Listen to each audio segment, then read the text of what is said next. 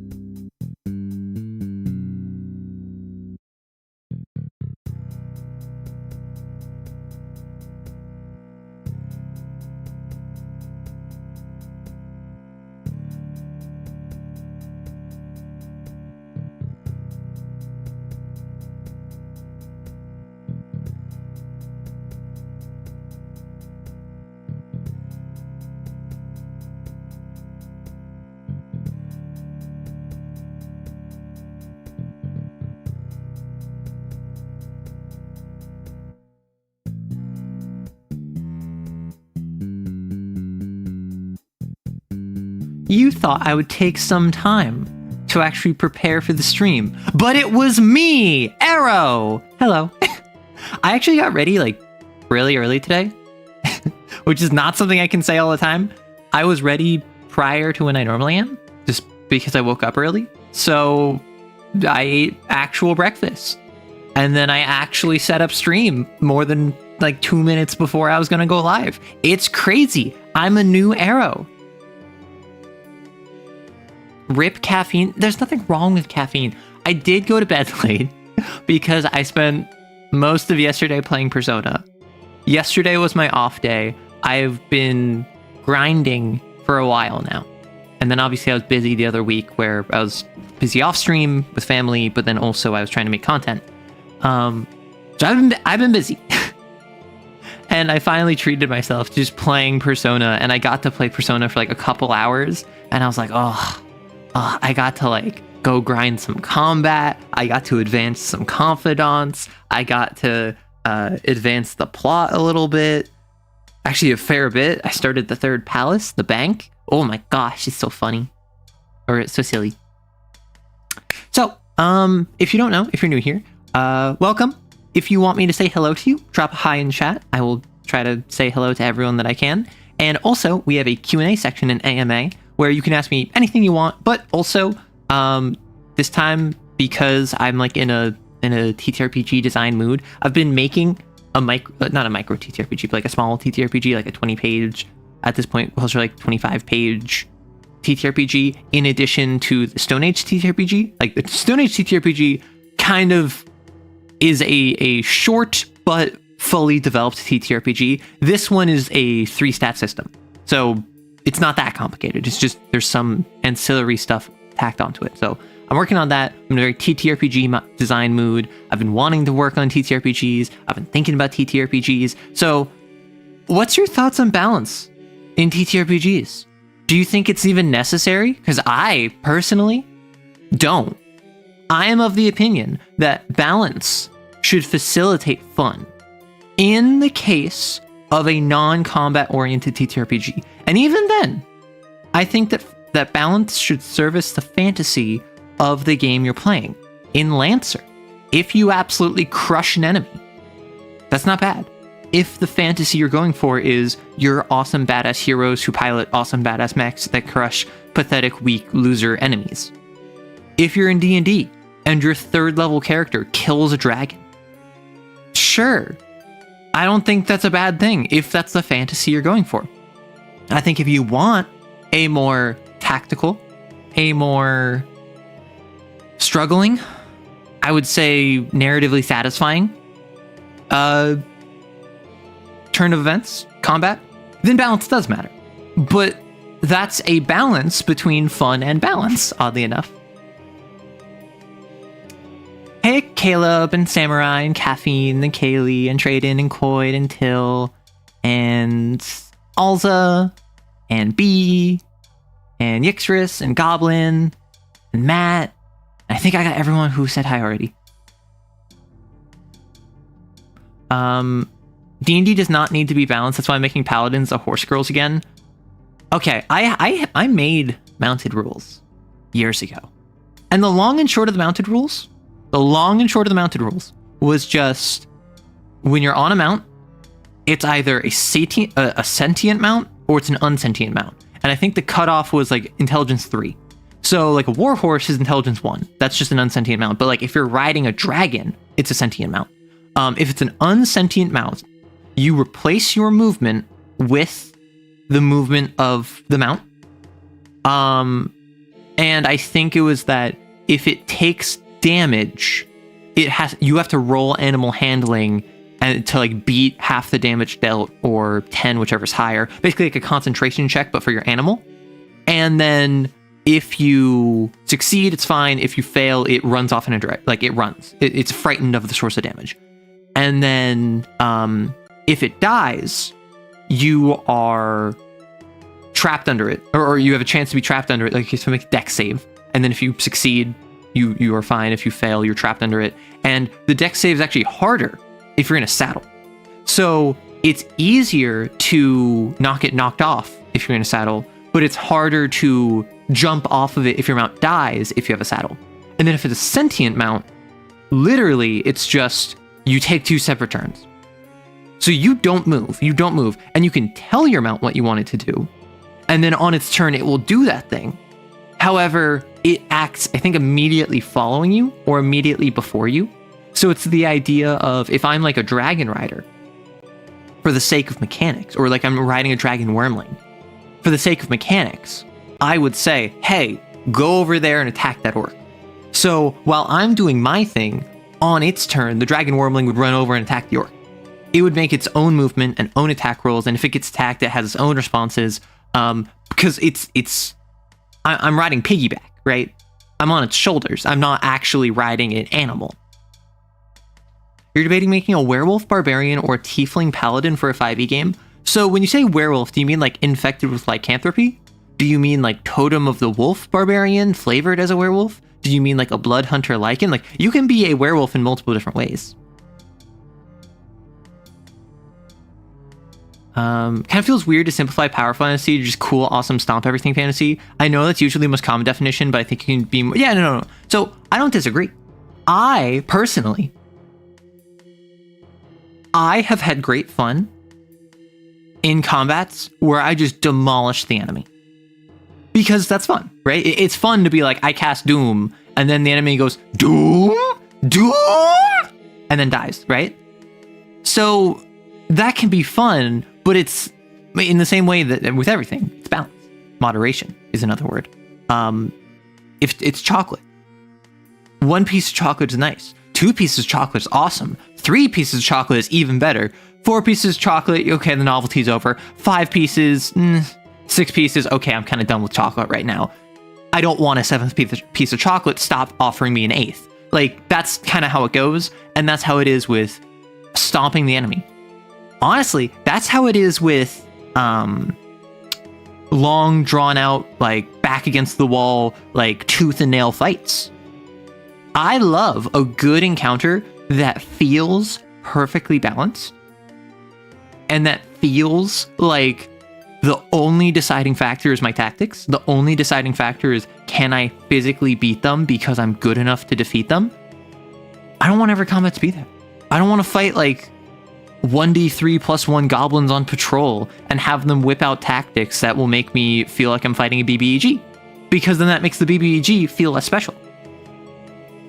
As close to a World of Darkness wolves that I can make her. I feel the World of Darkness Garrow are so far removed from the D&D werewolf that I personally would recommend not even trying. Personally. However, I'm also pretty variety TTRPG pilled. Like, I'm someone who, and I've always said this, like even when I had only played D&D, even back when I was a D&D, not a D&D only, I was never a D&D only. Like, if someone offered a different system, I would turn my nose up at it. But for a long time, I had only ever played D&D as a TTRPG, and I'd played like a couple 1-page TTRPGs over the many years. But fundamentally, I was someone that had only played 1 TTRPG by and large. but wanted to play others. So I would tell people that were like doing homebrew where they're like, yeah, I'm going to add mech suits to D&D. I'm like, there's systems for that. And it's the same thing here where I think that trying to play like a Garrow from World of Darkness in D&D 5e is just such a different level and such a different focus of the game, particularly with like lycanthropy, because in D&D it's your classic under a full moon you'll turn into a monster. And yes, werewolves mechanically can shift on command, but really they kind of stick to that folkloric monster in the woods fantasy. Whereas with the Garrow, it's a lot like Twilight. I'm gonna say it.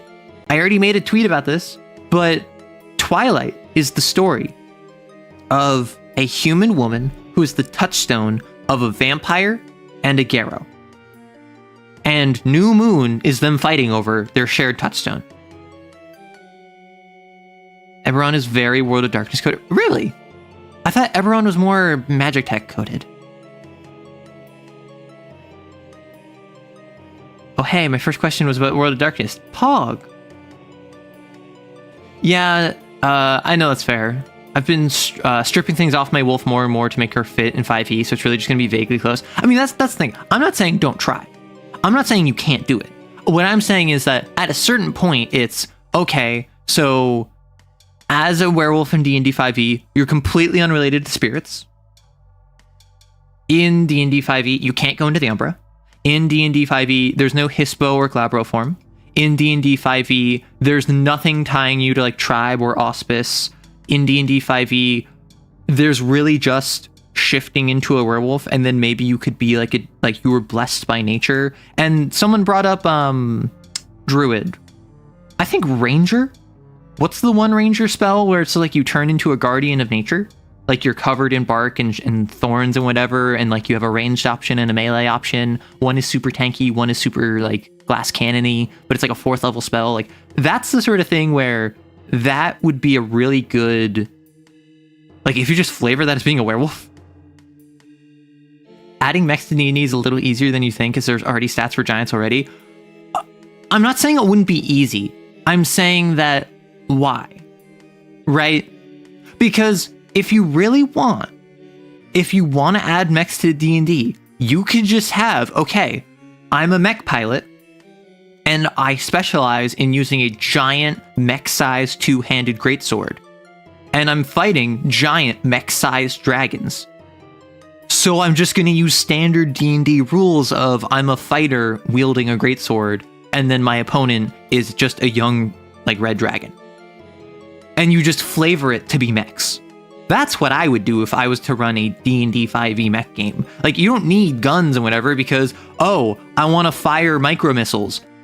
I cast magic missile. Oh, I want to unleash my devastating like my chest reactor cannon. Fireball, lightning bolt, blight. Like, you can flavor it as anything.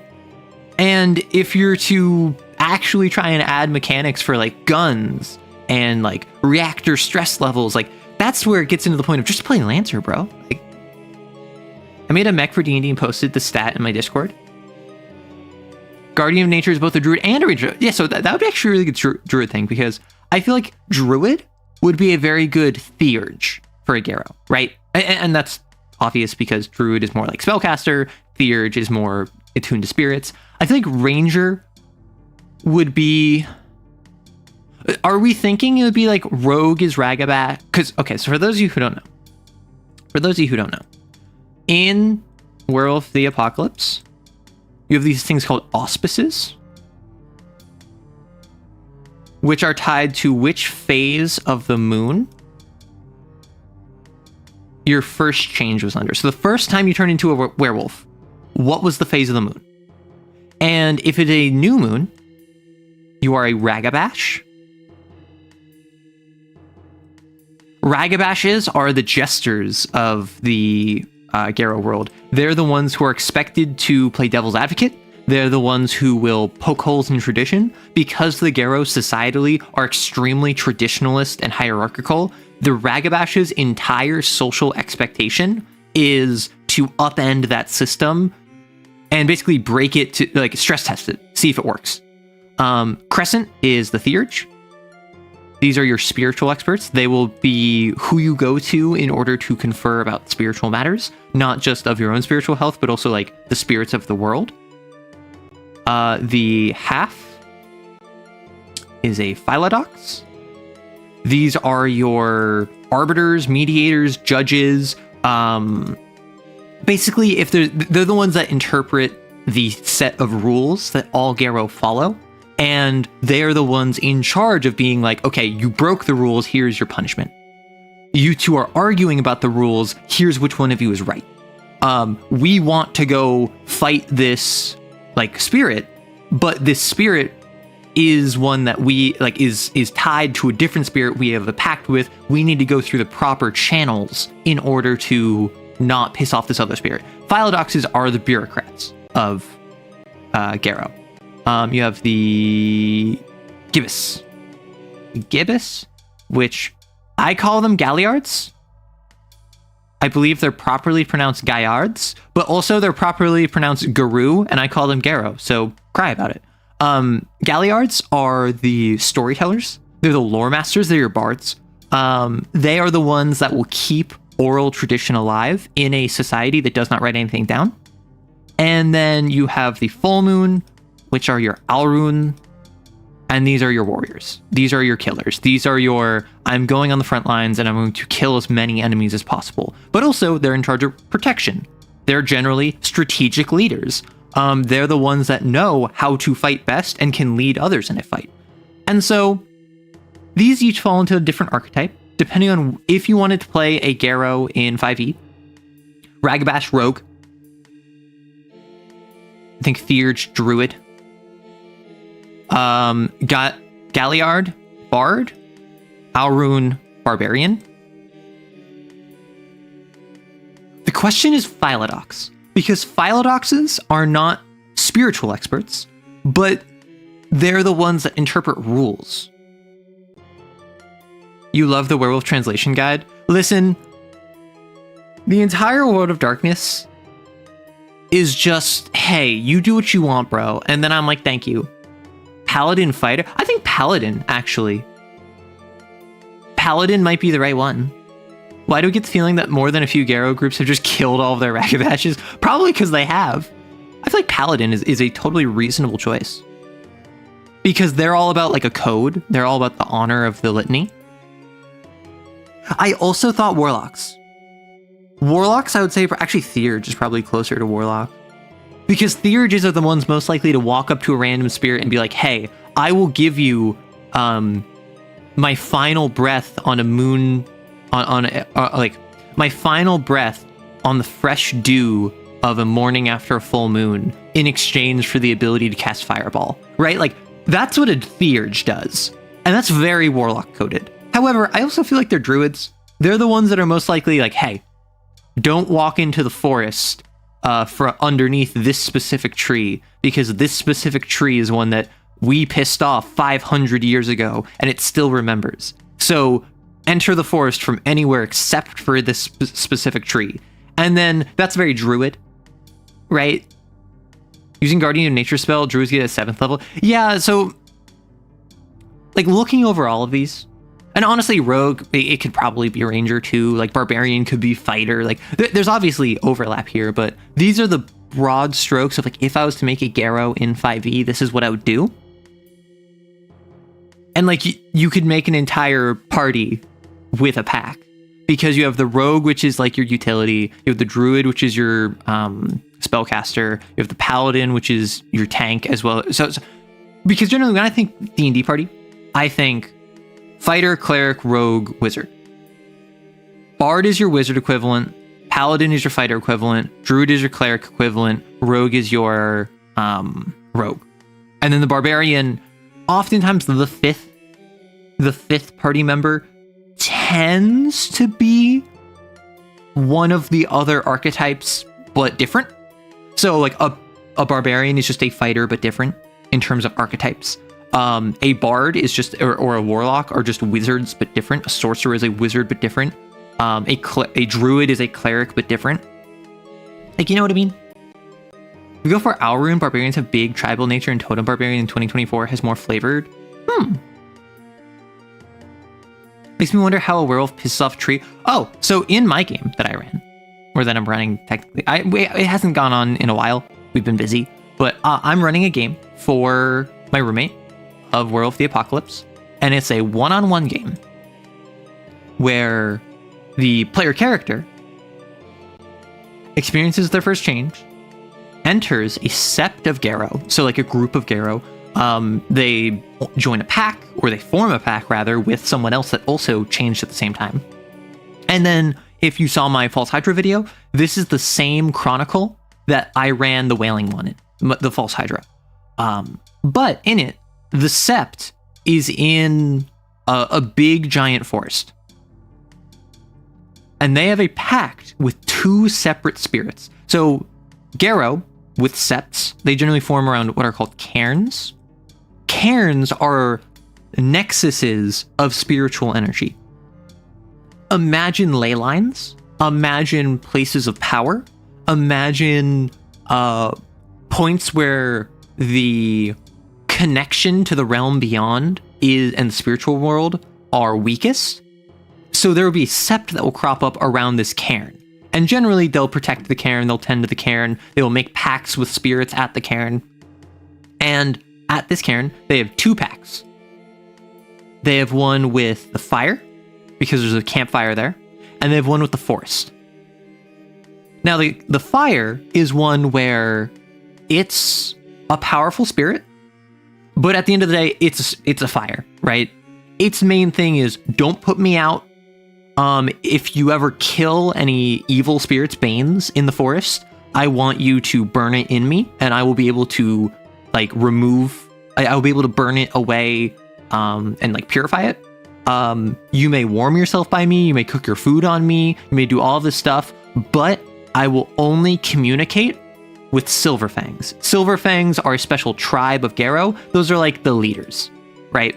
So, the fire, ultimately, kind of pompous, doesn't really respect anyone unless you're a Silverfang. It only wants to talk to the cream of the crop of Garrow, but it's like, it's a fire.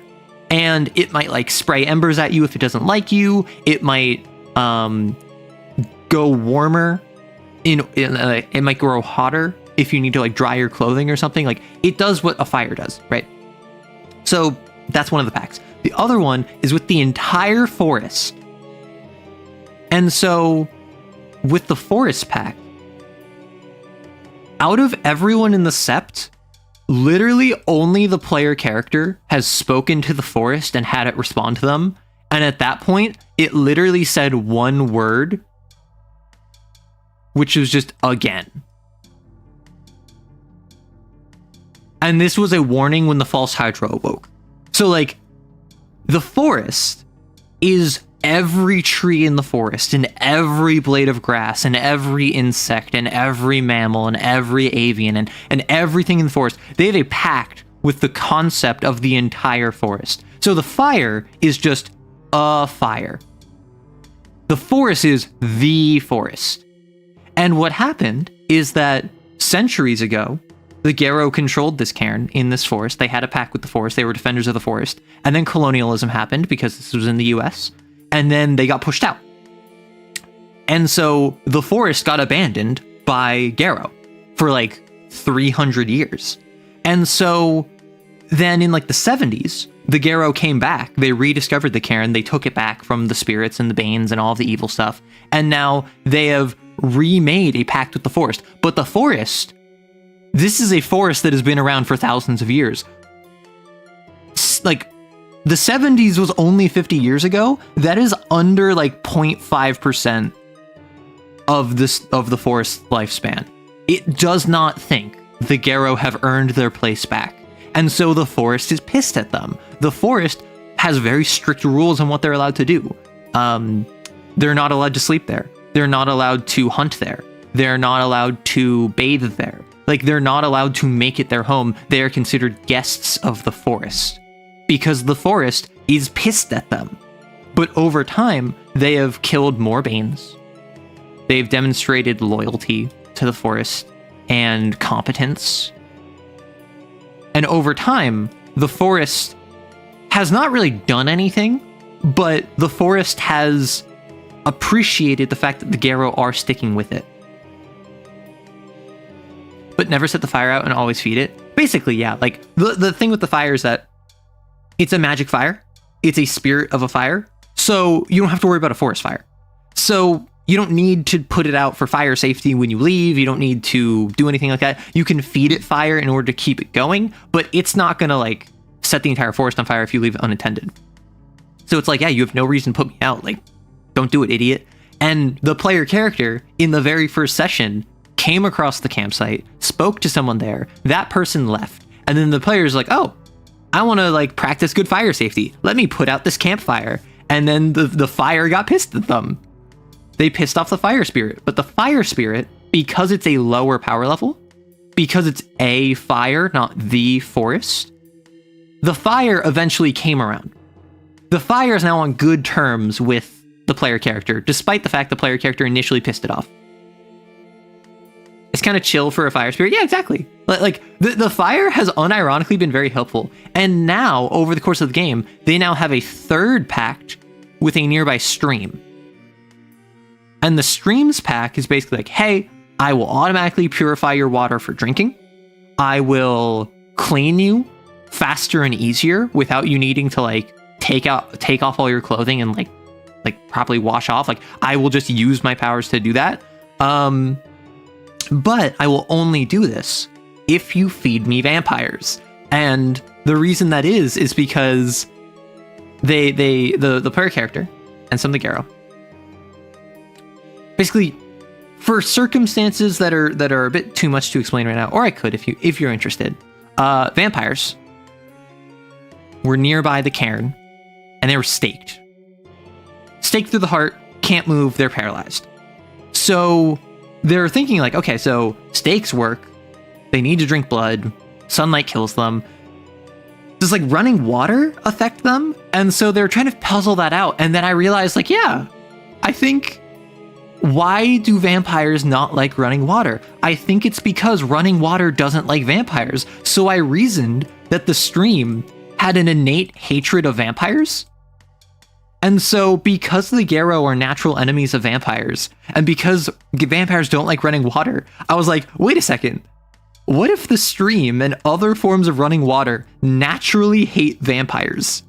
And so they made a pact with the stream and they're like, hey, if we give you a vampire, you will then like automatically purify our water for like an entire month. And you will automatically clean us whenever we step inside of you for an entire month. And if we ever kill vampire spawn and give it to you, we will then get that for like 3 days.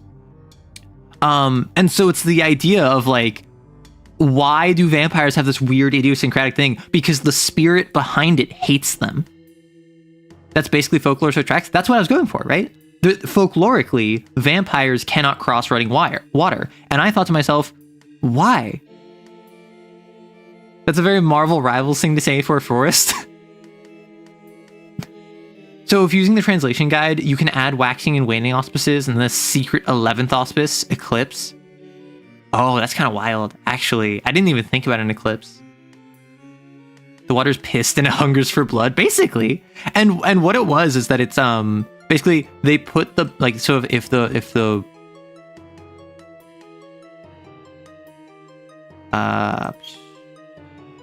right? So if they put the body in, it just kind of floats down and then it disappears. And they don't know what happens to it, but they ask the stream and they're like, hey, are we gonna have to worry about like mundane authorities finding the body? And the stream was just like, nope. And they're like, okay, we're not gonna ask questions.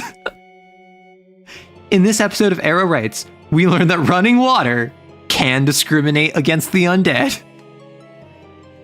I don't know, I just like the idea of there being a reason why vampires can't cross running water.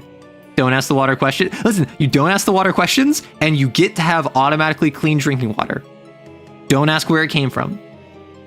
A deal not to shower for a month. So, something that's important is, in Werewolf the Apocalypse, your clothes do not shift with you. So if you turn into a wolf, you will shrink and your clothing will fall off of you. If you turn into a werewolf into the Krynos war form, your clothing will break off of you. However, if you do the rite of dedication, which is a special ritual you can do, you can choose one like outfit you're wearing and it will shift with you. However, you cannot wash it outside of pure, clean river water, right? So if you throw it in a washing machine, it will lose the rite of dedication. If you even hand wash it with like soap, it will lose the rite of dedication. The only way you can clean your clothing with the rite of dedication is by pure, natural river water. And so, if you dedicate your clothing, you go into the stream, and then the stream automatically cleans your outfit. You don't need to worry about the rite of dedication, because you don't need to worry about being like properly cleaning your clothing, because the river will just do it for you. Hey, Anoxavi. Hey, Logout. Did I miss anything interesting? Only if you think talking about how to put a Garrow in D&D 5e is interesting.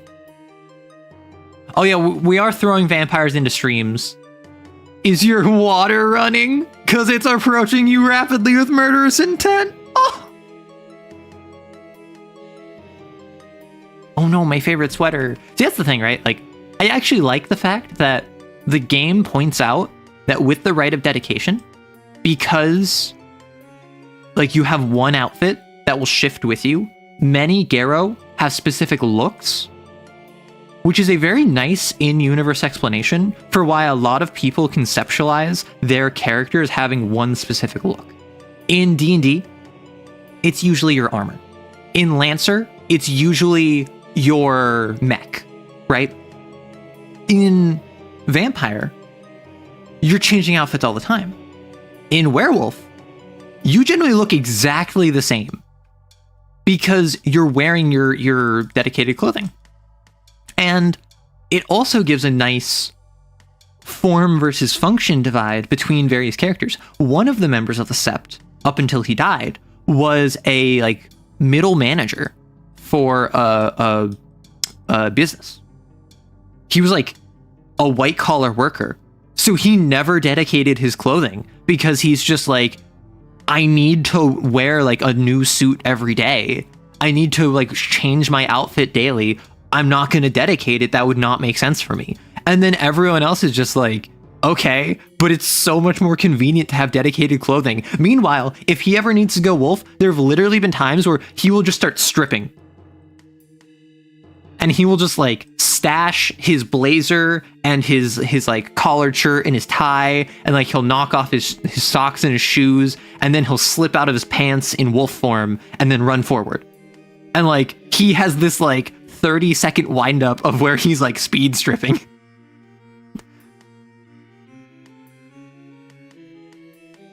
Yeah, you missed water being pissed. Listen, why can vampires not cross running water? Clearly, it's because the running water doesn't want vampires crossing it.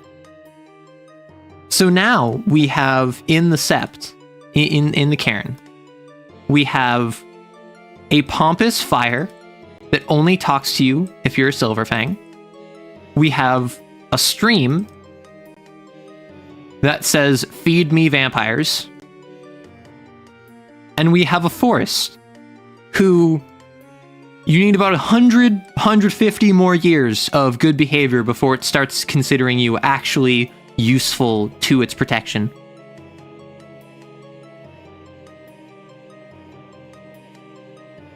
So like, in terms of the relationships, the stream is the newest pact, and it's also the most positive.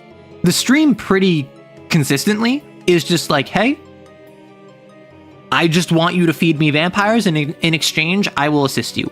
The fire is like, you have to play nice with me, and if I don't like you, I won't give you good stuff. But if I do like you, I'll give you whatever you want. Like, the fire is very much like a vibe check. The fire is one that you have to earn its respect, which the Sept, as like by and large, have. And then the forest is one where it's like, even after 50 years of the Garrow actively helping the forest, it still doesn't like them because it dealt with them not being there for like 300 years. The magical girl transformation? Exactly.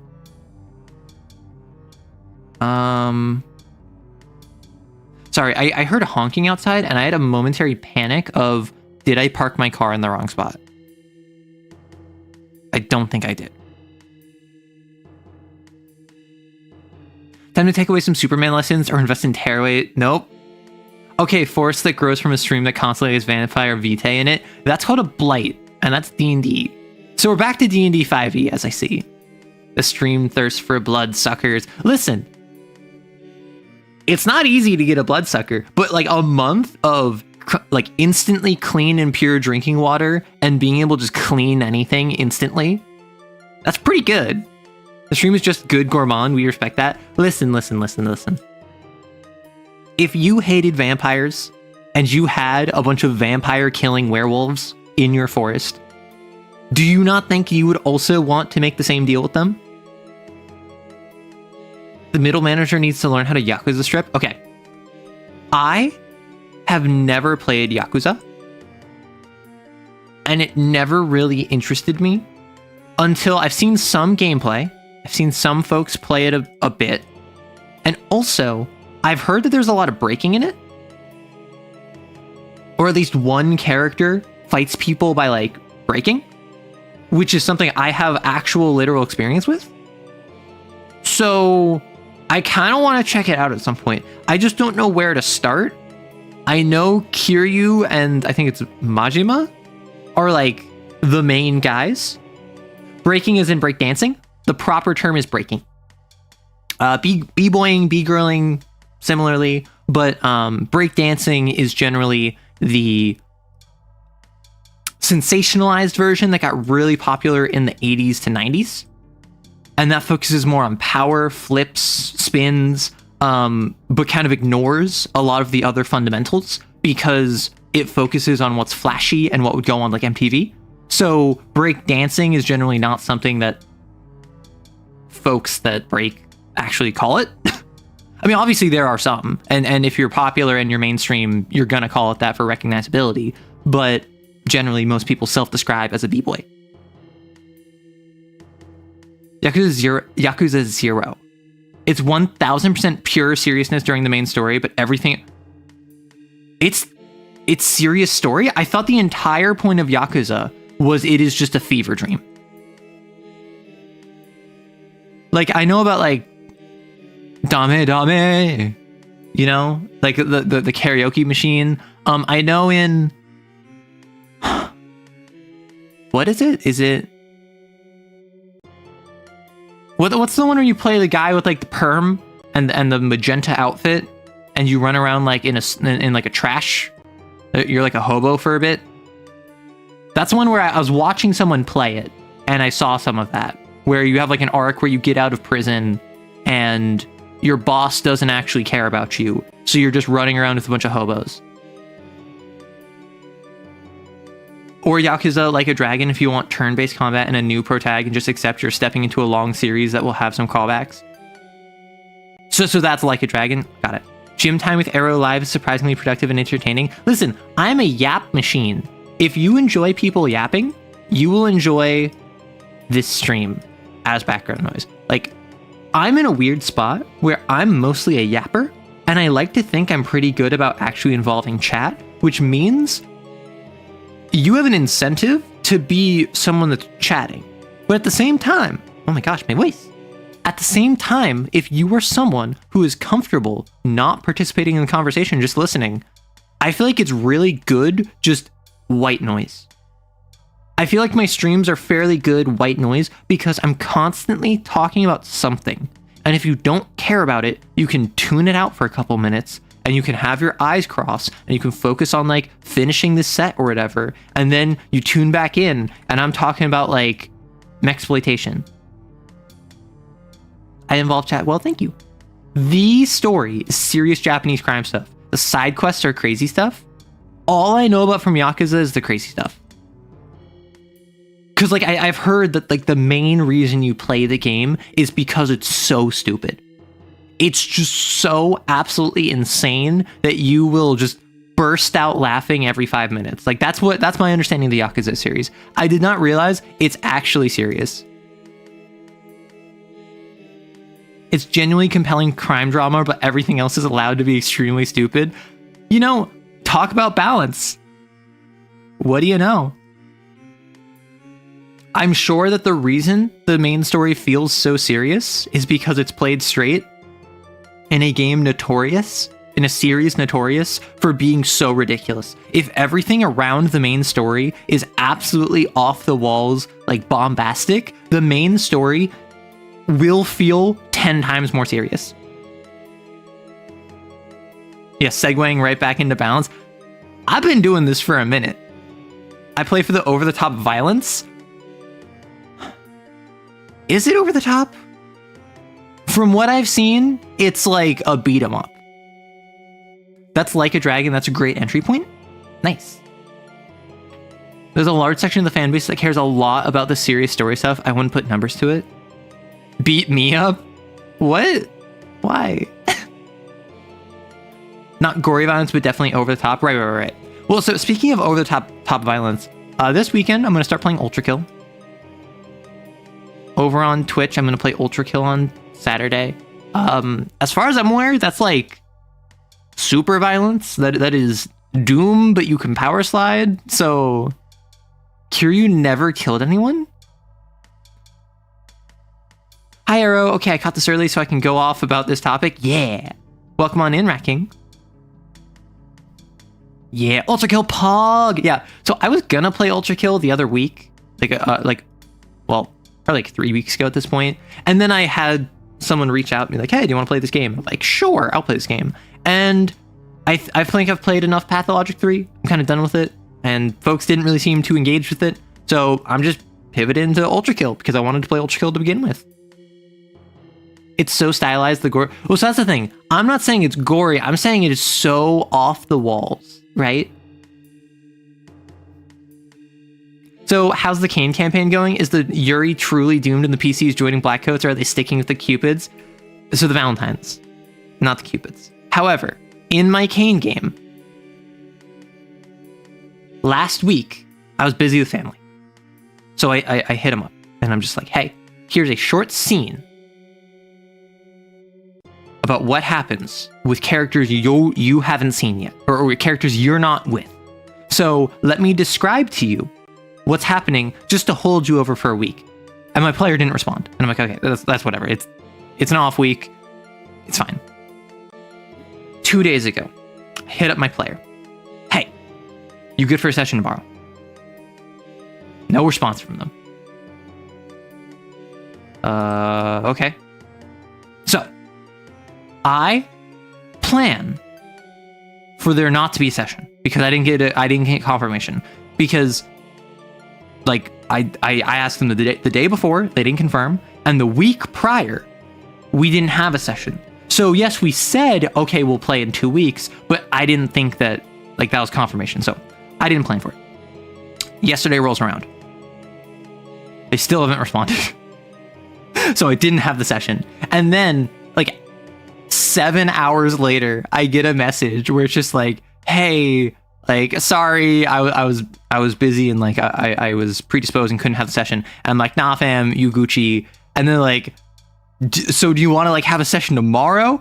Because I offered like other days. And then I'm like, I'm streaming tomorrow. So there was a reality where I said, sure, I'll stream it. There was a reality where I told my friend, yeah, I'll just stream our game. Why not? What's the worst that could happen? But I didn't. We're not going to finish Pathologic then? Shame, yeah. Yeah, folks just didn't seem into it, so I pivoted. Like, I enjoyed Pathologic well enough, but I played it for like 12 hours, and I did the whole like first 5 days loop. And folks didn't really seem to respond to it, so. No, we couldn't spectate the Doom Yuri live.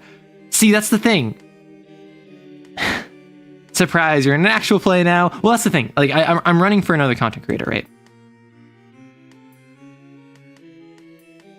I'm running for a friend who is also another content creator. They're Celerity Dust. They're on Twitch. They're on YouTube. And I've had them, I think, on last week's call, or maybe 2 weeks ago, where we chatted about the game. And I think it was last week. Or it might have been 2 weeks. No, it was 2 weeks ago. But like, they've expressed an interest in an actual play. And I'm the one who's been like, let's not have an actual play yet. Because I want to get to the point where I have, like, honestly, I'm just nervous. I'm nervous to run for an audience because I want this to be fun to watch more than just fun to play. Right. That's very important to me. But I think that in the future, I might run an actual play. Wait, why are we talking about weed? We love Doom, Toxic Disaster, Yaoi, Yuri. Yeah, both. Pathologic was cool, but it's so hard to follow for me. And it was hard to follow for me.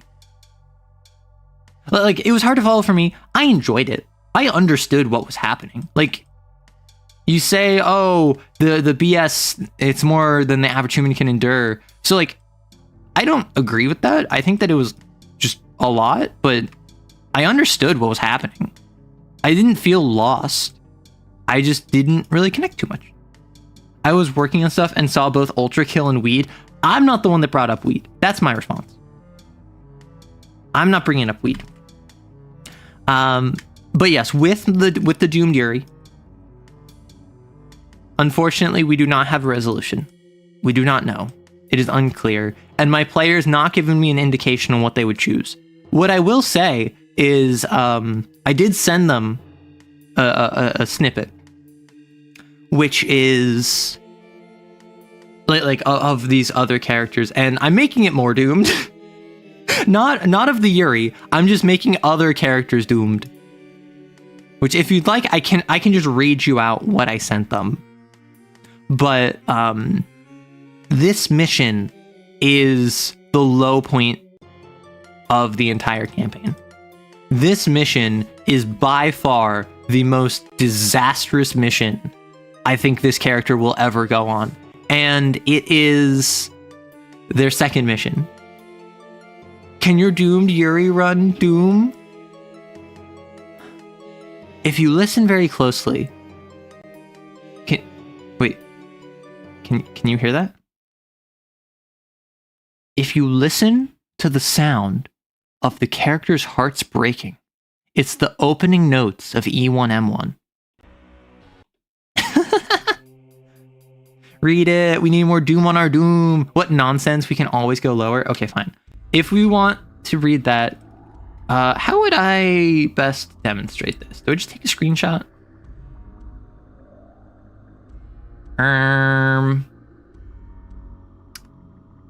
Yeah, I actually have no idea how to show this because I don't want to screen share Discord. What I am going to do... What if I just... I know what I can do. What if I just do this? Like a genius. Mother? Mouth can also mass kill humans? What are the most villainous blasphemies? Ah, yes. I mean, it depends on what you mean by villainous. So because I hate all of you, I'm going to put this in Comic Sans. Oh! Oh! What the hecky heck? What the hecky heck? God, goodness gracious. Please hold. Please hold.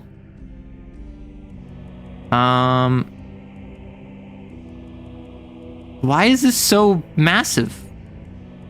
What the hecky heck? Sorry. My hecks are hecking. Gosh darn it. There we go. My favorite font. Listen, everyone gets so upset at me every time I make stuff Comic Sans, which is why I've started adding Comic Sans to everything. I actually don't care about Comic Sans, with all due respect. Like, I think it's funny enough, but it's the same reason I like 6-7. Like, I unironically like 6-7 as a meme, not because I think it's funny, but because I appreciate the fact everyone hates it. That makes me appreciate it. Comic Sans is highly readable. It is highly readable. And that's why I find it funny when people get upset at it. Okay. So, that's what she said. Shut up. It is the domain of a lord. That's why it's so massive. Fair. So, what this is that in the mission, it was a lord hunt that then in my game, I have added a system for sins that metamorphosize into different sins. So this lord became a spider. The spider grew in cat. It reset its execution talisman. It got new trauma questions. It got new domains. Basically, the entire hunt unraveled. And the players had to retreat. They reported back to Kane HQ. HQ sent in other XOs. Right now, the player character, all of Team Alpha, because they're on the first team that was sent out, Team Beta, which was on a different separate hunt that was happening at the same time, the survivors of Team Beta, because not everyone survived, came over and are supporting them. And then Team Gamma is a bunch of fresh XOs back from base who have arrived last. This is Team Gamma arriving after Team Alpha and Beta made it into the palace. This is right outside the palace, fighting against Weavers. Currently, they're in an office building. The palace is in the boardroom. You have to enter the palace by sitting in the head chair of the boardroom of this office building. And in the room outside of the office building is where Team Gamma is approaching. So, the camera pans out from... Let me know if you can, like, if this is actually a visual aid, if you can even read this. The camera pans out from the palace. The temperate air is suffocating by comparison. The spacious boardroom, claustrophobia-inducing. Silk hums along every surface, connected to a rapidly sealing door. Faust, one of the XOs, runs forward, smashing a black baseball bat wreathed in painted flames into a weaver's thorax. A scratched baseball at the flame's end is the point of contact, ricocheting off the stony exoskeleton. Strike one. Faust kicks a mandible and swings again, then again, and again into its face. The flames on the bat lag behind its arc in purple afterimages. Why was today a bat day? Strike two. A fire axe lodges itself into the weaver's abdomen. All legs go limp. Acme, one of the other XOs, smiles wide as he draws it back. I can do another spin for you if you'd like. Acme is a gate user, and his whole gimmick is he doesn't know what's in his gate. He just pulls out random stuff. Unless you have a bat that can cut, Faust mutters. Sympathy is so fickle, because rolled a bat day for sympathy. An explosion rocks the hallway as Newton, another XO, who uses a slingshot that fires tungsten bullets as well as grenades, backs into the door. Can someone please barricade this door? Watson, yet another XO and the final member of Team Gamma, is a palace user, very intelligent. Steps up with 2 strands of silk in hand. Bear with me and tie this to that vending machine.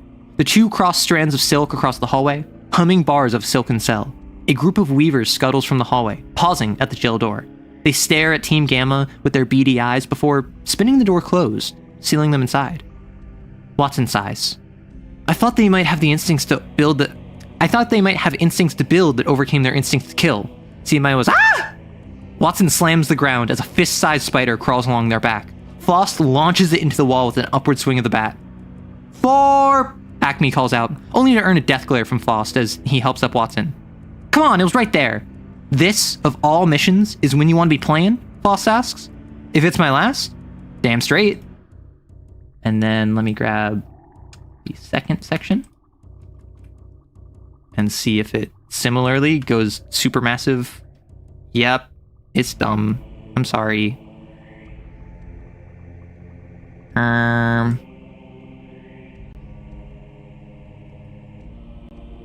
Womp womp.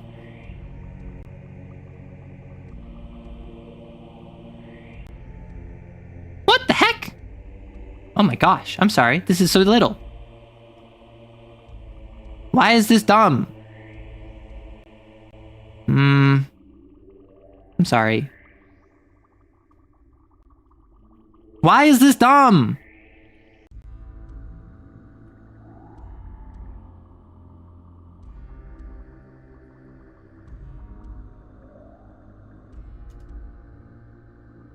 Gosh. Okay, fine. You're dealing with really tiny text. Yeah, random non-working nonsense, go! Okay, so let me... Okay. Newton ignores them, examining the boardroom. Or rather, the tapestry of silk cover... The tapestry of silk covering it. Hattie, the player character, said the palace was in here. Watson nods, shaking off the feeling of something crawling. Yeah, the boardroom chair. Acme readies his axe without pep. If we got half an hour, I guess I can start up again. Newton takes out 3 grenades. I have a better idea. Absolutely not, you friendly fire fuck.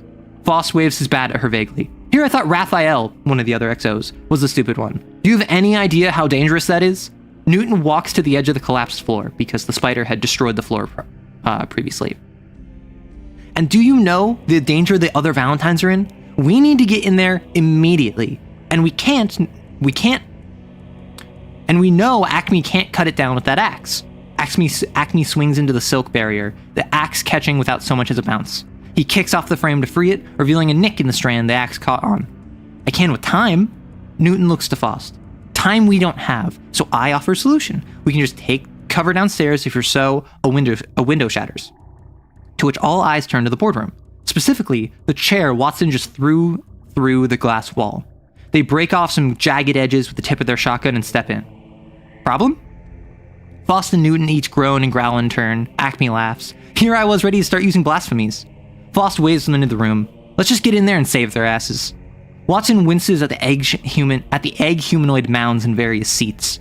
Well, I guess we know which seat Hattie meant, because all of the seats of the boardroom are overtaken by massive human-sized, maybe egg sacs, maybe wrapped up humans.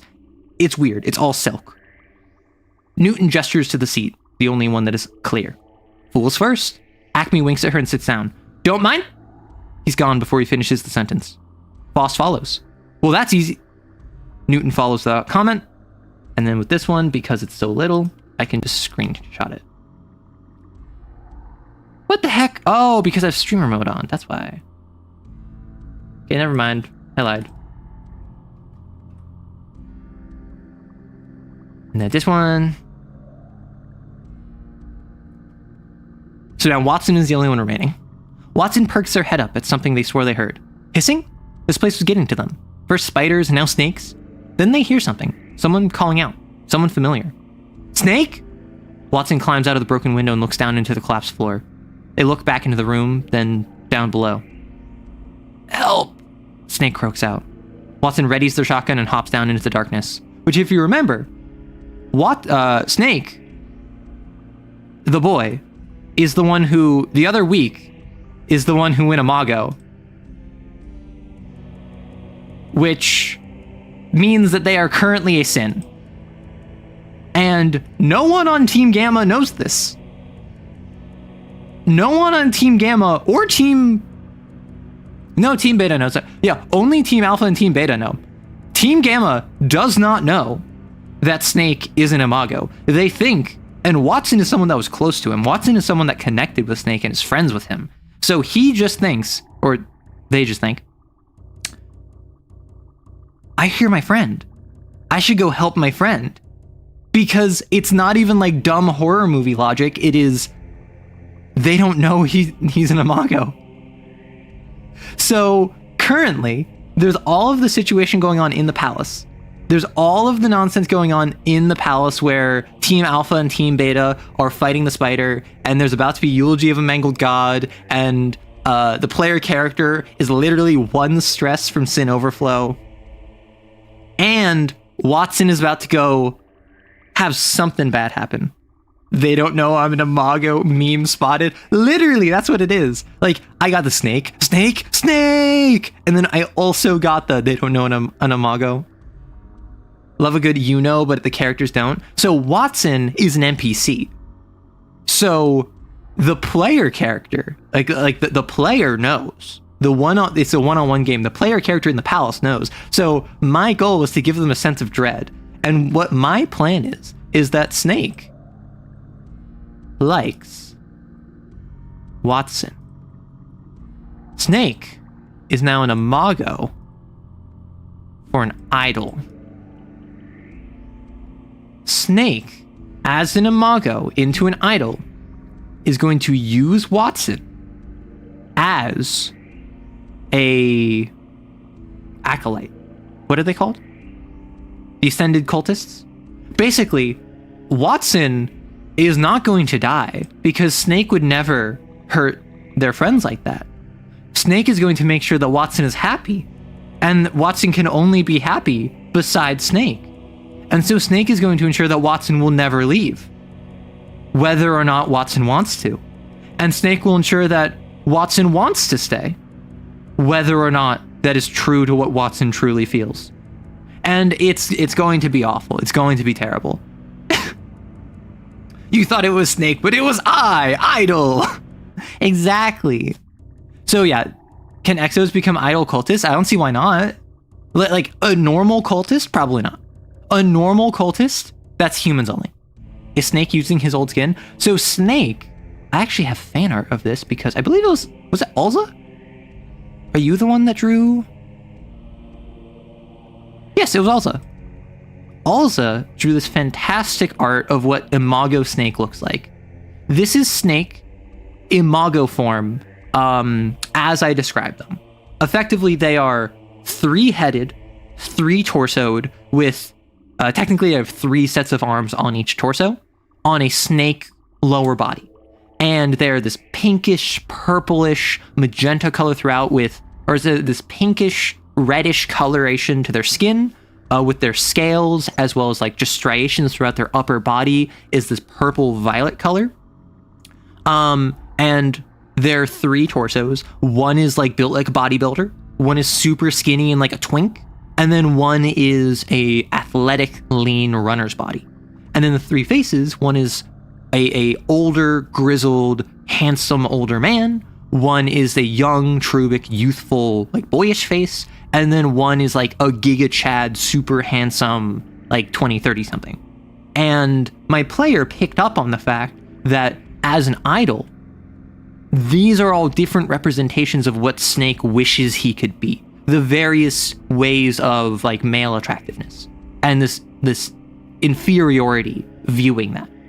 And so it's like the 3 faces of Adam, but for being hot. Grab the twink by the hair. There is no hair. You can see there's no hair here. I didn't describe hair, but Alza made them bald, so they're bald now. Literally me, for real.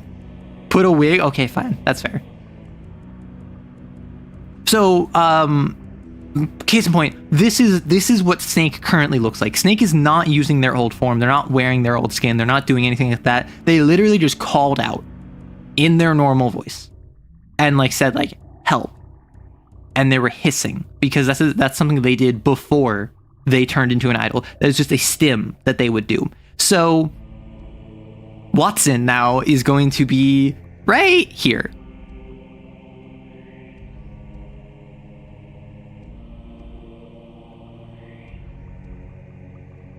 See, I fixed your art. I made it better. This is now canon.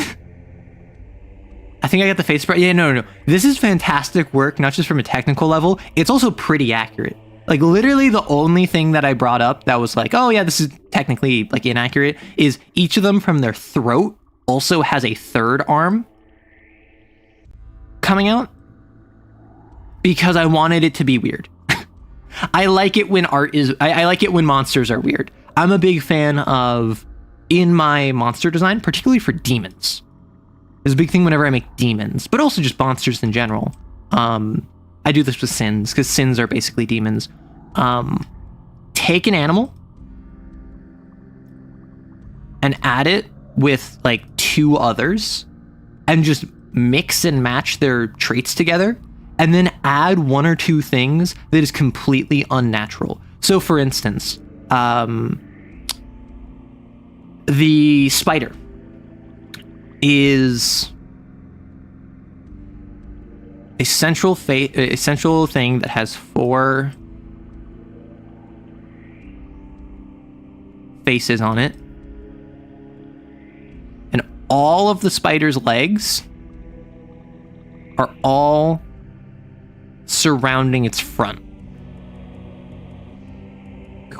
Sorry. As you can tell, I am not an artist. And then behind it, is this massive thorax.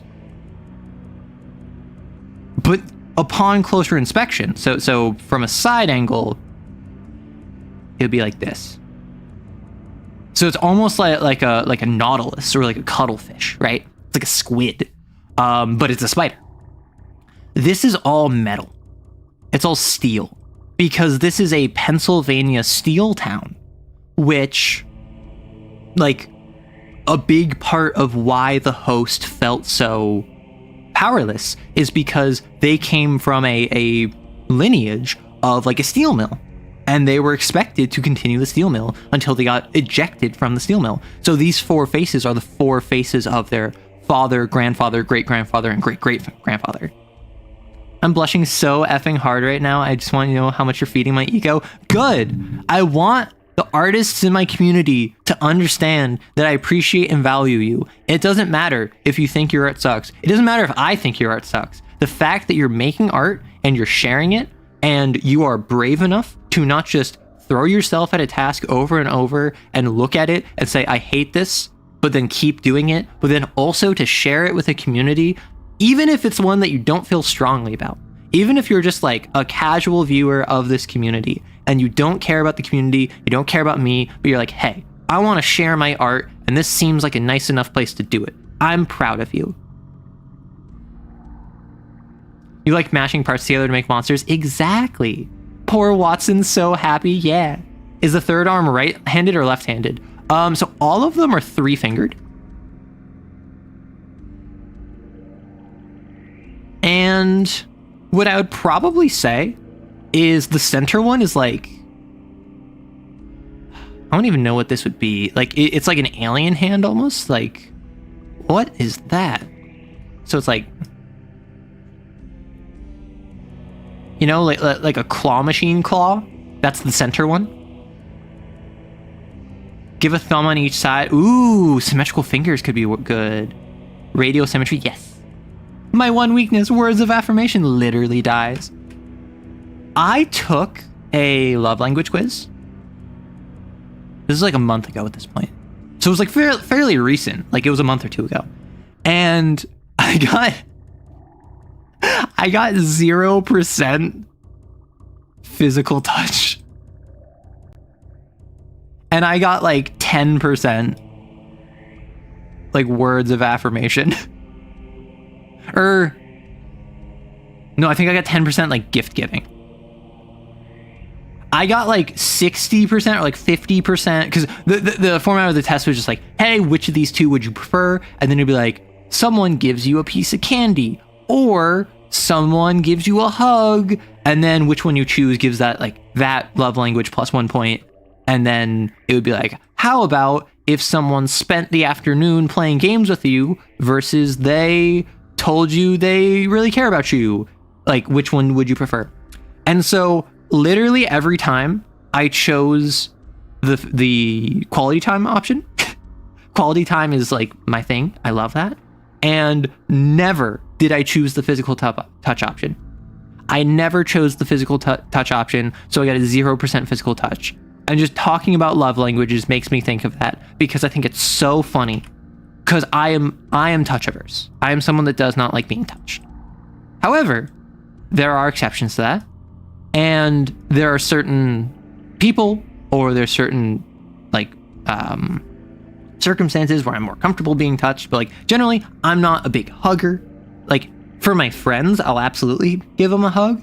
But I'm someone where like, I'm not going to randomly like cling on someone's arm. That's not my MO.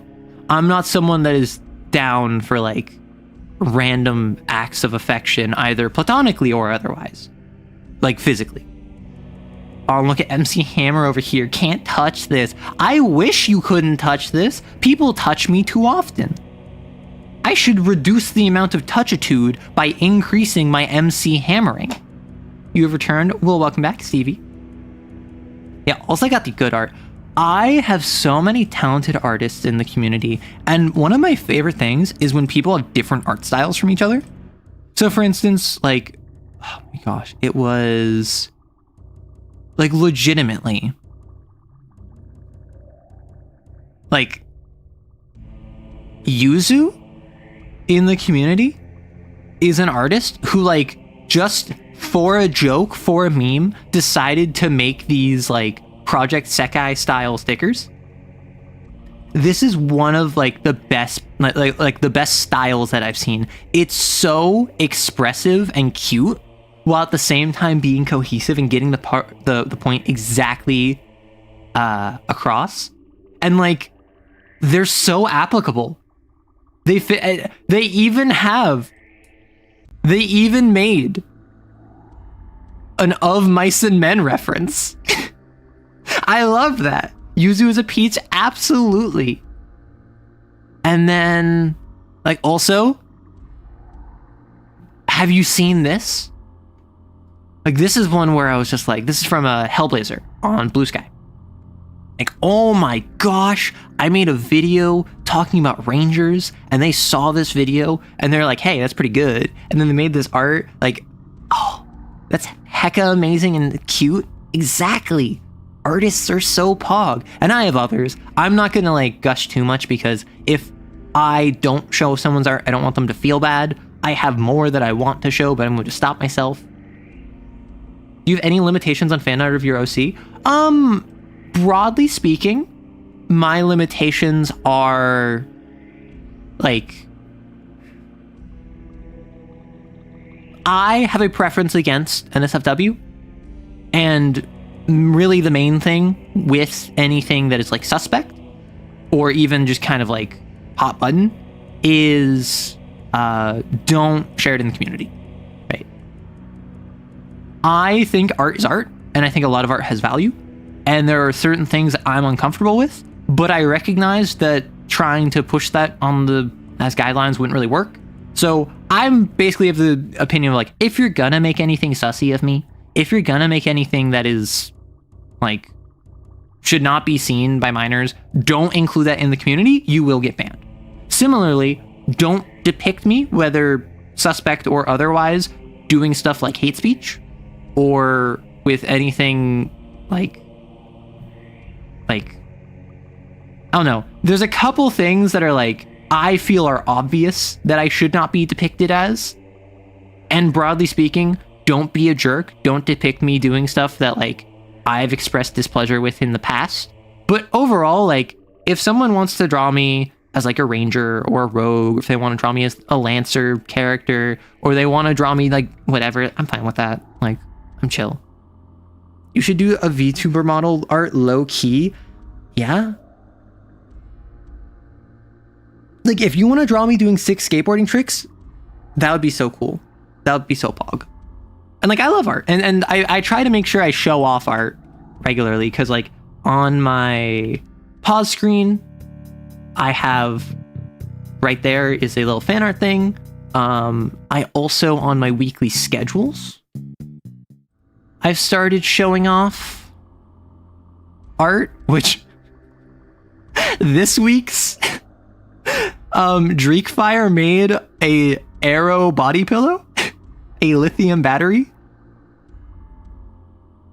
But yeah, and in case you're wondering, the reason I went immediately to NSFW when it comes to any limitations on your art is because, like, that's generally the dividing line of most people's art.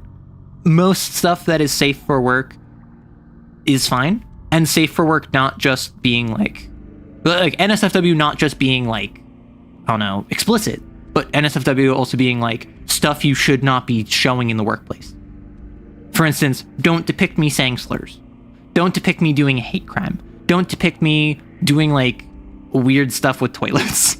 Don't depict me doing anything, like, sussy with anyone that I shouldn't be doing sussy stuff with. Like, that's all the kind of stuff where I feel that's common sense, so I don't like talking about it. Like, I feel like it's common sense. Yeah, like, unironically, that does make me, like, physically ill to talk about that stuff. So that's the stuff where I'm like, other people might be like, that's weird, just don't show me. That's something where, like, I would actively prefer no one does that. Yeah, Arrow, don't depict me. Like, I have often said, I'm someone that hates attention. And my other content creator friends have been like, then why are you a content creator? I'm like, because I make poor choices. Arrow breaking OSHA rules in the workplace. Listen, I don't want to do this. Like, I feel as though this should be a stream that you can watch at any time, any place. However, I do feel as though I need some controversy, right? I need something to really wow the crowd. I need to put my name out there in such a way that, you know, I'm not really capable of doing. So I'm about to show you some not safe for work material. This is very not safe. You should not be doing this at the workplace. This? Oh yeah, that's the good stuff. Don't let your boss see this. NSFW, arrow art, driving a forklift. Okay, what I will say, oh, I didn't plug in my phone.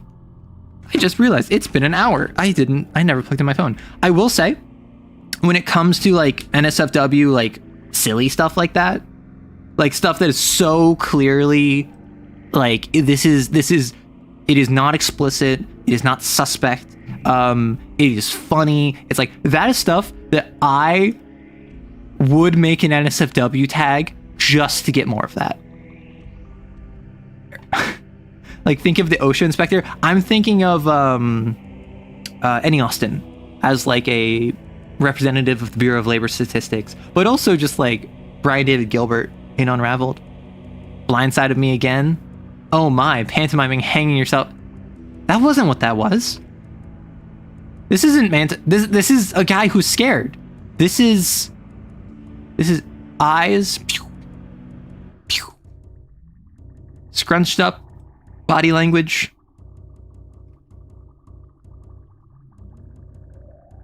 This is fear. This is not hanging. How dare you? But yeah, so like when someone asks me like, hey, what are the limits on art review? I obviously go NSFW because that's generally what a lot of people are asking for. I've had at least one NSFW artist be like, hey, how comfortable are you? Like, what's your limit? And I'm just like, bro, don't depict me doing anything like non-consensual or with like people. What non-consensual includes like minors and animals and stuff like that. Like, don't include me doing stuff that would be like a super crime, and don't include hate speech or toilets. Those are my big three things. And then they're like, Pog. And then they actually sent me, I don't know why they asked about that, because they then proceeded to show me very lovely, safe for work art. This is Old Warwick. Also like Pedro Air, like 7 numbers on Twitter. And this is one where like I don't know if they are an NSFW artist, but like they've done NSFW work, and they're asking me like, hey, how comfortable are you with that? And I gave them my answer of like nothing non-consensual, nothing with toilets, nothing with hate speech. And they're like, okay, cool. And then they sent me this. I think this might have been for 10K. No, it was for 2 years. It was for 2 years. And it's just a lovely little piece.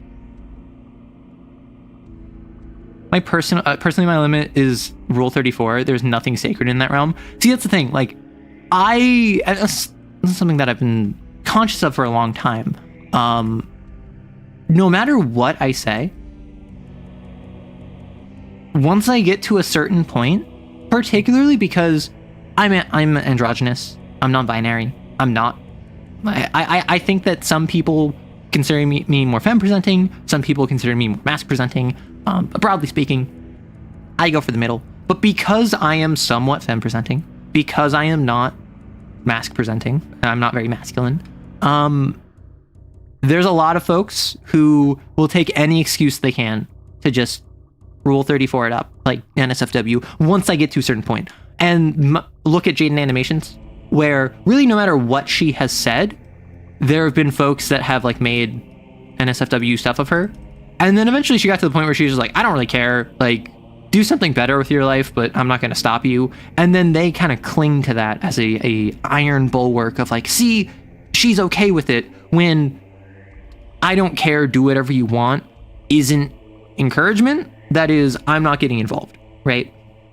That was a snatched waist.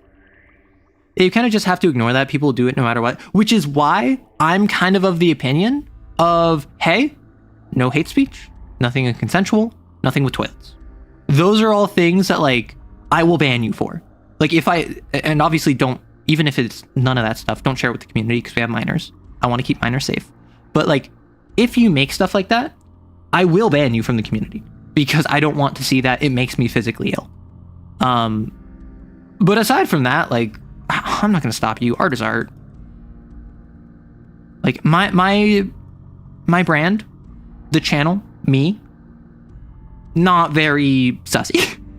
Like, I've made some, like, PG-13 jokes in my time, certainly, but I'm very much not someone that leans into that in any capacity. So I don't really have the appeal for that, I feel. Yeah, we support miners of all stripes. Coal miners, steel miners, copper miners, gold miners, they're the ones we don't care about. If you're a gold miner, you had your run-in with the 49ers, like, be gone, go back to California. Everyone else, though, you're chill. Yeah, people do it no matter what, which isn't cool, and it's not cool, but also, you kind of have to accept that. Like, it's not something that you should have to accept, but it's something you do have. Like, it's something you should have to accept, but it's something you do have to accept, is no matter what you do, if you are a public figure, you're going to have people lewd you. You're going to have people misrepresent you. And you're going to have people hate you. And a lot of times, these will be the same or similar people, right? However, not always. When you're a public figure, particularly when you're femme presenting, you will have these things happen to you. And I feel like the more conventionally attractive you are, and the more popular you are the two axes by which this grows. So I, as someone who, as a VTuber model, which is like fairly nondescript, I don't think I have to worry about the conventional attractiveness thing too much. But as a popularity thing, I have just about 20,000 subscribers on YouTube. That is small fry. That's not that large. That is overwhelmed by the motorcycle that is outside. Can you not, please? I live in a city. This is not the back roads out of town. I live in an area where there are other people. There's probably hundreds of people that heard you.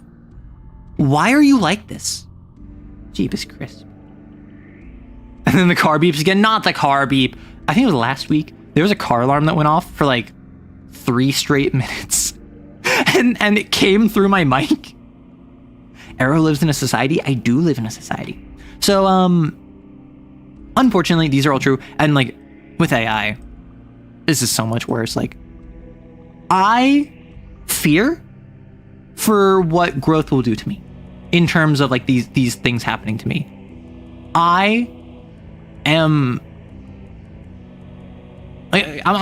be real with you. I don't care about a face reveal. If people really want to see my face that bad, I'm not that upset. Like, I'm not so self-conscious. I would not show my face. I would want to like probably make it special. I'd probably want to make it a thing, or I would just do it casually. I don't know. But in terms of like a face reveal, that's something where I'm not super shy about that because I'm a VTuber. I'm a TTRPG YouTuber that uses a VTuber model. I'm less so a strict VTuber. But now with AI, I am kind of scared to show my face because I'm pretty much a social media ghost. Outside of like this channel, I really don't do much social media. So I kind of really don't want my picture out there if that means I'm going to be like face reveal jump scare. I think it would be really funny to do what I think it was the Odd Ones Out did, where it's so, like he's talking in a video about his face and then it's just a hard cut to him in the booth recording and it shows off his face and he's just like, yeah, that'd be really stupid to like show off your face if you're an animation channel. And then it just goes back to his animated avatar without any sort of addressing the fact he just showed off his face. Like, I think that would be funny. I think that is the sort of thing that would fit my brand perfectly. However, I am scared mostly due to like the AI stuff. Would you be interested in trying the Dark Souls TTRPG? I am interested. I've played Dark Souls 1, I played half of Dark Souls 2, and then my computer crashed and I lost all progress. And this was like 4 years ago. Oh my gosh, this was like 4 years ago at this point. And so I want to replay Dark Souls 2. I've played the Dark Souls board game. And I rocked the board game. I actually really enjoy the board game. I started playing it. I think I only started playing it. I think I played Dark Souls 1 first. I think I waited until I played Dark Souls to play because I was like, I don't know if I'll enjoy this game. I think the Dark Souls board game, had it not been a Dark Souls game, would still be enjoyable. I think it would have been stupidly hard, and I think people would have complained. And I think the fact it's so difficult while being a Dark Souls game adds it lenience. But the board game itself is actually really fun. Arrow's arrow, they don't need anything else to them. Yeah, exactly. Like, I'm me. I don't need to do other stuff, and I appreciate that. And honestly, I have heard many horror stories of folks complain once they get big about like, oh, my community sucks, or I'm so upset with like the majority of my community, or I resent the fact that I stopped doing this one thing in order to do this other thing so I could grow. And like, obviously I've only been doing this for a couple years. I only have 20,000 subscribers, which is, or 19,000. But I'm very happy with this community. I have yet to encounter really any systemic issues in the community. We've had TTRPG groups going. We have had amazing fan art and memes and creations. I try very hard to ensure the safety of everyone involved, and I haven't heard about any breaches of that. So I'm very pleased with how the community has gone thus far. The unofficial fan Dark Souls TTRPG was really good. You don't like the official one. Hear me out. Hand reveal for minifigure and nail painting. I don't know if I do. I do have black nail polish that I've been meaning to like put on for a while. I don't have a finish though. Because with nail polish, you need to like do the coat. Generally, you'll do a second coat, and then you'll put like a finish, so it doesn't scrape off. I don't have the finish. I do want to do mini painting, right? I do want to paint minis. And my issue with hand reveal is that you'll see my yaoi hands. The masses will hunger for more and more arrow. You see more arrow than arrow. That's the thing. Like, I'm pretty good about like convictions, I like to think. And like, obviously there's been stuff where I've asked my community like, hey, what are your thoughts on this? Do you want me to do more 40K content?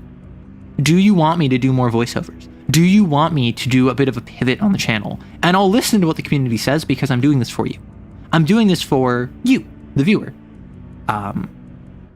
But ultimately, like, I've had people who've been like, oh my gosh, you're so sexy, like, wood, smash, like, blah, blah, blah, blah. And like, cool. It doesn't mean I'm gonna make like GFE ASMR anytime soon. Like, yeah, I've kind of flirted with that with the 40K GFs. But ultimately, the 40K GFs are memes. The 40K GFs are like Warhammer stuff first and foremost. And they're kind of ancillary to like being sussy. So even if people are like, oh my gosh, we want this so much, blah, blah, blah, blah. If I'm not interested, I'm just not going to do it. Yeah, the Awuga part of the fan base, which I will say, I don't mind having an Awuga part of the fan base so long as that doesn't change the community, right? I'm of the opinion that part of the fan base can be Awuga. Part of the community can be Awuga. And so long as that doesn't change the perception of the thing that they're Awugaing, or it doesn't change the relationship the audience has with the thing, I think it's fine. If you're Awugaing over a show or a VTuber or a game or a manhwa or whatever it ends up being, like, that's fine. Just don't take that Awuga and like bring that to the rest of the community. That's my thoughts. You can put on gloves. That's why I plan on doing when I eventually go in. That's what I was thinking, because that's a very common VTuber thing, right? it's a very common VTuber thing to wear gloves when doing a hand can stream. And that starts with corpo VTubers, that starts with verisimilitude, that starts with the idea of maybe like I am Asian, like I'm Japanese or I'm East Asian, and I'm playing a more lighter skinned character, or maybe I have a tattoo on my hand that my character doesn't have, or maybe it's just simply my character wears gloves. And so in order to better fit my model, I will wear gloves. Generally, it's for safety, but it's also for verisimilitude when it comes to like corpos. And I think that just kind of indies just kind of took that and ran with it. Personally, I don't think there's much risk to seeing someone's hands. And there are some indies that do have like hand reveals when they do model painting or whatever. And I've noticed that more within like the past like 2 years. I don't know if this is just me. I feel like in the past like year and a half, 2 years, that's been much more common. Arrow with the elbow length gloves. I have a model like that. I actually have elbow length gloves. The issue with them is that they're like green and like felty. They're not like latex or like thin leather or something, or like an arm warmer. They are like fancy. So I don't wear them anytime because I'm not fancy. Arrow's a cognito hazard. The model is to protect us. Listen, there was a time when people thought I was an eldritch monstrosity. And as I've revealed more of my model, as I've worn less and less clothing over time, as I've gotten more and more comfortable, the theories of me being an eldritch monstrosity have gone away, but never to zero. There are parts of me you have never seen. What if I'm hiding tentacles? What if I'm hiding eyes within mouths within eyes? Arrow in full knight armor. People have requested that. People have requested both full knight armor as well as a full diving suit, like an old-timey diving suit with like the tube coming off the head for air. Like, I think both of those would be hilarious. What class would I be? We've talked about this before. And what class would you be? So, like, first off, what class would I be? And also, what class would you be? Arrow's tall and pale and lengthy. Lengthy? How'd you know? Arrow's slender thing? Well, so we have Slender Man, and I've seen, like, fan art of, like, a Slender Woman, which is just Slender Man, but, like, with tatas. So I could be Slender Them. That would imply the time of thinking you're an Eldritch Monster is over. That's exactly what an Eldritch Monstrosity would want us to think. I'm caught. You'd rather die an Eldritch Monstrosity or live long enough to be the off-duty SCP guard? Oh no. You might just draw me in armor now. Hey, if you do, feel free to post it. You're not an Eldritch Inhabitee wearing a very convincing meat suit? Okay. All I will say, you have no proof of what's under my skin. That is a terrifying sentence to utter, but it is one that needs to be said. You have no proof that I can bleed. Arrow and armor. Listen. What? Wanna know what I need? I need a competition. I need a competition where it's, I need someone to make me in fantasy armor and like in power armor. And we need to compare and contrast. Do I look better in like a full suit of plate mail, or do I look better in like sci-fi Lancer Fallout power armor? Wait, Arrow's the just as long as me Dream NB? What does that mean? I think class-wise, mage, a magic scribe? I guess it makes sense since I'm a writer. Jonathan Colton, are we flirting with Arrow tentacles under those limbs now? No one is flirting with anything. But what kind of power armor? That's up to you. So like, I think like a Space Marine from 40k. Like, imagine me, what chapter would I be a part of?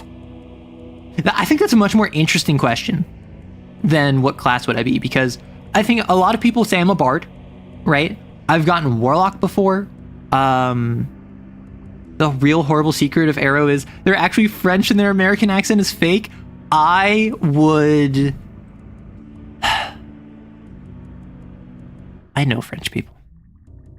I know French people. Shouldn't the part like Paul say. I mean, what? I vote for T60 Power Armor. Arrow and Power Armor makes me think of the one AC Lancer pilot Yuri comic. I can't draw, but I have some Knight and Lady minis I can pick. Kipash? Sure. NCR Veteran Ranger Armor is just aura? Okay, I'm gonna say something. And you're not allowed to be mad at me, okay?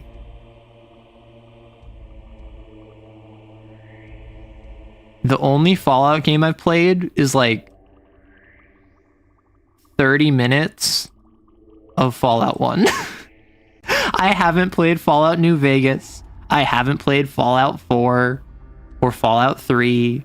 I haven't played Fallout any of them. Yeah. I know. Play New Vegas. I know. I get it. France is real and it can't hurt you.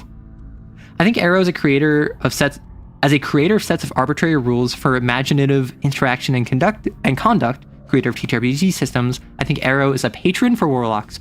Wait, have we established I am your patron?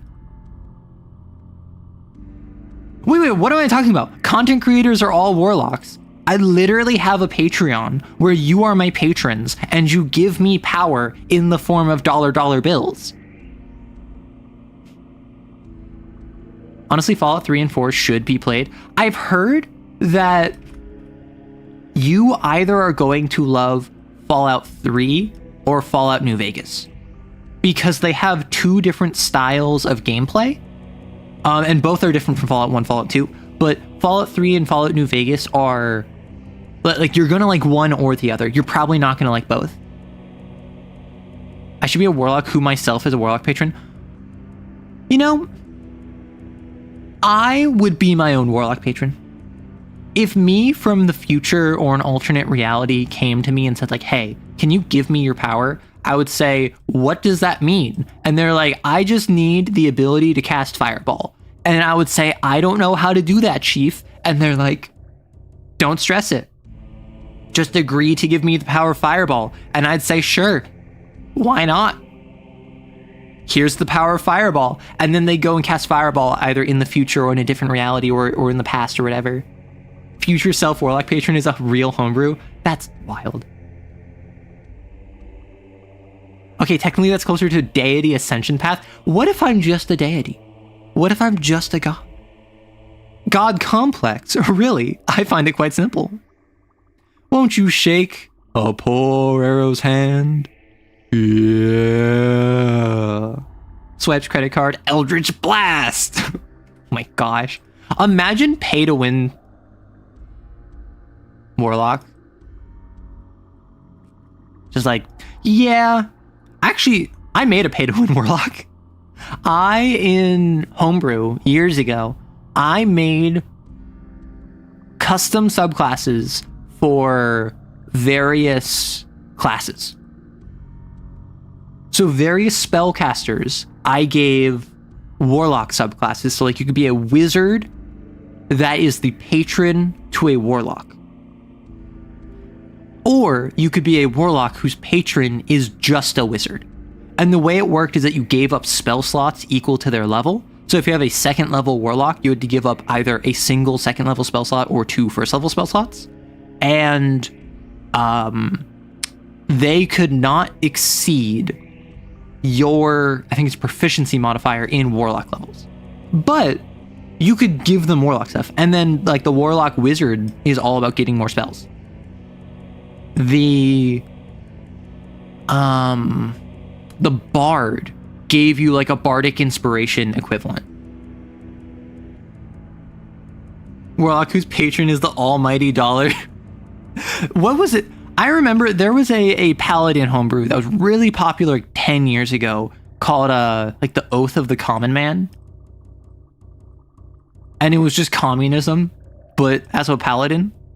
Arrow is an idol in the process of manifesting. In the process of manifesting. Listen, I already have a cult devoted to me. I already have people that said they would kill for me. I feel like I talked about this last week. I feel as though all content creators are idols of varying cat. Cat being the categorization leveling of how powerful an idol is. I think most people that either try content creation and fail, or who are stuck in that I think a lot of people who try content creation and fail are cat 0. If you try it and it's not for you, or you don't get any success, then you have to stop. Maybe you're too busy or whatever. That's cat 0. I think if you are in that single digit range, right? If you are struggling to get double digit CCVs, if you're struggling to hit triple digits on videos, I think that's cat 1. I think I'm cat 2, where this is where you develop more success. This is where you actually have double digit CCV. This is where you can consistently get more video views. But you're still not well known. Cat 3 is when you get to the point of you're hitting triple digit CCVs. Or maybe like Twitch partners, so 75 plus CCV. You are consistently getting notable traction on most of your uploads. You're a cat, exactly. Cat 4 is where this is the point where you probably have 100,000 subscribers. You probably get millions of video views over the months. You are someone that maybe you're not well known outside of your maybe you're a complete obscurity outside of your niche, but within your niche, you're probably one of the top contenders. Cat 5. This is where you are probably top dog of your niche, and also outside of your niche, people know who you are. Cats, and then you're approaching 1 million subscribers or more. Cat 6 is where you get to the point of you're huge, 10 million plus subscribers. You have tons of followers and videos. You're doing non-content creation production. And then Cat 7 is you are Hatsune Miku. Right? And I talked about this last time, and the cat system is slightly different than I said last time because I can't quite remember it, but cat 7 is Hatsune Miku. Cat 6 is Markiplier, right?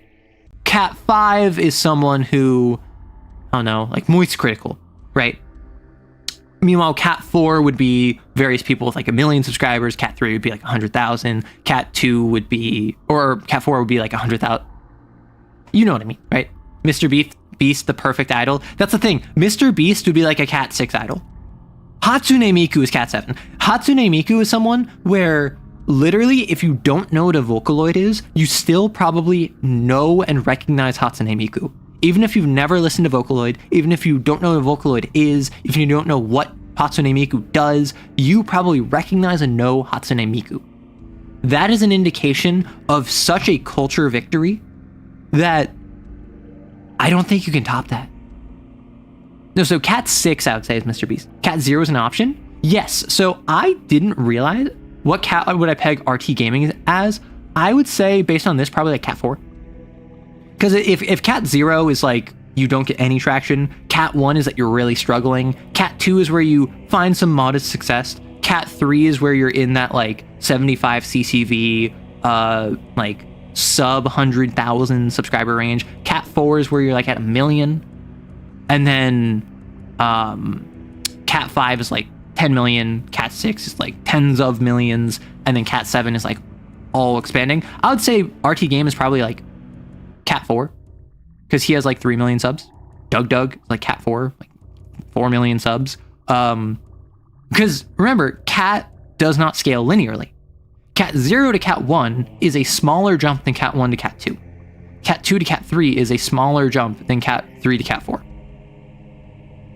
And that's why you go from maybe plus 5 CCV to plus 10 CCV to plus 50 CCV to plus 100 CCV. It scales logarithmically? Algorithmically?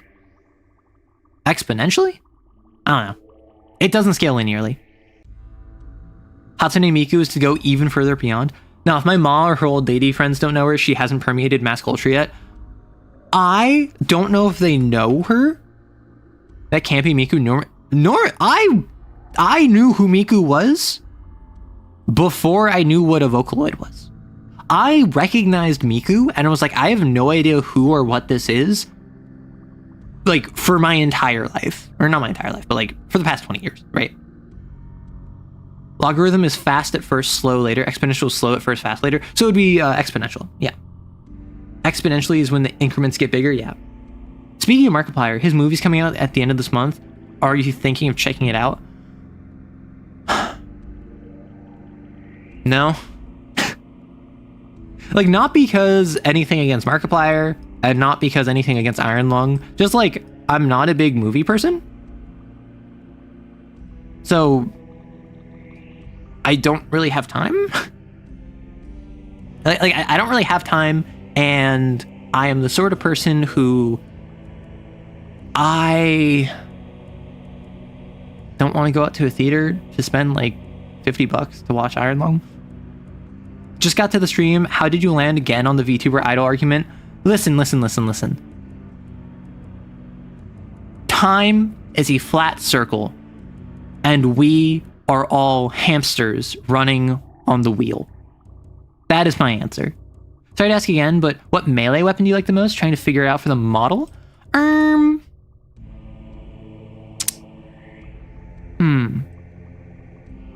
I will say, like, classic sword, very pog. However, I feel like we need more polearm representation.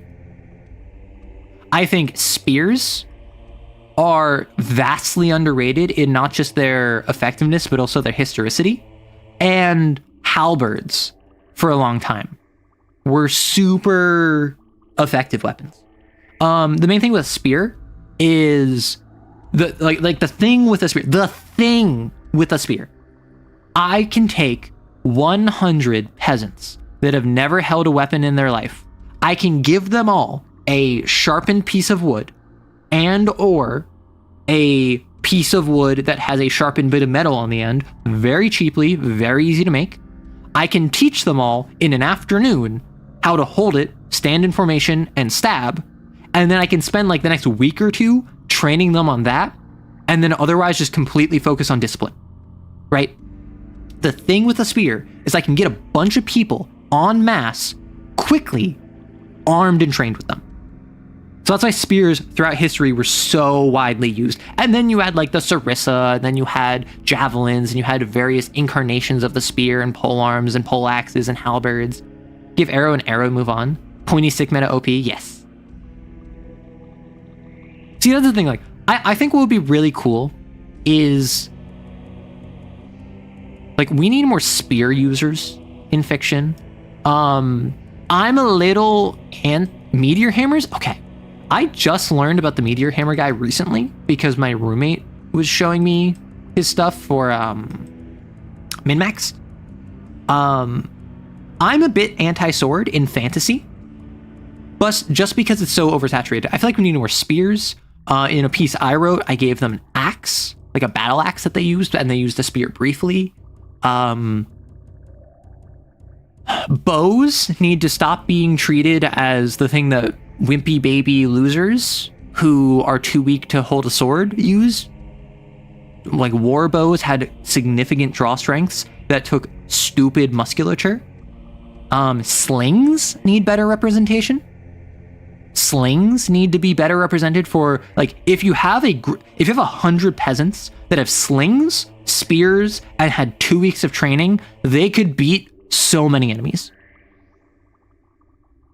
Billhook supremacy? Okay, but what is a billhook if not just an inferior halberd? Like, I do love me some halberds. Okay, my Night Spur has a spear and a two-handed axe, doesn't seem to have anything else. Holy cow.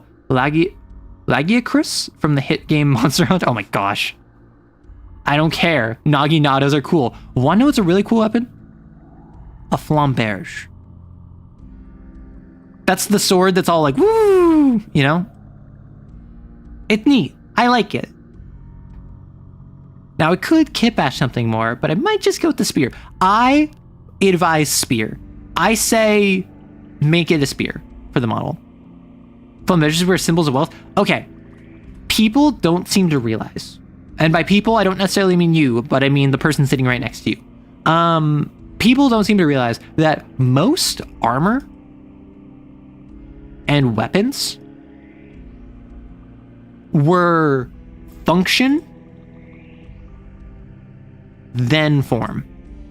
A lot of folks assume that all armor was like completely just functional. No, the only people wearing full plate mail or even half plate were the rich, nonsensical aristocrats who 90% of the time when they're wearing it are just trying to show off to their like constituents and their lord and audiences. So they would often have bright, colorful, like, they would have color.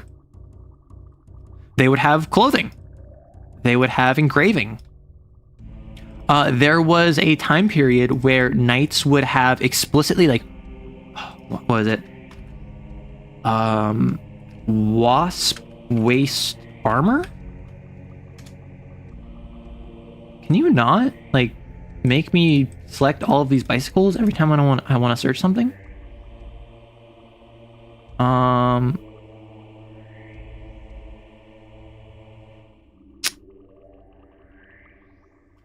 So, like, if you look at this,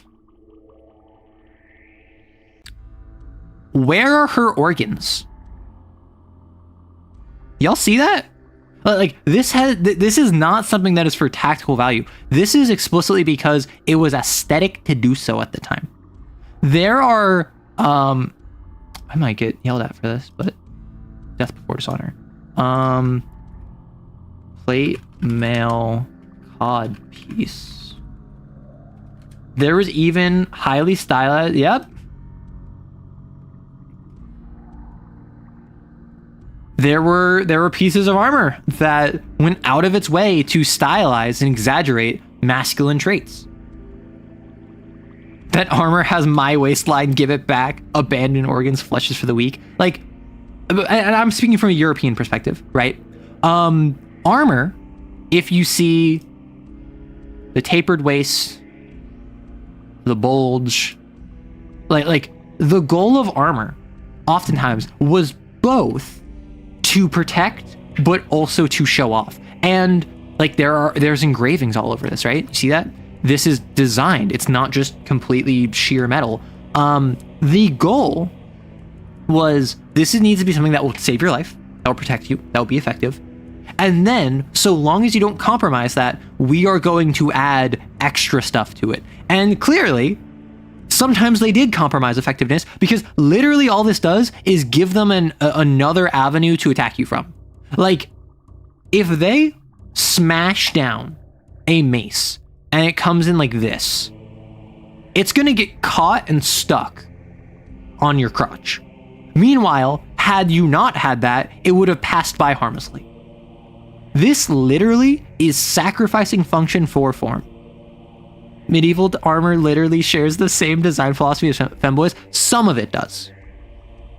If you're talking about the snatched waist and the ooh-woo bulge, what's this? That is sometimes. Not every armor was like that. And in fact, this specific armor is not necessarily common with the bulge.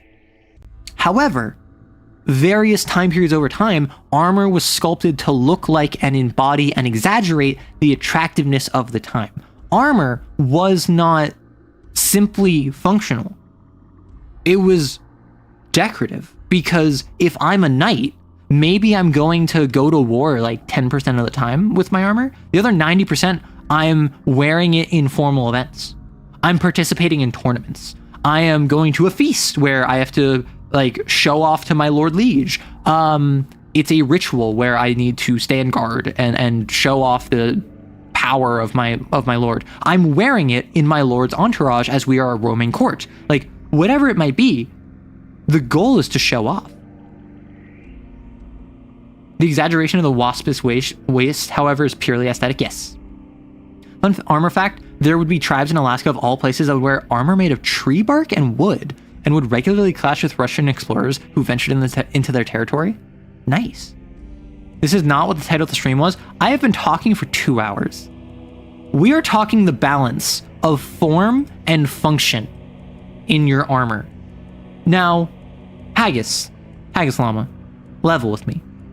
Do you know how to balance the cod piece of your armor with the effectiveness of protecting your groin? Are we talking truck nuts? No one brought up truck nuts. By design philosophy, is that a cod piece on the back of people's pickup trucks? Okay, we are talking truck nuts. Never mind, that's my bad. I apologize, Erdrick. Have you been remembering to sip water? No, I have been... Clearly I'm thirsty if I'm looking this up on stream, like, eesh.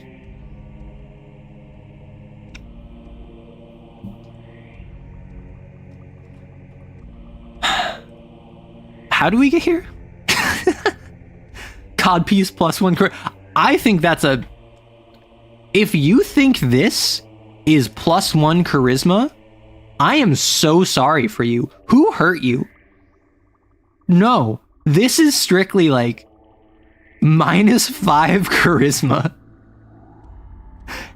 Which is unusual for an aromantic. I mean, that's the thing, right? Like, I consider myself both arrow and ace, but I am not repulsed for either. I am on the spectrum for both, but not entirely to one end. So, like, if it's questions time, I do have questions I need to answer. Codpieces were also observed as popular masculine daily in fashion, not just armor fashion. It gives you proficiency in intimidation. Okay, that's fair. I would say this is intimidating. If I was fighting...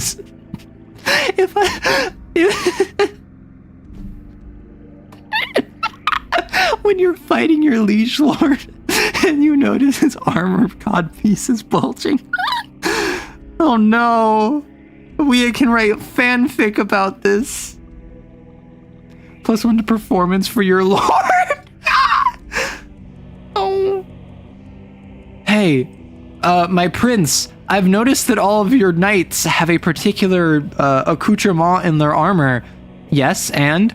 Well, there's nothing wrong with that, of course. It is the fashion of the time, but each one seems to be getting larger than the last. And the prince says, that's not your concern. Oh, whoa, what's this? Notices your codpiece. If it is fashion... 2 knights start fighting, they lose their weapons, so they start wrestling, and then they notice that their codpieces are bulging up against each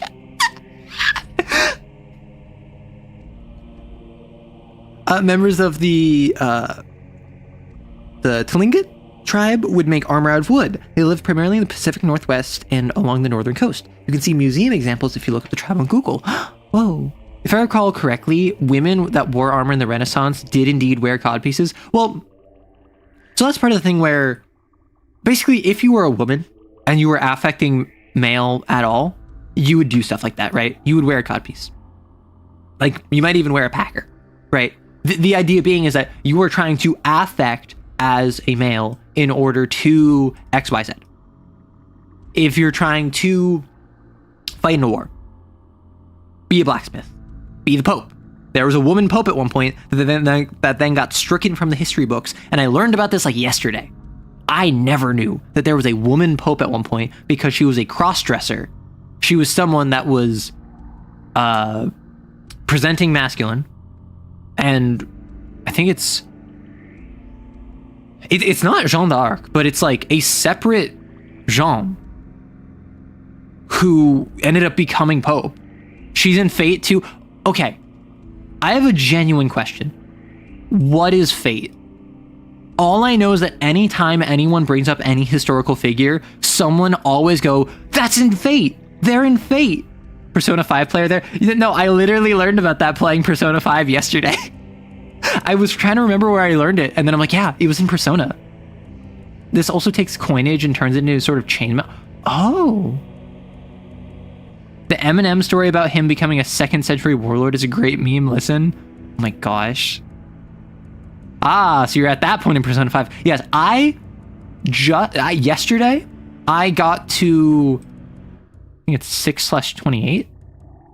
I'm about to end June in Persona 5, and I just spent all of yesterday running through the entirety of Palace 3, which I gotta say, Palace 3 tilted me so bad, and I'm gonna rant for a second. So in Persona, there are palaces. These are different regions you can go to, and the goal is that you head to the palace, you fight in it, you have to do a bunch of puzzles, and then once you get to the end of the palace, you find the thing you want to steal. Because the whole point of Persona 5 is you have the power to steal the psychological treasures that represent someone's distorted desires. You can steal it, and then when you steal their distorted desires, they will have a change of heart. And if you go after someone who, for instance, is extorting a bunch of students and blackmailing them, they will then stop blackmailing people because you took their desire to get a bunch of money. They no longer want a bunch of money, so they're going to stop doing the thing that is earning them a bunch of money and is hurting a bunch of people in the process. So I got all the way to where the treasure is. I had to leave because plot reasons, like when you find the treasure, you have to leave. You have to, something I think is really cool, actually. One of my favorite things about it is in Persona 5, you're a thief. So the whole palace exploration is an infiltration. You are trying to enter the palace, find your way through the palace, and then find the treasure. And then you leave, and then in the real world, you tell the target, we know what you've done, we are going to steal your distorted desires, and you are going to confess your crimes. And because you make them aware of the fact that their treasure is about to be stolen, that makes their treasure be able to be stolen. You physically, in order to get their treasure to be able to be stolen, you have to tell them your treasure can be stolen and we're going to do it. But obviously, telling someone that their treasure is going to be stolen will make stealing their treasure way more difficult. So that's why before you steal the treasure, you have to go through and literally like map out the entire location and figure out where you want to go, how you infiltrate it, where the treasure is, so that when it comes time that you need to steal it, you just have to avoid enemies, right? And that's one of my favorite parts of Persona 5.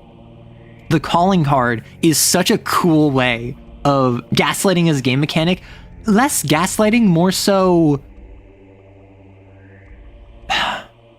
Well, I suppose gaslighting involves changing their perception of reality. So kinda. Basically, I love the idea that the goal is not go in and like kill them. The goal is not like go in, steal the treasure and leave. The goal is infiltrate their palace, find their treasure. Once you have a route set up, then you have to warn them, tell them we're gonna steal your thing, and then you go and steal it using the infiltration route you did. Which, luckily, the infiltration route is just, you can skip past it because you don't need to run through the entire palace again, but that's really cool. In this palace, I'm in my infiltration. I go into it. I enter into the room. I grab a piece of loot. The loot is a treasure demon. A treasure demon in Persona 5 is a rare enemy that only has a certain chance to spawn, and if you defeat it, you can like capture it, you can get it to join you, and it can't fight for you. Most enemies can fight for you if you get them to join your side, but the treasure demon can't. The treasure demon instead has a ton of really useful abilities that if you combine the treasure demon with a different persona, you can then get special abilities that you otherwise wouldn't have access to. So is there even a boss fight if you're infiltrating the base? I'll get to that after I tell my treasure demon story. So I found a treasure demon. Rare find. Awesome. Cool. Then I fight some enemies. There's another treasure demon. Treasure demons are like rare finds. They are not common drops. I got back-to-back 2 treasure demons. They're not nearly as bad as like a shiny in Pokemon or anything, but they're like, I don't even know how common they are, but they're not common. I find 2 treasure demons back-to-back. And then in my next combat, I tried extorting an enemy to get extra money from them. I failed because that's a thing that can happen. I tried something that failed. I then got insta-killed and I lost all of my progress, and so I lost both of my treasure demons, and I went back in the game, and neither treasure demon spawned, and I was so mad. And then eventually I got another treasure demon, and I over the course of playing the palace, I got multiple different treasure demons, and sometimes I would die immediately after grabbing one, sometimes I wouldn't, because I'm playing on Merciless, the most difficulty. But like, imagine, like, the best comparison I can make is, imagine you're playing like Pokemon, and you're like playing a Nuzlocke, or like you're just on a route, and you find the least common spawning Pokemon. It's not a legendary, it's not a shiny, but it is one that like you have to like make effort to find, and you're like, oh, awesome. And then you find a second one, and you're like, oh my gosh, I found 2 Magmars in this route. That's incredible. And then before I could save, I die and lose them. Anyway, I needed to complain about that. I love that so much of the mechanics of P5 are explained using psychology perception. Like, all of the Phantom Thief's weapons are just replicas. Yes, and like the guns. Okay, first, we'll talk about Persona 5 more. Apparently Atlas considers Metaphor to be a third killer? I assume that means like a third like killer series. Like, they want that to be a lead series alongside Shin Megami and Persona. I've heard good things about Persona, about Metaphor. I think the premise was super interesting, but I haven't watched it. Like, I watched a little bit of it, but I tried to avoid spoilers. Fate is battle royale with mages with the historical figures fighting with them for one wish. Interesting.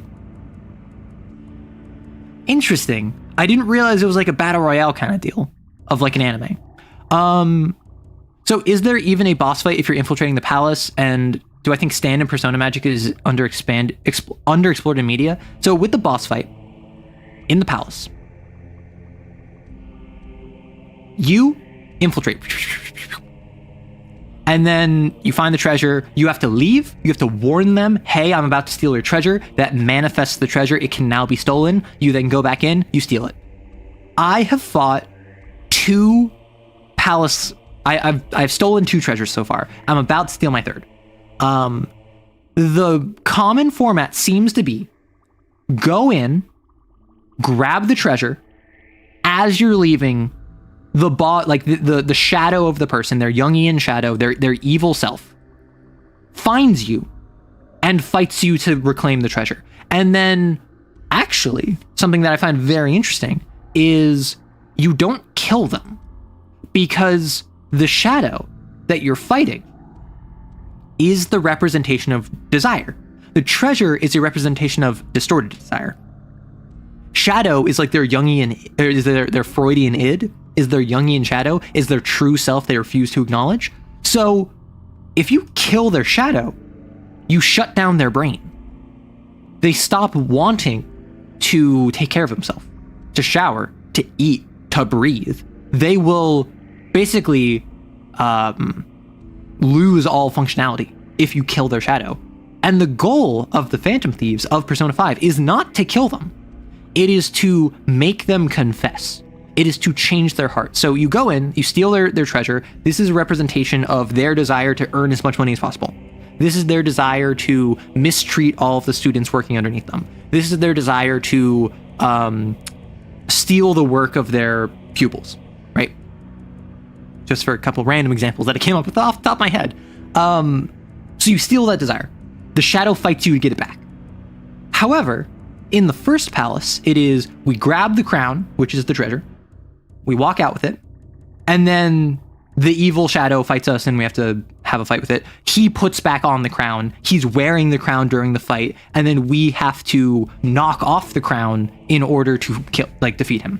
Kind of like sparing a sin? Yeah, kind of. And that's a little bit of like the same mentality I have, where in my games of Cain, if you spare a sin, you spare the psychological trauma that would inflict on the host. Whereas if you execute a sin, that will actually like execute the part of them that is tied to that sin. Where mental psychology, Robin Hood, not Punisher. Exactly. Your goal, or not exactly, but same principle. So you're stealing from the distorted and making them basically be like, so basically if I had a treasure because I am going around kicking puppies, right? I love kicking puppies, taking candy from babies, kicking babies, taking candy from puppies. That's just my favorite thing to do. Phantom thieves go in my palace, in my brain, in my psychology. They send me a calling card. They say, like, we know that you steal candy from puppies and kick babies. And I'm like, no! And then they go in my brain. They steal my treasure. They fight evil me. And then they leave. I now, after my distorted desires to do that are stolen, I go, oh my gosh. I feel so bad for those babies and those puppies. I feel so much regret for what I've done. I'm going to go apologize and try to make amends. And so it's not even like they mind control me or anything. It's more so they just like remove the specific desire making me want to kick puppies. So like I still kicked those puppies. I still have on my wall a picture of the first puppy I ever kicked, and I laugh at it every morning. But when I wake up one morning after they steal my heart, I don't laugh at it anymore, and I feel incredibly sad because I'm like, oh my gosh, I don't feel anything but sadness now. So you have to be careful not to accidentally kill it. So you're still trying to get the health bar to 0. It's just after the fact, when, like, in a cutscene afterwards, the characters always have the opportunity to kill the shadow, and they choose not to, right? It's something where you still have to defeat the shadow mechanically, but once you defeat it, once you fight it, what's it called? It's just like defeated, and it's at your mercy, and you choose not to kill it. Do I think that stands, like in JoJo's or in Persona or whatever, are underrated in media? I don't think they're underrated. Particularly because I think a stand, unless we're going like the part 3, part 5 definition, or part 3, part 4 definition from like JoJo's, isn't really a stand anymore. I'm kind of the opinion that once you hit, I mean, really part 4, but it kind of solidifies into part 5, most stands are just powers. They're just superpowers. They might be tied to a guy that stands behind you and like does funny poses, but fundamentally it's powers over like gravity. It's powers over guilt. It is powers over removing like friction. At a certain point, they stop being punch ghosts and they start being more just powers. And at that point, you can't really say it's underrated. However, if you want to stick to the Persona route, which is just Pokemon but demons. It is Pokemon but psychology, right? There's even different elemental typings that are weak to each other. It's powers that sometimes also punch things. I mean, once you get past part 4, I would say probably half of all stands don't even punch things. And then once you get into like part 6 or part 7, that's when it starts really being like, yeah, like maybe a third of stands punch things. Persona! Me on my way to call out my Persona. And it's just like a big wolf dude behind me. Stands are the manifestation of your psychology. Guy whose personality is Zipper. Man, Zipper Man, my favorite stand. So like, I like stands. I like punch ghosts. I like personas. That niche, I don't know, like,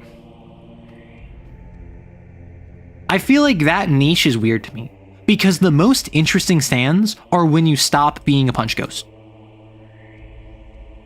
Because I'm not gonna lie, I'm not a big fan of part 3. Part 3 is my least favorite part. I have watched parts 1 through 5, or parts 1 through 6, and I also read part 6 before I watched it. My plan was to read part 7. You know, because I've heard great things about it. Personally, I think the best implementation of a punch ghost would probably be something more akin to like Persona, like a mix, like Persona if you were fighting other Persona users, where it's the idea of I stand here and I'm like, yeah, we're fighting. But at the same time, our punch ghosts are also fighting. So instead of it just being Pokemon, but with weirdly bipedal Pokemon, it's like a 4-way fight, or like a 2-on-2 almost, where maybe my Punch Ghost is really good at defeating humans, but sucks at fighting other Punch Ghosts. And your Punch Ghost is really good at keeping you safe, but has no offensive abilities. Suddenly, we have this really weird intersection where the fight is like my Punch Ghost versus you as a person, and you're trying to defeat me as a person, instead of just our Punch Ghosts are punching each other and whichever one punches harder wins. I think part 3 is overly long. My personal thought process is I think part 3 should only be the length that it takes to get to Egypt. And I think that means that you cut out the Egyptian... I think that means that you cut out the Egyptian tarot. And I think you swap out a couple of the less interesting major arcana. DP, you keep telling me to play Overarms, and I keep being like, yeah, that sounds like fun. Which one is part 3? That is Stardust Crusaders. That is the one where they're trying to get to Egypt from Japan. Pokemon is already Pokemon with weirdly bipedal Pokemon. I realized as I said that, I don't play Pokemon, so I don't keep up with it. But I do know that there is a weird trend of like Pokemon that's just like, here's an animal. Here's an animal, but like bigger and with a bad attitude. Here's just a person. And like, this is the evolution tree. They got the stanky leg. That's what makes them a Pokemon, right? You must keep the 2 rocks scene.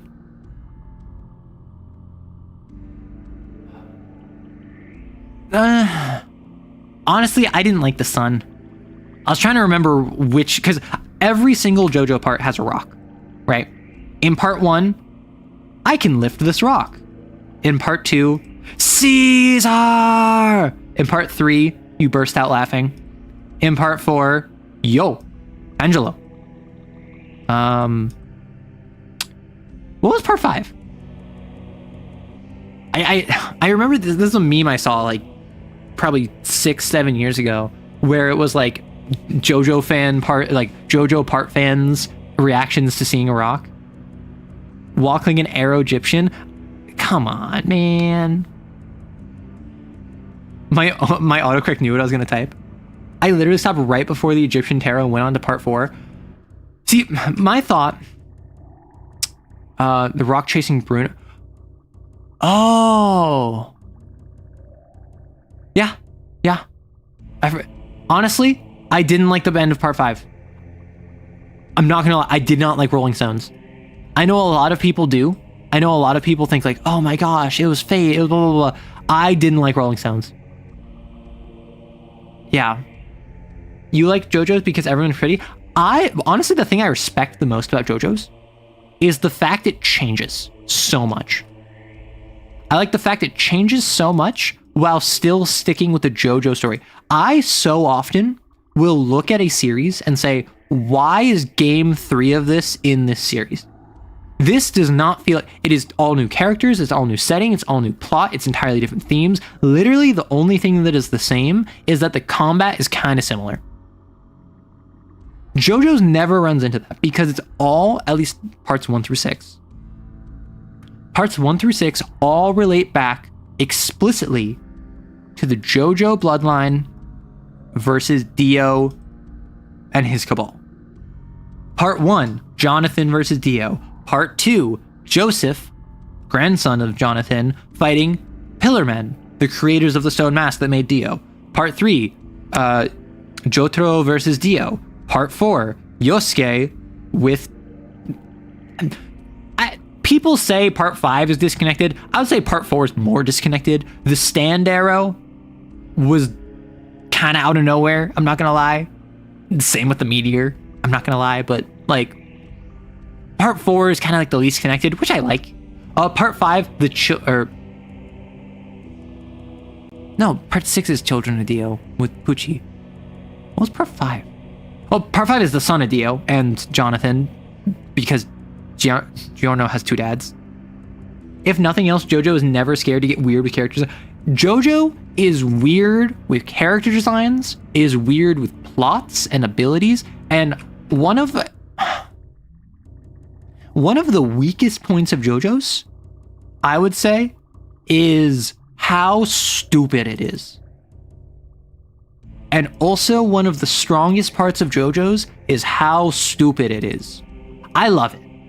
But there are so many fights that are resolved with like a BS power that comes out of nowhere, or by logic that makes absolutely no sense, or by a convenience that happens out of nowhere. Starfinger, I'm looking at you. I'm looking at just inhaling judgment.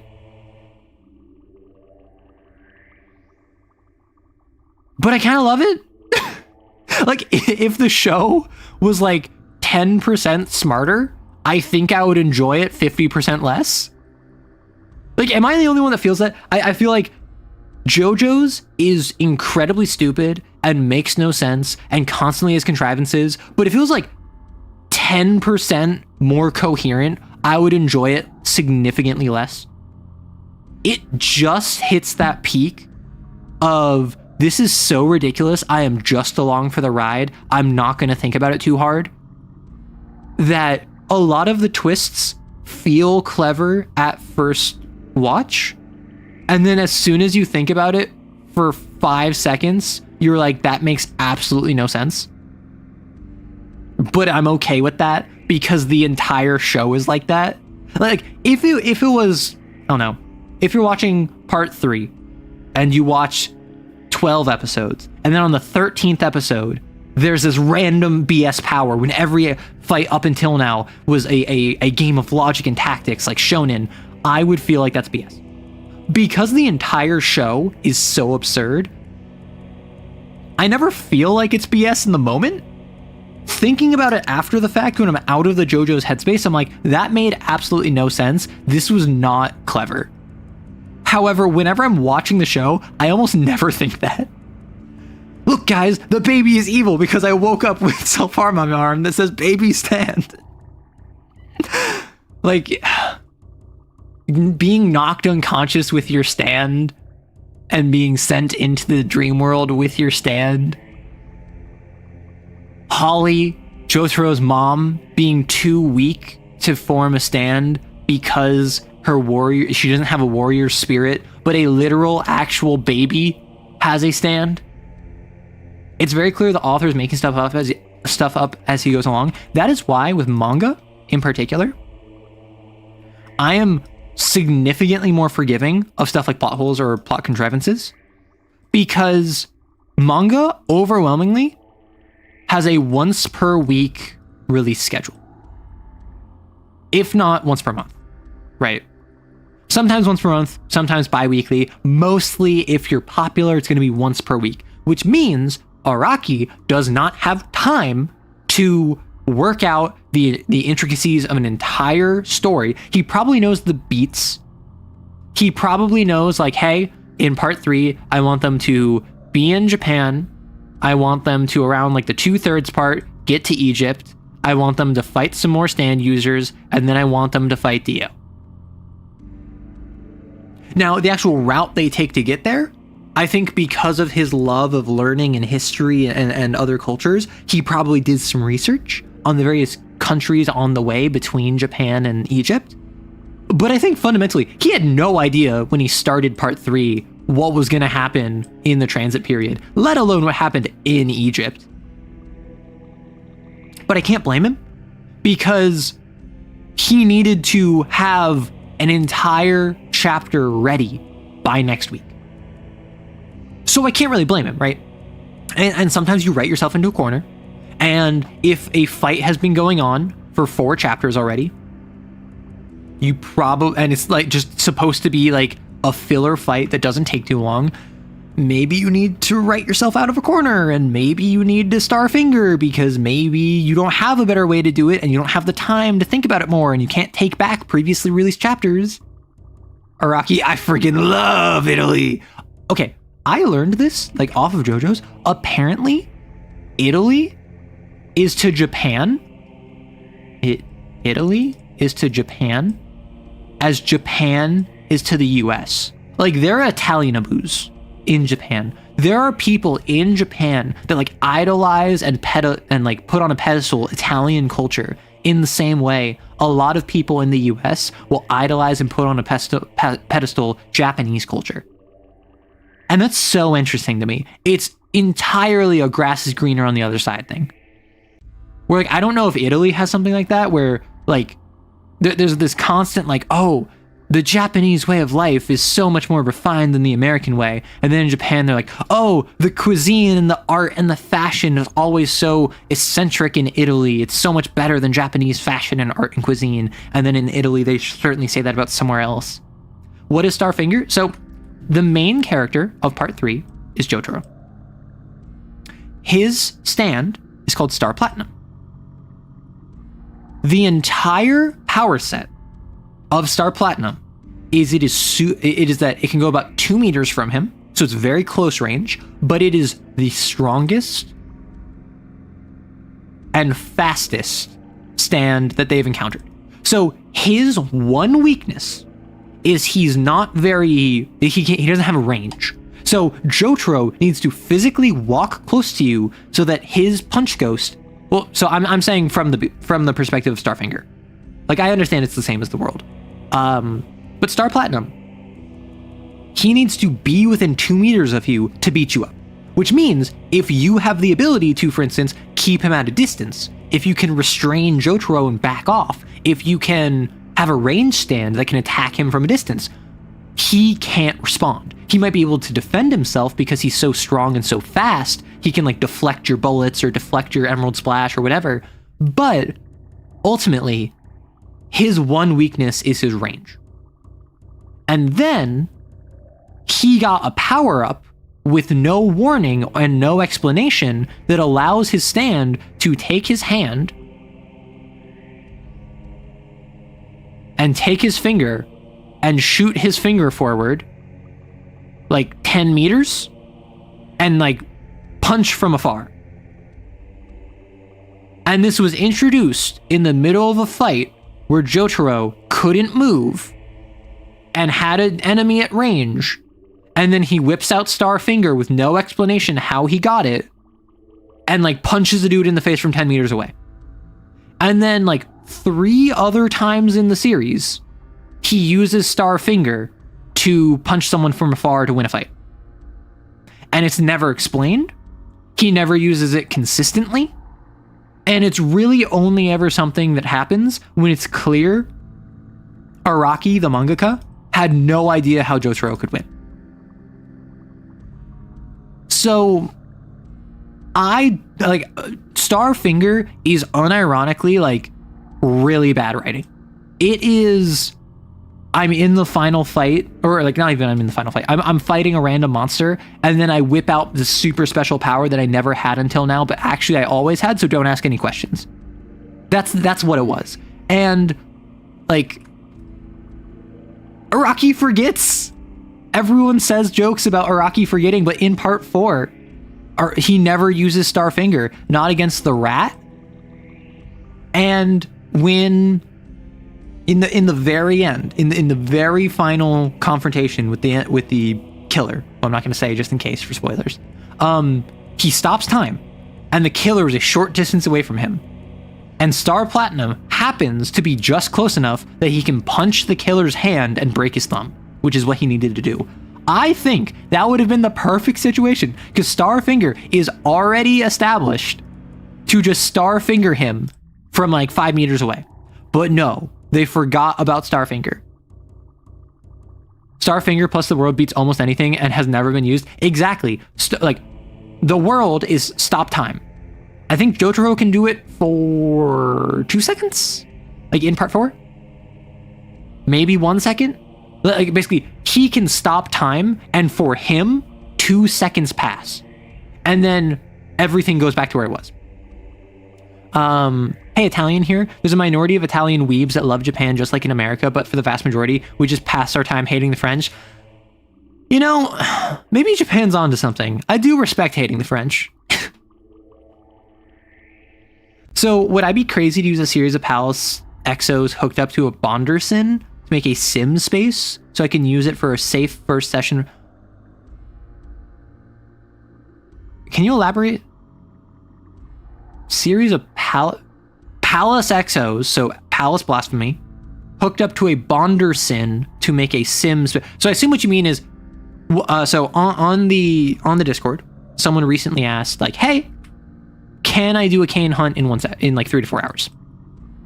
And my answer was basically like, if you have engaged players that know the system well and want to get this done quickly, yes, you probably can. However, if you're introducing new players to the system, you probably should have a session 0 where I would recommend a holodeck session.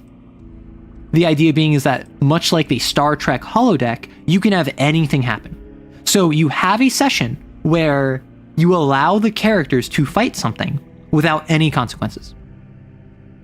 You allow them to fight something they don't take injuries, they don't take sin, they don't take scarring or anything. They just fight a sin to learn how the mechanics work. There's no consequences, there's no benefits, there's no detriments. It sounds like what you're asking is an in-universe explanation for Kane making a holodeck encounter. So we take some Palace users, we hook them up to a binder, and then we make it so that the party can fight a sin in a safe environment. I think that's reasonable. What I did is that when I was running my Kane game, in Kane HQ, or in their dorm, in dorm Epsilon, there was traces that Kane has, like, captured, and there was a training thing where they released a trace into like an area, and the goal was you had to go through an obstacle course, defeat the trace, and everyone was being timed on how quickly they could do it. So that was a situation where ultimately there was no consequences. It was a single trace. However, it was one XO versus one trace. So the trace was something where effectively it was a holodeck situation, because yes, if the character spent sin, they would have had to keep sin. But like, it was one trace. It's not going to be that difficult. It's just a matter of how well can they do. Star Platinum gets an entire valley of power sets. Star Platinum has a range of 3 meters, but Jotaro has a whole bike in his prison cell. I forgot about and that's the thing, right? Is that with the prison thing, I can excuse that because it was the idea of like, oh, it's weaker, so it can go farther. I don't know. I think at that point he didn't know the power. I am of the opinion that the random stop time that he got, because listen, I think what should have happened is that in like episode 1 or 2, when Star Platinum is first fighting, he moves so fast, he punches so quickly, one of the enemies, or maybe Avdol, goes, wow, you're moving so fast. It's like you're stopping time. Right? Just a one-off comment. And then, later, when the world is revealed, and Jotaro figures that out, and Jotaro starts moving during stop time or whatever, it's made clear that Star Platinum is not super fast. It's that up until this point, Jotaro has unconsciously been doing stop time. Up until this point, the reason Star Platinum has been stupid fast is not because it is just the fastest that there ever was. Both he and the world are average speed, but can stop time. That would have made recontextualizing how BS Star Platinum's powers are significantly less of a hard pill to swallow. Oh, it's the same type of stand as Star Platinum. Clearly, I can stop time now, is not a good explanation. Stop time and wet Willy Joe. No. GM, we are about to wipe. Can you let me do some BS that sounds plausible if I buy you a pizza? I'm giving you Starfinger privilege. Listen, I'm of the opinion, and this goes back to balance. This goes back to the stream title. what are the stakes in your game? And why are they death? In your D&D game, in your TTRPG game, why do the stakes have to be death? Because if the characters all die, your players probably are going to want to stop playing. If you're someone like me, if you're someone like my players, you'll generally be like, I want to make new characters and I want to like get revenge. That's a cool continuation. But generally, I feel like a lot of players play D&D for their character. They don't play it for the game. They play it so that they can give life to their action figure, so they can live out the fantasies of their OC. So death being on the table, almost always, if it is enacted, leads to negative repercussions. And so if you don't actually intend to kill them, why are you pretending like that is the consequence to bring about? Why are you not threatening their livelihoods, their arcs, their friends, their items, their money, their desires? Why does it always come down to death? That would require planning though, and in this court, planning is banned. No! Don't forget that early on in part 3, Dio had a Hermit Purple-like ability, but it's never brought up again. I forget. Well, no. So, okay, that's called the Passion, also known as Jonathan's stand, because Jonathan's body developed a stand similar to Hermit Purple, separate from Dio, and so Jonathan has a stand that Dio can use because Dio is piloting Jonathan's body. Obviously, it's... Again, mangaka, weekly release. I really am not going to be that mean. Like, I could go all day and rant about things that have like been stupid in JoJo's, but at the end of the day, I respect Araki. I respect the fact that no matter how absurd everything is, it's consistent enough at that workflow. And I believe, at least for the longest time, if not literally up until like JoJo lands, he's completely solo. I don't know if he has a team. Somehow I never got a character killed. It's driving me insane. That's my thing. Like, when it comes to character deaths, a bunch of players I know would just stop playing. Which is not what a TTRPG should be. If you fail, you should fail forward.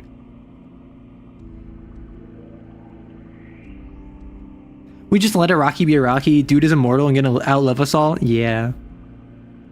If you think that Starfinger sounds kinky, please remember what Hierophant Green is. What, the tentacles? Like the tendrils? Thank you. I'm just getting in my own head and introducing my players to Kane because I love the game and I don't want to scare them off. Yeah, so what I did is I'm running a one-on-one game. So obviously, if my player character dies, that's the only real anchor they have to the story. So their character dying really isn't ever on the table. I'm never threatening them with your character's going to die. I'm threatening every NPC around them.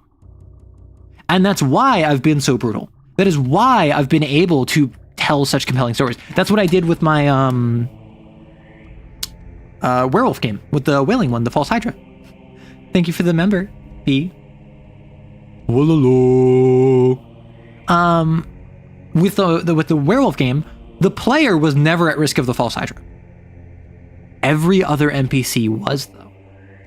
The whaling one and the Banes and the vampires have killed multiple Garo, have removed the memories of multiple Garo, and that hit my player hard. My player genuinely hates the Kindred and the whaling one more so than had it just been like, oh, we're gonna kill you, blah, blah, blah, blah. Because the stakes that I set up were specific to the game.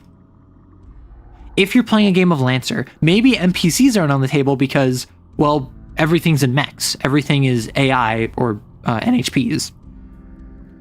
Maybe the thing with Lancer, the thing that's at risk is maybe your licenses can be revoked.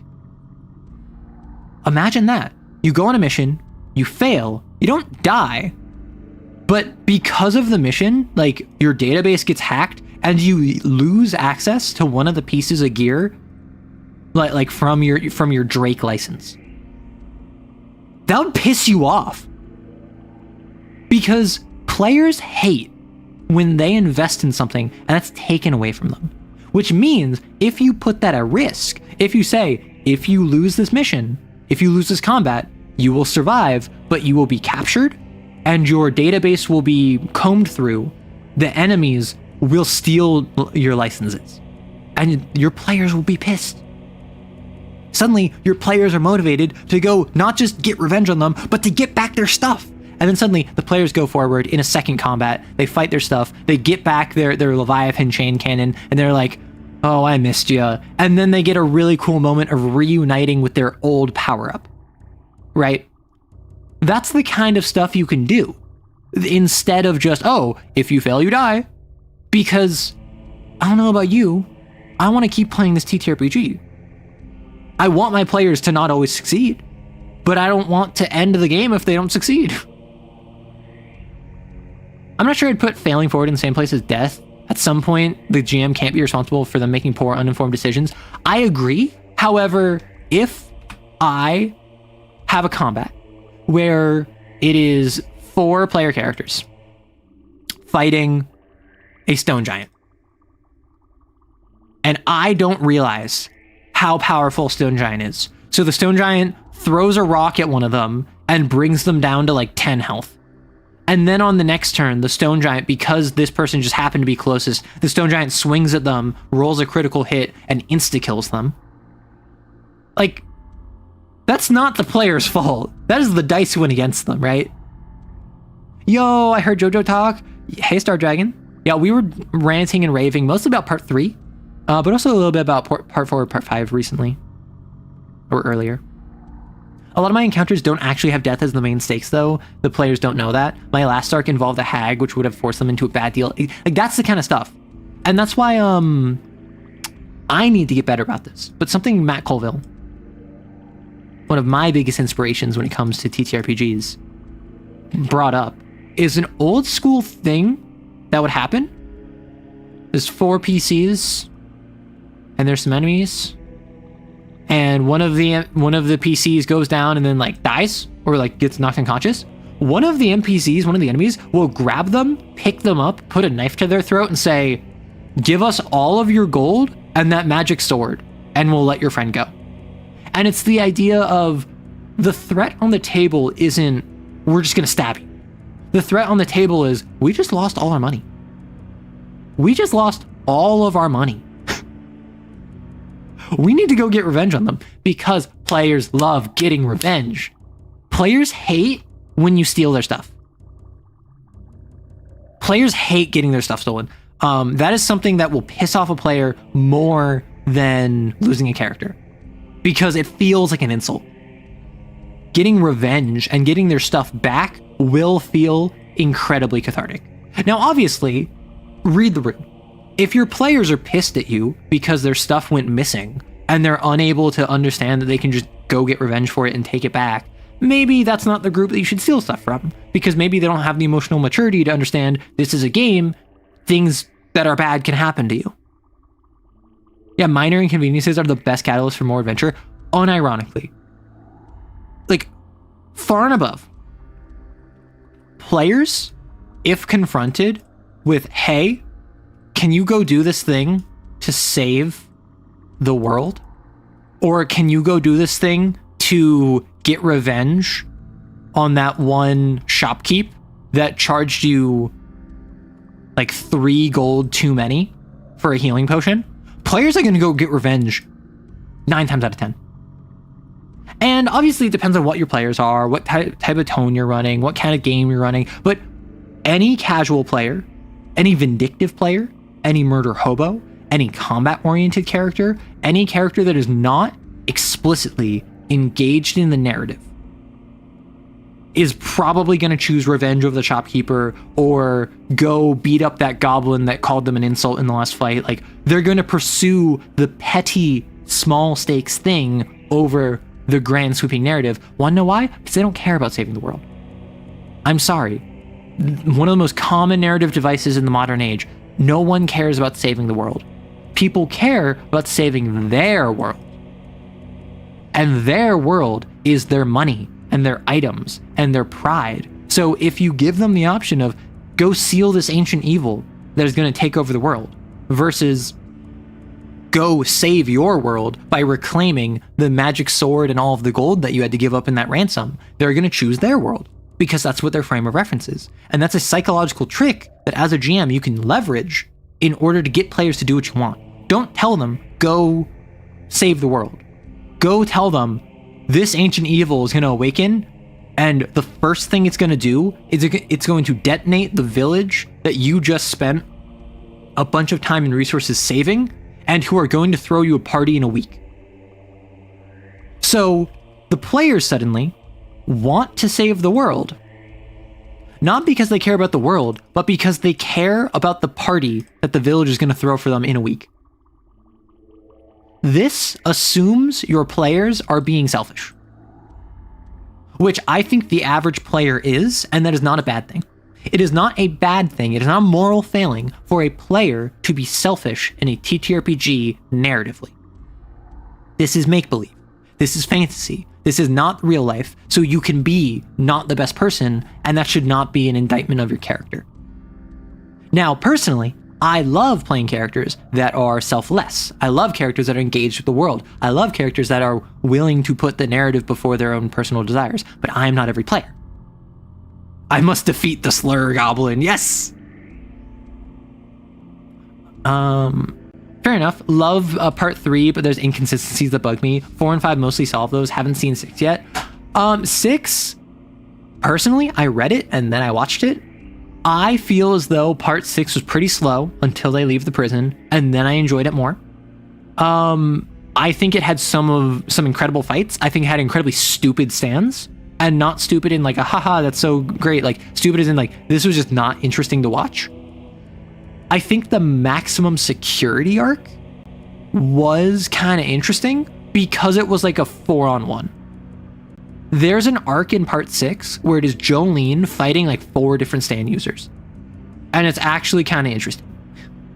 But mostly it quote unquote gets good after they leave the prison, which is like after the 2/3 mark, after the halfway point. The anime sabotaged itself. Because what I think happened is the studio was like, hey, we want to experiment on cost savings. And no one cared about part 6. So we are going to try this stuff in part 6 so that when we implement it into part 7, people aren't going to complain. So part 6 had stuff like background NPCs that weren't drawn. They were just kind of like silhouettes.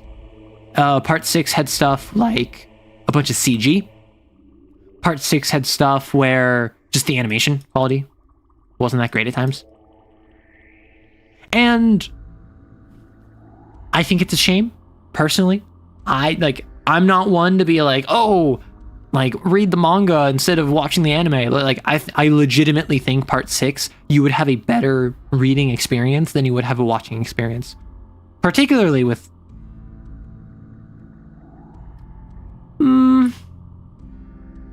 yeah, because I'm trying to think of like anything in particular. I feel like the final arc of like fighting Poochie at the Kennedy Space Center is what I'm thinking of. Killing characters is fine, but giving players a reason to say, time for round 2 is often better than, well, that's the end of the story. Yeah, it depends on the group. And in my experience, most players are selfish, petty, and unengaged. And again, I don't say this as an indictment of them as people. I don't say that this is them as people. I say this is them as players. Because when you're playing a game that is a different framework of mind you're in, where, broadly speaking, if you're a player, you want to win the game. What does winning D&D look like? It means doing the thing that you wanted to do. What is the thing you wanted to do? Make money. Seduce the NPCs. Get the most power. Get the coolest magic item. Whatever it ends up being. And it is not guaranteed that that includes engaging with the narrative. And I would say, overwhelmingly, that is not what it includes. Which is not a bad thing. It just means you need to build a game for your players, not force your players to play in your game. Fork over thy diamonds. We have a revolving door afterlife to cash in. Oh my gosh. Yeah, my character would throw themselves on the knife to save the money. Our characters aren't the most life conscious and have access to resurrection. Exactly. Like, and I think a lot of people assume that engaging with the narrative is more virtuous as a player purely because they, as a GM, prefer that. And like, I'm not gonna lie, I like narrative. I like role playing. That's what draws me to TTRPGs. I'm a writer, for goodness sake, but there's nothing wrong with a murder hobo. There's nothing wrong with someone who just wants to like have really cool, awesome combats where they can get super combat tactical. There's nothing wrong with wanting to just break the world. And this is why expectations are so important. This is why one of the first questions I ask everyone I run for, what tone do you want from the game? And if they tell me, I want a really narrative-oriented game, that generally doesn't mean they don't want to be murder hobo or have combats or break the world. That just means they at least want there to be a narrative spine, right? However, if they tell me, I just want to have like a fun game where we kick down doors and kill monsters, that indicates to me they don't care about narrative. They just want a dungeon. If they tell me, I want a game where it's really heavy on role-playing, that probably means they don't want to save the world. They want to have like local courtroom drama. It's a little bit of reading the room. It's a little bit of just like literally doing what they asked. But broadly, I've found players like being silly.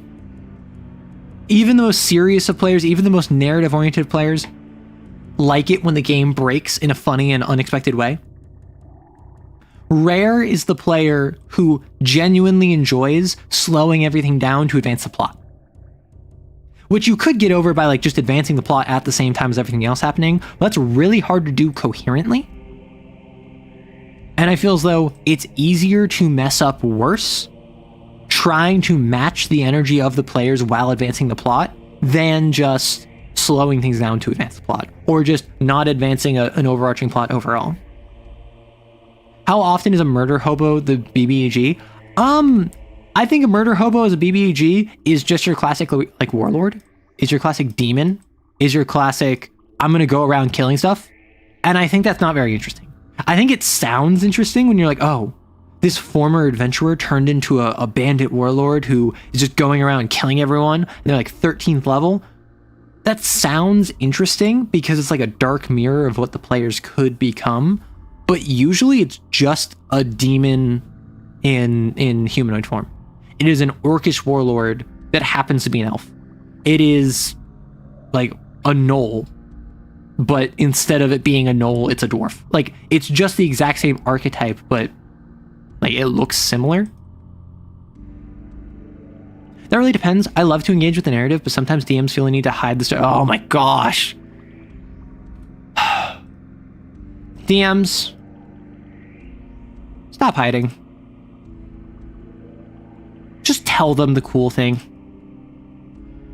Like, there's a piece of advice that Matt Colville talked about years ago where he said like, oh, like don't reveal what's behind the curtain.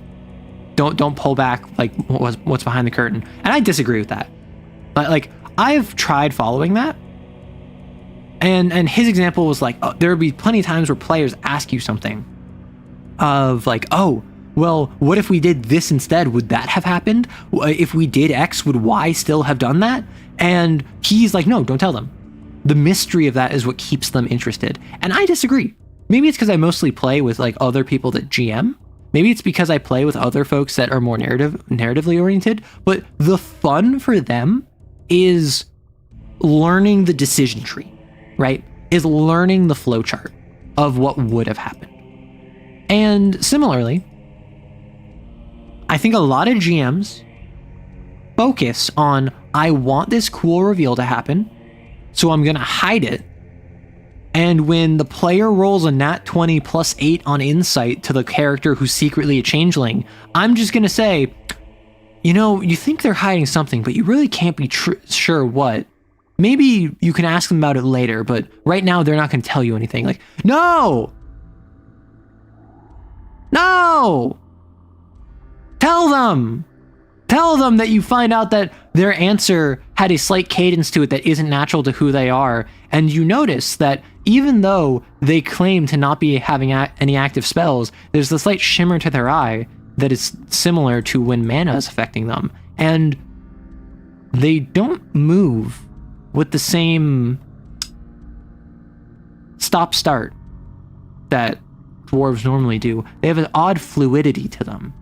It's barely noticeable. It's maybe a couple percentage more fluid than what they should be, but it's odd and not normal. And you notice that it's similar to the symptoms you described, that you read about when you were researching Fae just the other week. This seems to be something affecting them that's related to the Fae. And then you don't tell them it's a changeling, but now they know something's going on. And so, boom, they rolled really well. The secret gets blown open early. Want to know what happens from then? The player feels cool. The player feels like, I'm so smart. I found out the secret. I'm so awesome. Look at me. And then the player is happy. Because again, I'm of the opinion that the average player is selfish. The average player wants their character to be cool. The average character wants them to have fun in a way where they don't have to engage. And so letting them do cool stuff with like roll of the dice or whatever is fun for players. Your story is secondary to the fun of the players. Hey, my time is almost up. Can we get to the questions? I'm going to get to the questions when the conversation naturally winds down. The VOD will be here for when you get back.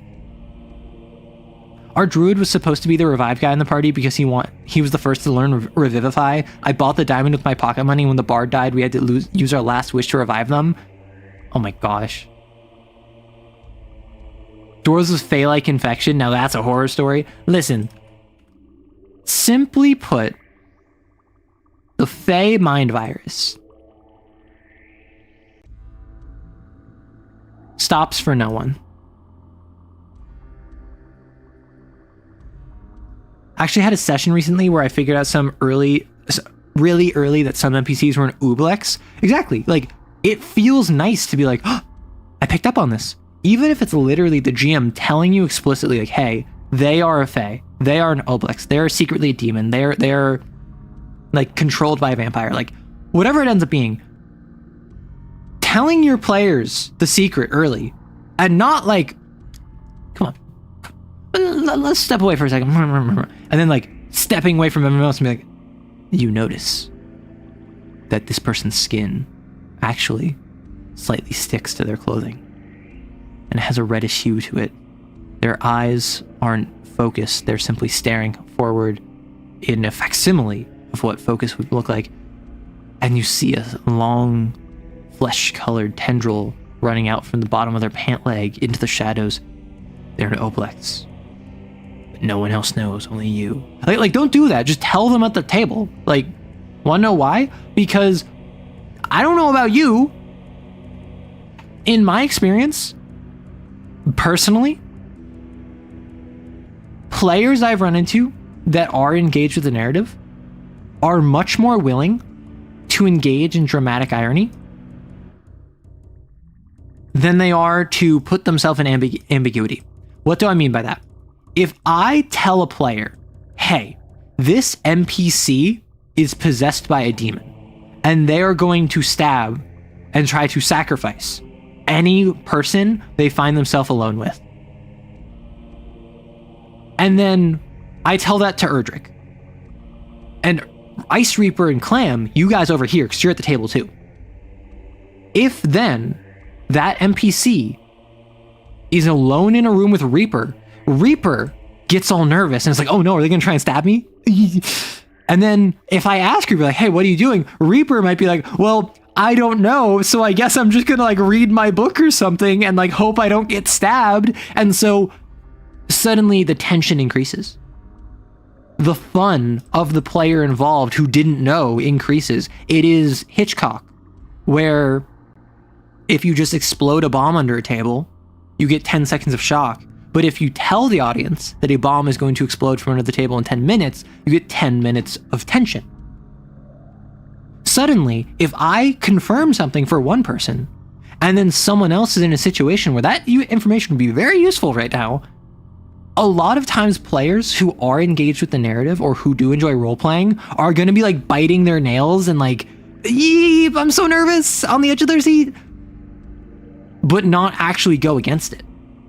Now, there's a different type of player who, if they know something out of game, they will just metagame. This is not very fun.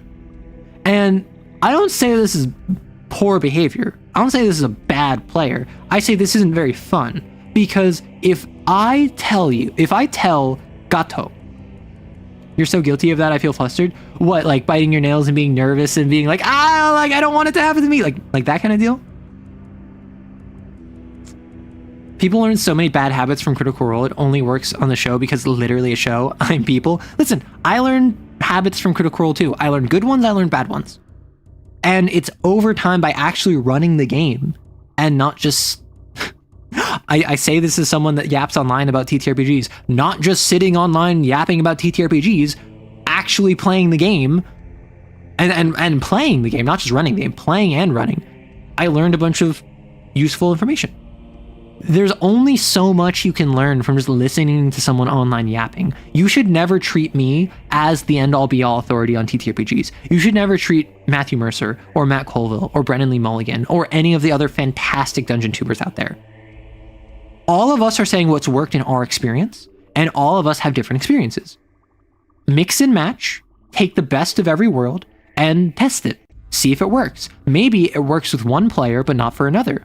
Maybe it works with one group, but not another. Maybe it doesn't work for any of your groups because it just doesn't vibe with them. Maybe it doesn't work for you and your gaming style. That's totally fine. TTRPGs are one of, if not the most fluid leisure activity in terms of flexibility. I'd say probably one of the only things that's more fluid is like collaborative improv because there's no dice. And that's just like one step more abstracted. And then maybe one step past that is like collaborative storytelling, where you're all writing together. Funny enough, my character is too stupid to figure this out, so I'm having to roleplay his ignorance. And that's so much fun.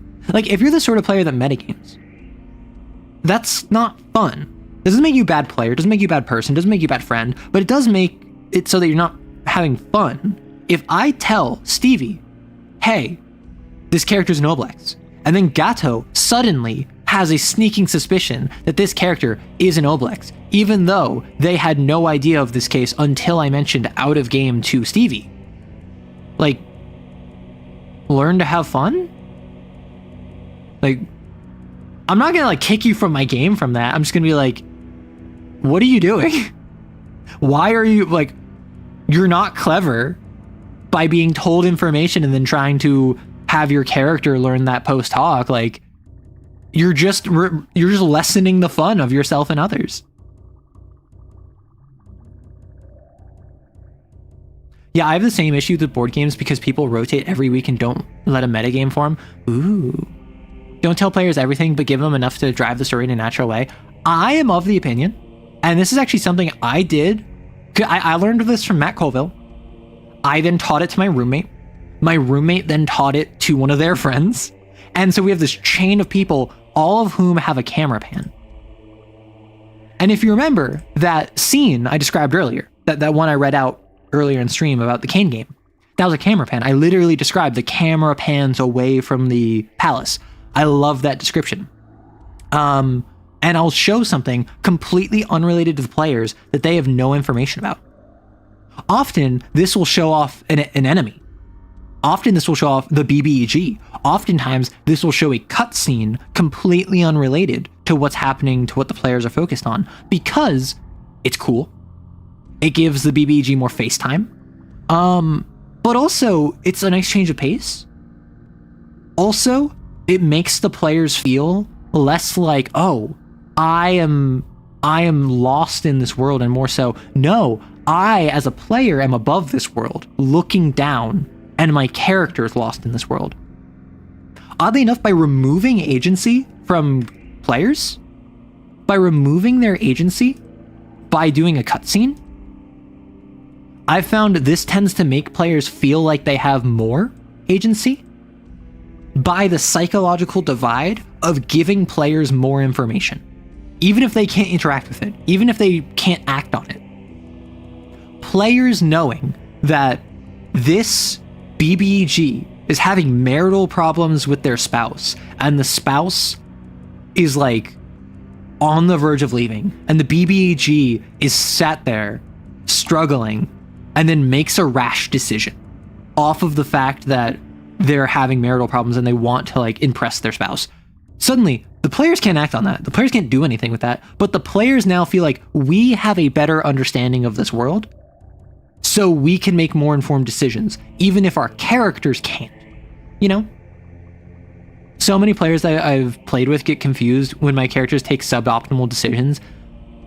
And that's something I struggle with. That's why I always try to,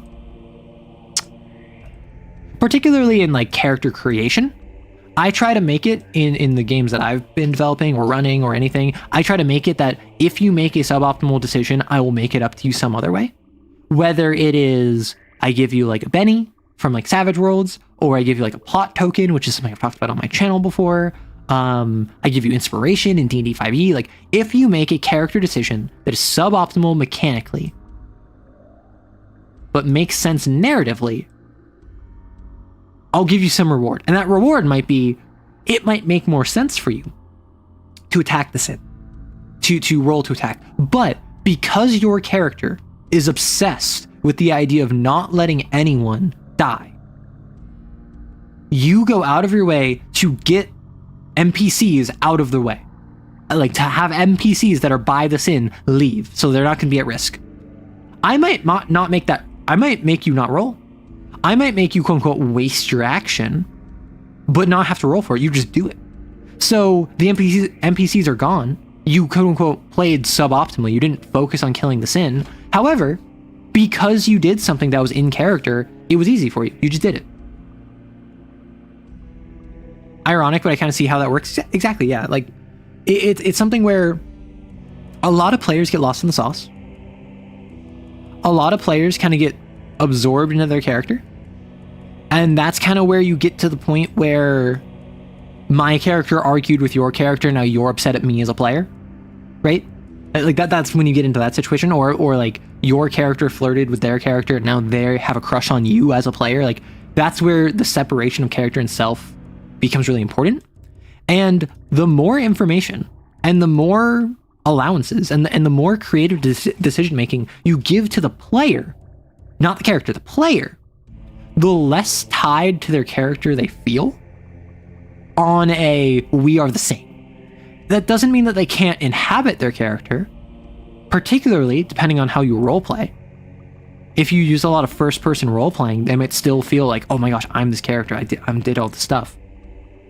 But usually, the more out of game context and power and facilitation you give the players, the less wrapped up in their characters they are. The more they're able to conceptualize a world outside of their character. And by extension, the more likely they are to have the willingness to continue playing if their character dies, if their character achieves their goal, if their character does this or that or the other thing. But always, like the title says, it's a balance. You need balance. You need to balance too much and too little information. You need to balance how much you stay in and out of character. You need to balance which players are going to respond well to this, because some players will have no separation of character and self, or an entire separation of character and self. I've seen multiple players who their character is just a character. Their character is just a vessel for them to do cool stuff. And they feel like, oh, whatever I want my character to, like, I want my character to be the sort of person that would do whatever I want them to do in the moment.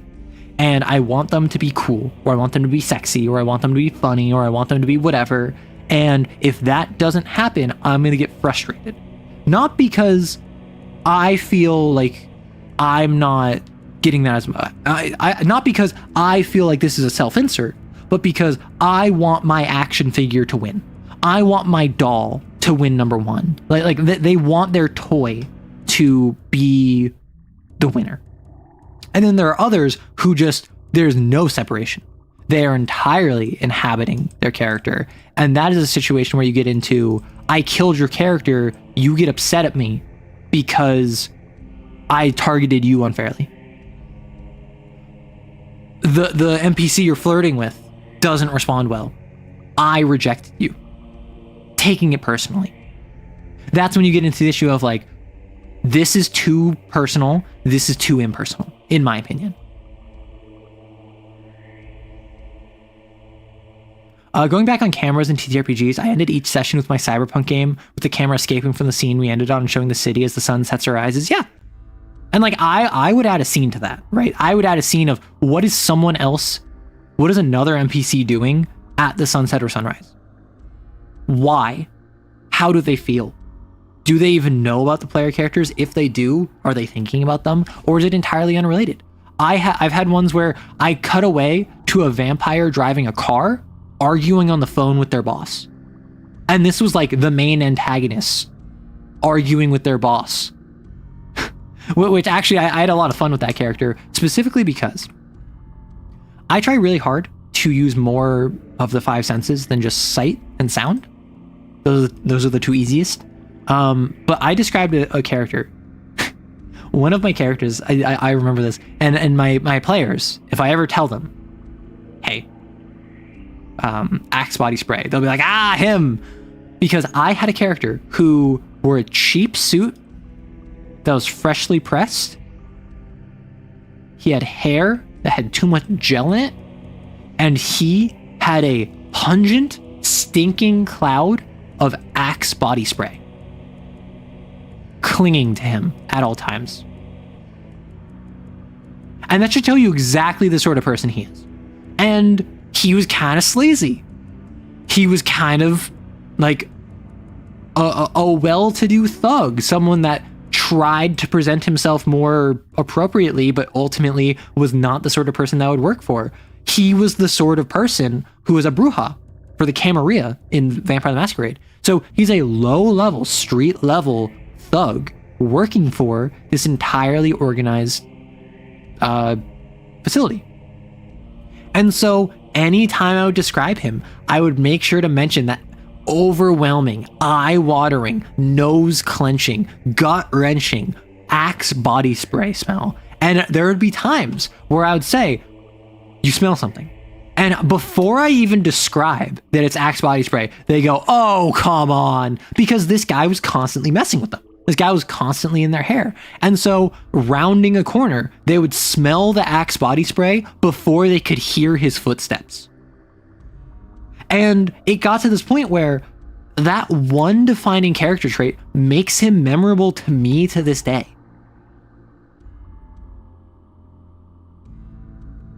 Yeah, the amount of groups of people falling apart because people cannot separate character and actor is crazy. And it's hard, particularly if you're someone that really likes role-playing and you're not experienced with role-playing. That's difficult. I'm not going to say it's not. However, it is a bit of maturity, and it is a bit about how you approach the game. You can be a very mature person that if you're playing an immature character, if you're playing a character that acts different from you, if you're playing a character that has different ideations or passions or interests than you, that will alter your psychology. There have been times where I've played characters where I've acted different out of game because I got such into the headspace of that character that I started feeling different. I was effectively accidentally method acting. The character was bleeding into my real life, and my real life was bleeding into the character. Now, this is when I was like a teenager. This is when I was much younger. This is when I was less mature, less secure in myself. I'm much more secure about that now. But particularly if you're younger, particularly if you're less emotionally mature, particularly if you're less socially apt, it's very easy to slip into that. I don't know if it's a maturity thing, rather emotional regulation. I would say one of the biggest marks of maturity is emotional regulation. So I don't disagree that it is emotional regulation, but I feel as though like 60% of maturity is emotional regulation. Like it's over half in my experience, because it's like maturity is confidence, maturity is resilience, But also maturity, like, is emotional regulation. It is, you insult me, I know how to regulate my emotions, I'm not going to insult you back. It is, you did something bad to me accidentally, I can regulate how bad it makes me feel and forgive you. That is being mature. Now, it's also mature to be like, hey, I don't forgive you. That really hurt. I can't look past that. That is also mature. And how you regulate that emotion is sign of maturity. But also, like, I feel like if you're not emotionally regulated, you can't be mature. But you can't be. You know what I mean?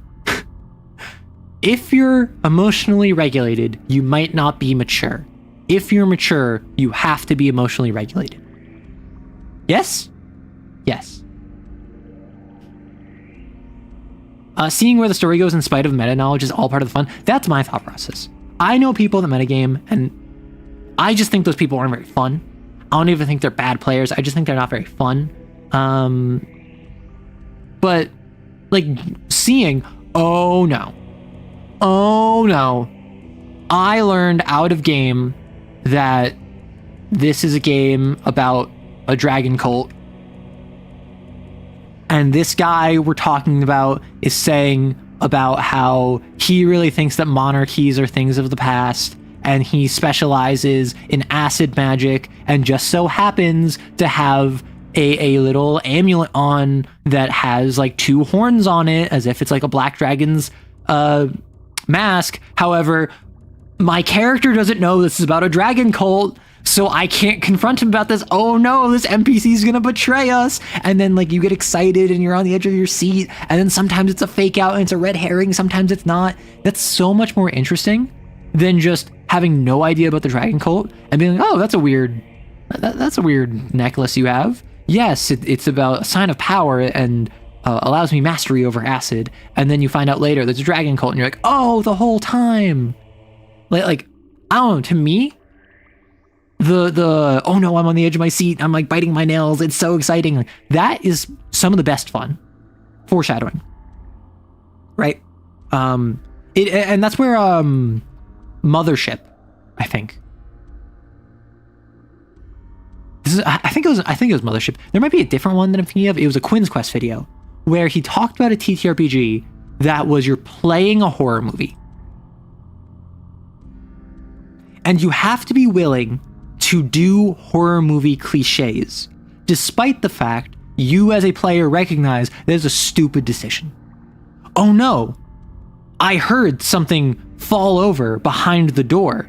I'm gonna go check it out without telling anyone. And then I walk over and I open it up, and then there's an alien parasite laying an egg as in like the opened up chest cavity of a different crew member. And then I scream and I close the door and I run away. And then suddenly there's an alien chasing me. And that wouldn't happen if I didn't go in with the mentality of, this is a horror movie.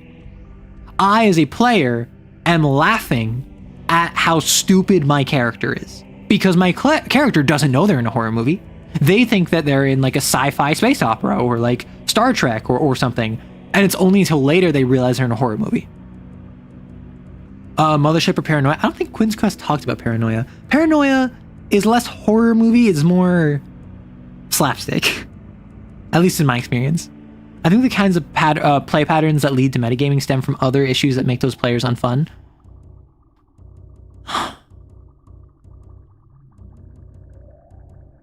Yeah. I don't really disagree.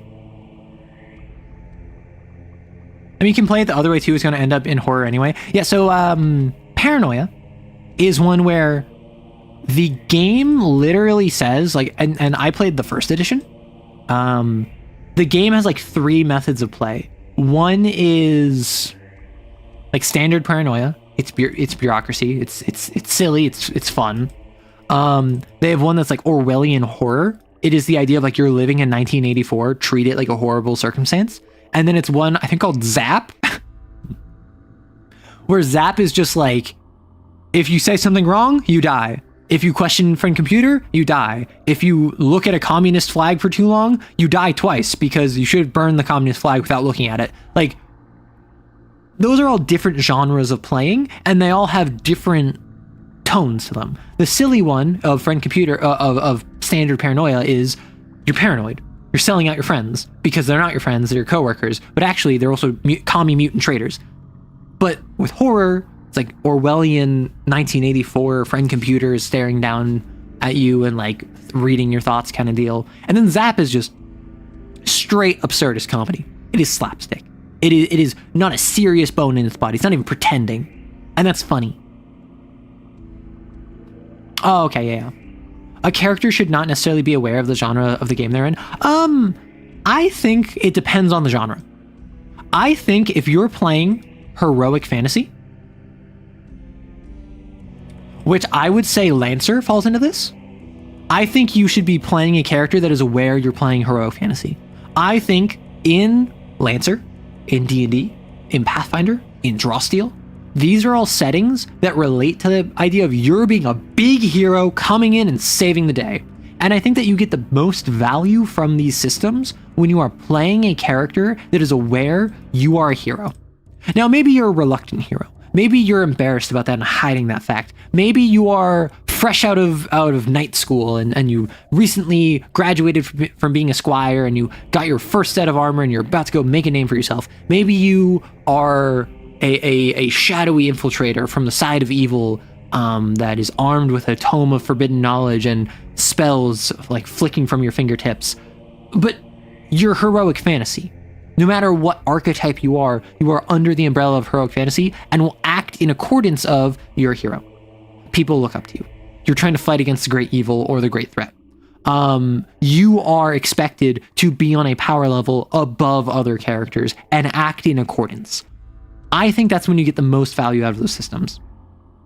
Meanwhile, something like horror, I feel like you absolutely should not play a character that knows you're in a horror movie, right? Because then you're going to act intelligently. If I play Call of Cthulhu and I play a character that knows they're in like a psychological horror or an existential horror or a cosmic horror, wanna know what I'm going to do? I'm going to leave.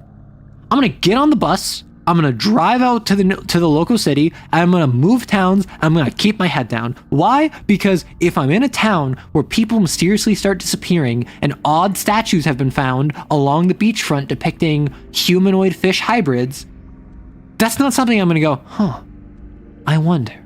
I remember hearing about this in my lectures back at the university. I should research this further. I'm going to go, no, I'm leaving. And that's why you can't play a horror movie character that knows they're a horror movie character.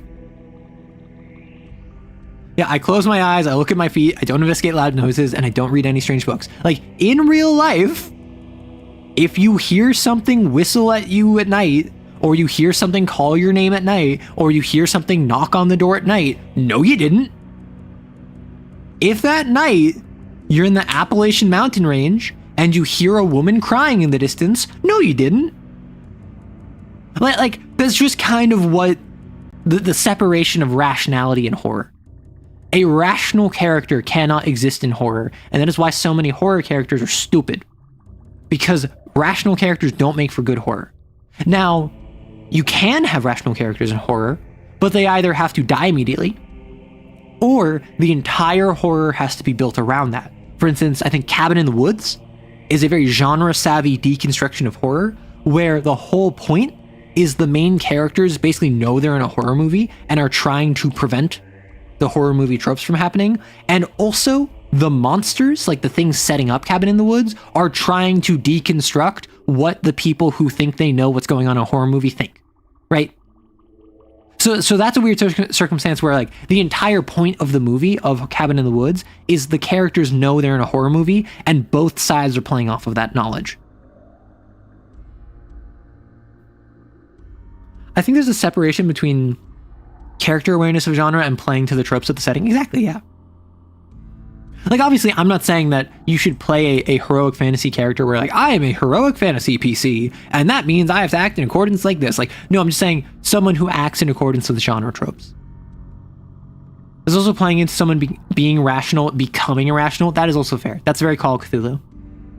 There's a slasher RPG where you played as two characters that rewards doing dumb decisions. That's really silly. You got a primary character and a secondary character. That's really funny. Like, okay, a slasher TTRPG where you play as two characters, one of whom is meant to die early, and then one of whom is your actual character. And so the one who dies early, you get more points the faster they die and the more ridiculously they die. And those points get you more benefits to your main character who is trying to survive. That would be really funny. So like, your two characters are like Linda, the final girl, and also Chet Bradigan, the quarterback for the high school football team. No, that's an actual... No, so that's what I'm saying. Is like an evolution off of that idea where it's just like slasher flick. That's so funny. That's so... But like the idea of one of them you're trying to kill as quickly as possible so that the other one gets more points. That would be really funny. Hot take, metagaming isn't a bad thing. Bad metagaming is bad, but making decisions to help other players participate and have fun is metagaming. No, and that's what I'm getting at. That's what I was kind of saying earlier. I agree with that. Where metagaming is as simple as my character doesn't know your character is a noble. However, I as a player know that you as a player really want that to get revealed. So my character will agree to a background check for the entire party without consulting the party, because I know as a player that is something that we all want. Or maybe I even ask you as a player, like, hey, would you be okay with this? And you're like, yeah. So my character wouldn't know that you're okay with that as a player. That's still metagaming. And that's good. Communication, by and large, is metagaming. Metagaming is not bad. Metagaming can be unfun, but metagaming is not bad. That's basically how it works. That's really funny. I read a game of it where the players were transported to Friday the 13th. Nice. The Alien RPG is a similar system for the characters you make in the pre-con characters. If you play to your flaws, even if they kill you, grant you as a player dice you can use to reroll for any of your characters. I don't know. Now I kind of love the idea of you get two characters, and the faster you kill one of them, the more benefits the other one gets. I think the point is that players should be allowed to have information about the game, but using it exclusively to their in-game advantage. Well, so, for instance, I'm the sort of player who... Something that I've done before is... in a game, I was like above a hole, right? Like... And I had a torch. And I dropped it. And it dropped for like 15 feet, and then it disappeared. And I was like, huh? And then I like dropped another torch in, and it disappeared after 10 feet. And then at the time, I'm like, wait, is this like a gelatinous cube? Because like that would make sense if I can't see it, but it's like making its way up and it's like absorbing my torch. And then my GM visibly, or like audibly, because it was on call, was like, how'd you figure it out? Like, like they got disappointed. And I, as a player, got really excited that I figured out the thing, and then proceeded to not play that my character knew, because my character wouldn't necessarily know about what a gelatinous cube was. But I, as a player, given the fact that like TTRPGs are a special interest of mine, I have a very strong knowledge of like the monster manual as well as the player's handbook and a bunch of D&D stuff. Like, I can recognize stuff like this, and I got excited because I'm, ooh, I figured it out. And then I proceeded to just basically ignore that. I like turned that part of my brain off, and I allowed my character to like make mistakes with the gelatinous cube. Like, so I have a couple monsters that I grew up playing Dragon Shard, a D&D RTS on the computer. And so there's a couple monsters I will always have a fondness for due to nostalgia. The Etten, the Bugbear, the Gelatinous Cube, the Thrycreen, old school Yuan-Ti, which were like full-on snake people, the Lizard Folk, which was an entire playable faction with its own campaign. Umber Hulks, a Merilith, giant stone statues that animated, like Warforged. I love Warforged because of this. Like, all of these things are ones that I love because I played a Eberron D&D RTS growing up. Umber Hulk is just a great name. It is a pretty good name. I think it has been 3.5 hours. I think it's time for what's it called? For questions. I think the very first question, I can't access it because it's being dumb. Oh, there it is. Select a question. There it is. Okay. What are my thoughts on the World of Darkness games? I have talked about the world. Yeah, Q&A time. So if you are new here, feel free to drop a question in the Q&A channel. I'll get to it later. It's an AMA, Q&A. Ask me anything you want. Could be about VTubing, TTRPGs, my thoughts on anything, my personal life, my preferences on anything, or just like if you have a piece of advice you want. I'm going to, for a quick moment, I'm just going to step aside for just a quick moment, and I will be back in like 2 minutes. My apologies. The reason you didn't hear about Dragon Shard is because it's 20 years old and not very good, but I love it.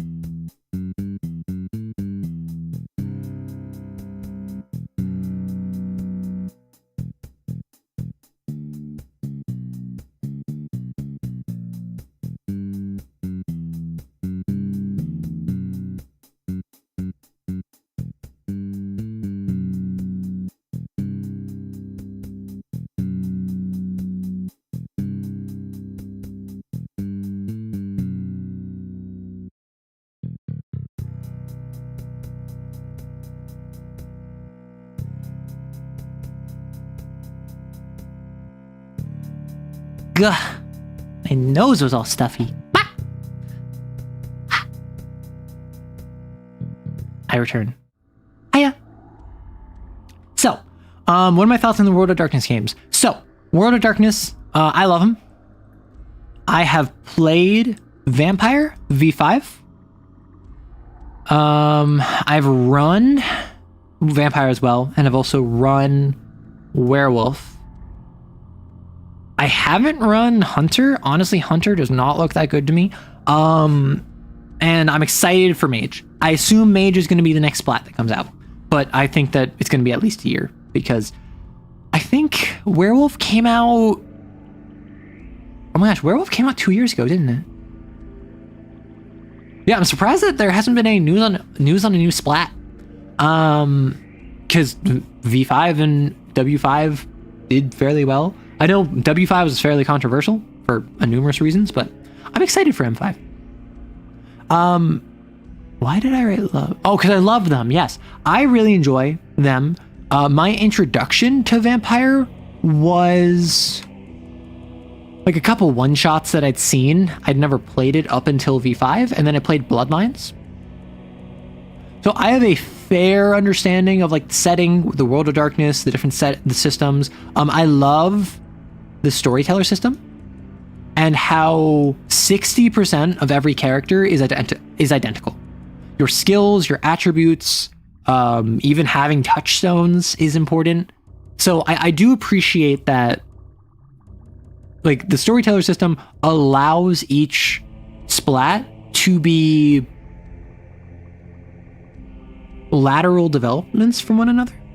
And I'm really impressed at how powerful you feel at, like, I was gonna say first level character creation. As a fledgling vampire, you can completely mentally dominate someone and like tell them to do whatever you want. You can go invisible. As a werewolf, you can turn into a monster that at character creation with a 4 strength, you could get up to 8 strength. And realistically, you'll probably have like 6 or 7 because you'll have a 2 or 3 in strength with +4 from Krynos Warform. Like, you're stupid powerful, even at low levels. I feel like, despite how cool level 5 powers are, and like high renowned gifts are, I feel as though the power scaling in vampire and werewolf is kind of logarithmic, where it starts really high and then it flattens out. Is my thought process. Like, the jump from a mortal to a kindred is significantly higher than a fledgling to a neonate, and a neonate to an ancillate, and an ancillate to an elder. Have I seen Hunter the Parenting yet? So I know it's by the folks that made If the Emperor Had a Text-to-Speech Device, and my sibling actually has been ripping off hunts from it for their own game. I've heard great things, haven't watched it. Have not seen it, heard great things, don't really... Honestly, I'm still surprised that the text-to-speech folks went to Hunter the Parenting, like Hunter the Reckoning of all things. Because if they wanted to do a TTRPG, D&D has recognizability, and even if they wanted World of Darkness, Vampire the Masquerade is the most popular. Hunter the Reckoning was a choice. And I'm so glad they did it, because I think that if anyone wants to get into Hunter the Parenting is what you point them to. I know the official like World of Darkness community manager made a short chronicle that was like a couple sessions long, and then it featured like Alex Ward as one of the vampires that they fought, or as the vampire they dealt with. That one was all right. That was a fine chronicle. But I've heard like nothing but amazing things about Hunter the Parenting. I want Mage, but am apprehensive of how they'll change it. Do they give us a deeper conflict system in Werewolf? No, so in Werewolf, it's still like 3 and out. It's still just make a brawl check, or make a melee check, or make a firearms check. Like, it's still the same combat. But I kind of like that. The biggest controversial change of Werewolf from a mechanical perspective is they made it so that every turn in Krynos form, you don't kill something. You have to spend a willpower or go into frenzy. Which I agree with Burger Creek in his assessment. I would soften that to being like a barbarian's rage. You need to either inflict harm or have harm inflicted to you. Instead of, and I think that would be a better way of doing it. It still sells the same fantasy, but the way it currently is, if you go into Krynos, you're not able to stay in Krynos without going into frenzy for more than like 2 or 3 turns. Hunter the Parenting is peak, rewatched every episode at least 2 times. Wow. So like, I've heard great things about Hunter the Parenting.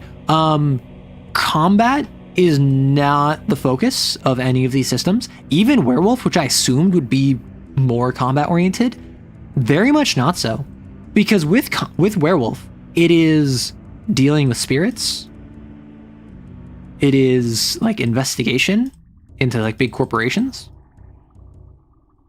And it is like over the course of like 2 actions, killing anything in your way. Now, I run more long-form combats, but even then, like, it was like 3-4 turns. Like when I ran the Wailing one, the False Hydra, it was only like 3 turns, because they're werewolves. What do you want? So yeah, I really enjoy it.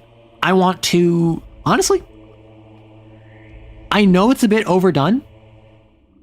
I think it would be fun to run an actual play in the World of Darkness, and what I would probably want to do is I would want it to be like I'm one of the Kane people, like in the Tom Bloom suite of like Kane and Lancer. And if I look into Icon, I could talk about that some more. Malagast, and obviously I don't want to discredit what Miguel did to Lancer, but just Tom Bloom worked on Lancer, so that's often roped in with the others.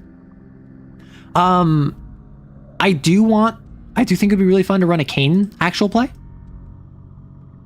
A Lancer actual play, I don't think I would want to do, because Lancer is so combat oriented that I don't think combat is fun to watch. I think combat can be fun to play and not always is. I think if I was to run an actual Lancer, like a Lancer actual play, I would have it be episodic narration post each session. So that would be like a radio broadcast, show it like talking about what happened in a recent firefight and summarizing a 3-hour combat over 10 minutes, right? Because personally, I don't think combat is interesting to watch, and you play Lancer for the combat. But Vampire the Masquerade, or Werewolf the Apocalypse, or Hunt of the Reckoning, would all be fine systems. Like a mission report log, exactly. Mage 20, interesting.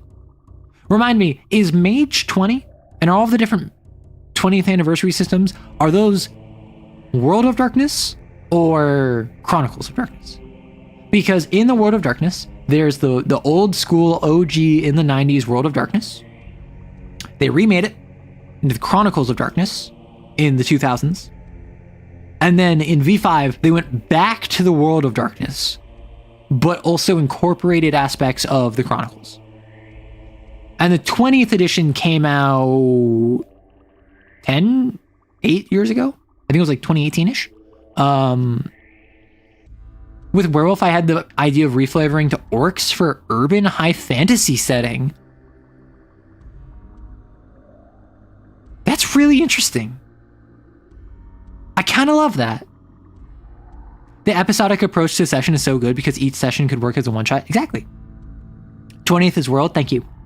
But what I would want to do, what I think would be really fun, I would run a West Marches game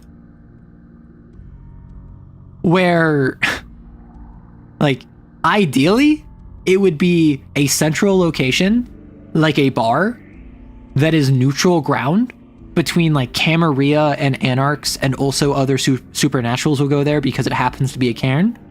And it's everyone interacting together as the big, bad, evil Sabbat are gonna do something really bad, so bad that everyone needs to work together.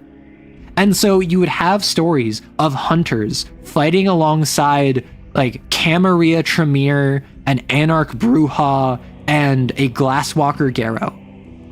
And they all are in the same like group, side-eyeing each other, all realizing as soon as we deal with this bishop,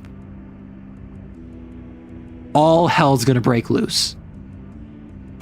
And it's the idea of like, not even enemy of my enemy, literally like I hate you, you hate me. We won't be around to hate each other if the Sabbat gets to do what they're trying to do. And what would the big plan be? It might be awakening an antediluvian so they can kill it. It might be bringing over a paladin? What are the Justicar Archon equivalents of the Sabbat? Like crossover is so fun. And what I would do is my goal with that would be like, I would get like 3 to 6 other content creators, all of whom know World of Darkness in some capacity, and I would run a game for them, 1-on-1 each, intermittently, different sessions, and there would be like a text-based West Marches game that they could interact with each other. So then anything recorded and uploaded would be Greyhound, Star Dragon, and Jacob all in call together after they'd already met multiple times at the bar, right? After they'd already met and interacted and done text-based stuff. And now, for a really dramatic moment, they are in call together and they have a conversation. And that's where the camera zooms in. And that's where we get the previously on Vampire the Masquerade. You get a brief summary of what happened text-based. And then you get to watch them interact and roleplay. And maybe they go out and like firebomb a Pentex building. Maybe they go out and they like stop a shovel heading ritual. Maybe they go out and they support a stargazer that's caught out by some cult of Fenris, whatever it ends up being. They do the thing.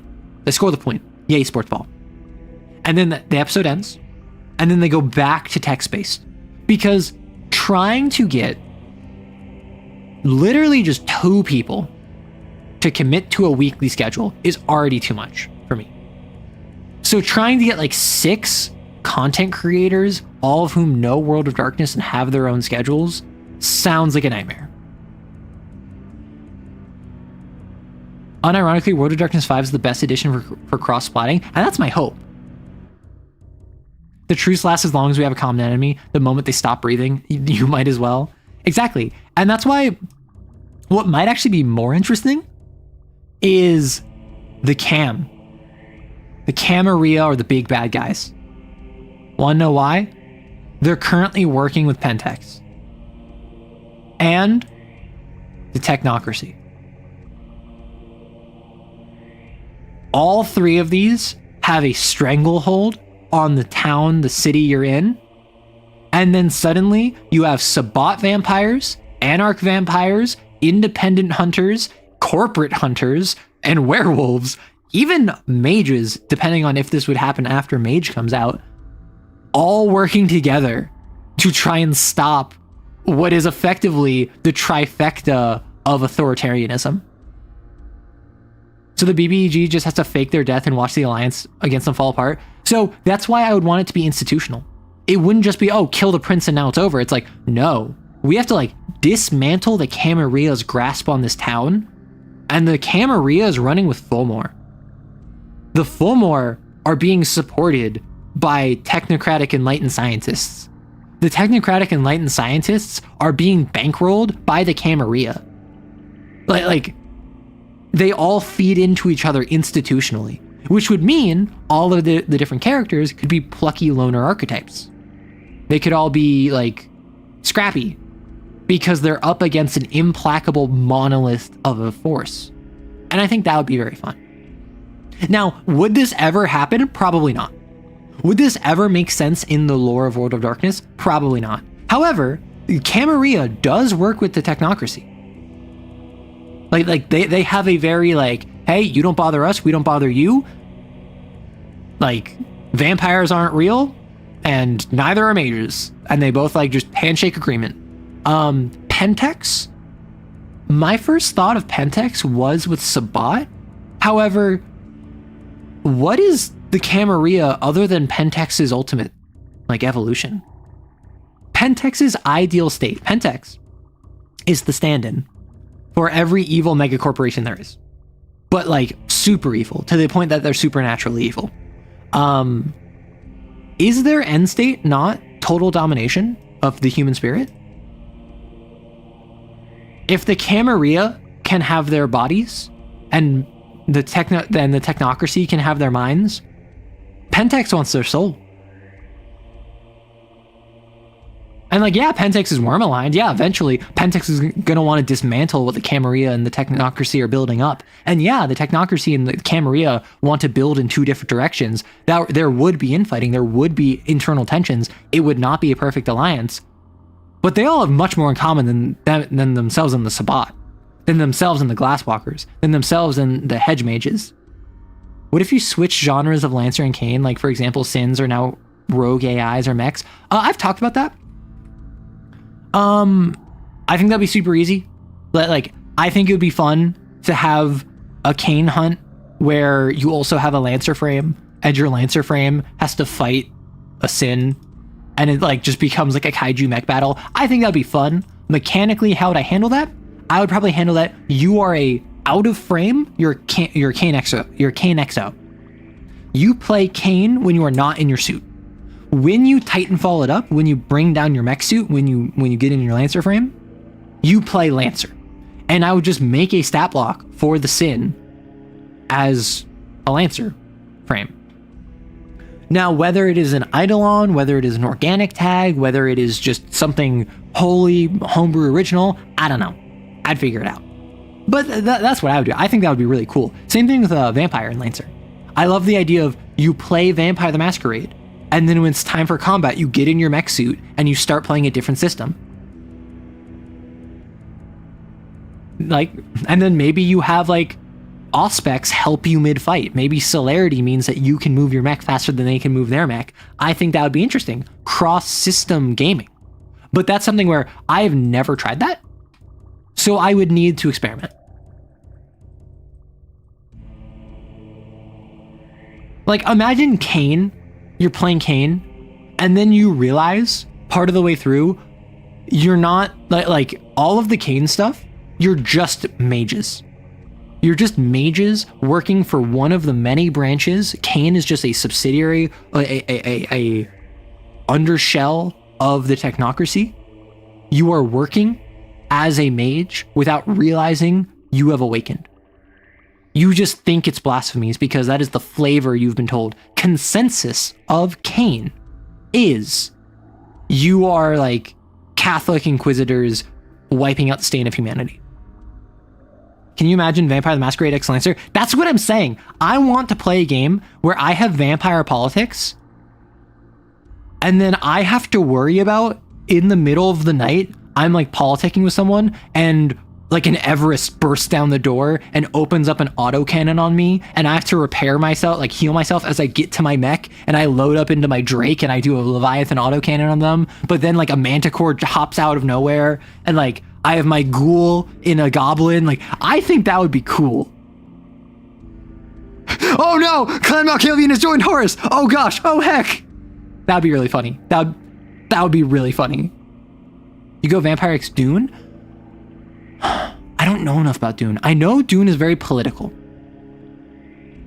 I have never read Dune, nor have I watched the movies. So I know it inspired basically all of modern sci-fi. And I know it's very political. Like, it deals with internal politics very much so. That's about it. Hydrogen Centipede versus Coughing Goblin. I didn't put much thought into the joke. No, I find it funny. I do find it funny. What is your approach to creating a new PC for a game, whether a new campaign or a replacement for a PC who died? When I come up with a PC, usually I will have one of two things in mind. I will have a premise or a mechanic. Teddy, my most recent PC I played in Kane, I had the idea of, what if I play a guy who's just the absolute worst? He is someone who says like, ni hao, watashi wa Teddy des, gracias, no? And like mixes different languages together without actually having any coherency between them. And I was like, what if I just had him use like C4 explosives? But then I was thinking about it. I'm like, I really like the whisper blasphemy. What if I grab like sorcerer so I can get a mimic for whisper? And then I realized, no, I'll just stick with whisper. I like the shadow. I like that. Oh, that helps me with omen. I can do like C4 with that. I'm a tracker. I'm a tracker with like C4 who has this really silly like nonsense with him. He's got like the eye patch and the two sunglasses and constantly smoking a cigarette. And so I started with a premise, built from there. With my premise, I continued to build off of that. I got the beast agenda because I wanted abilities from it. And so I took the beast agenda. I took some abilities from it. And then I swapped over to sorcerer. Why did Teddy used to be a beast and now he's a sorcerer? That's when I came up with the idea of him being someone that used to be super aggressive, used to be very survival of the fittest, used to be someone that would, if you asked him for help, he would kick you while you were down. Now he sublimated that destructive urge into showboating. He went from someone who used to kick you while you were down to now he'll just walk by you without looking at you. He is halfway through his character arc when I started playing him, where he went from a terrible person to a bad person. Right? And so that came from, I wanted the mechanics of the beast and I wanted to be a sorcerer now. So why was that the case? And then I came up with this backstory of why he is the way he is. That fed into his whisper. He's a tracker and like how that fed into that. So I had this premise that I then added mechanics to. With mechanics, I then justified why I had those mechanics with my premise and built from there. Other characters, I have gone fully, I want to play a barbarian paladin. I want at least one level of barbarian. I want at least 2 levels of paladin so I can rage and I can smite, because you can smite while raging, because raging means that you can't cast spells, but divine smite is not a spell, it is an ability that spends spell slots. So I wanted to play a character that could take advantage of this. And then from that mechanical framework, I decided, okay, why am I a barbarian and a paladin? The GM for that game wanted it to be we were all from like different parts of their world. So I ended up getting like the Frozen North, and like because they wanted one person from each area, and I ended up just like being like, I don't really care. So then I got that because I was like one of the last to choose. And so I was like the warrior. I was like the champion of my tribe. And I ended up dying in like an assassination attempt. So I got revived, but I was skeletal. I was like mostly decomposed. I was barely alive. And so mechanically I was a Triton, but I was just like a skeleton. So I wore this big mask, and the mask used to be what I wore as a helmet, and it had these big horns on it. It was like a elk mask, or I think it was like an ox mask. And I actually cut off the horns. I think that this is when the horns came off. Is that like in my backstory, like I got revived and then I cut off my horns to indicate that like I'm gonna leave the mask on. It's clipped to my hood, and I set out, and then I was like this masked, silent warrior that joined the party. And I was this barbarian paladin. I was our tank. I could deal good damage because I had, I think I was sword and boarding. I think I was a sword and board. And like I was divine smiting, I was shielding, I was raging and protecting myself with divine energy, and I was like up front tanking. So that's a situation where the entire character built off of, I want the mechanics.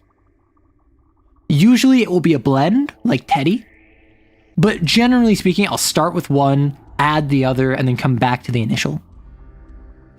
Hard-boiled Star Wars is what I'd call it. Dune. So, hot take. Star Wars is hard-boiled Star Trek. I feel like Dune is too to be Star Wars, you know? It's too Star Wars is kind of rugged. It's a little grimy, not quite, but like its intention is like I've heard about the design philosophy of Star Wars art, where they literally compare it, it's Adam Savage from Mythbusters and Tested on YouTube. He was talking about the difference between Star Wars and Star Trek design, and he worked on, I think, episode 1 and episode 2 in prop design. And so he brought up the fact that in Star Trek, you'll have like the Enterprise. Let me just look this up. Star Trek Enterprise.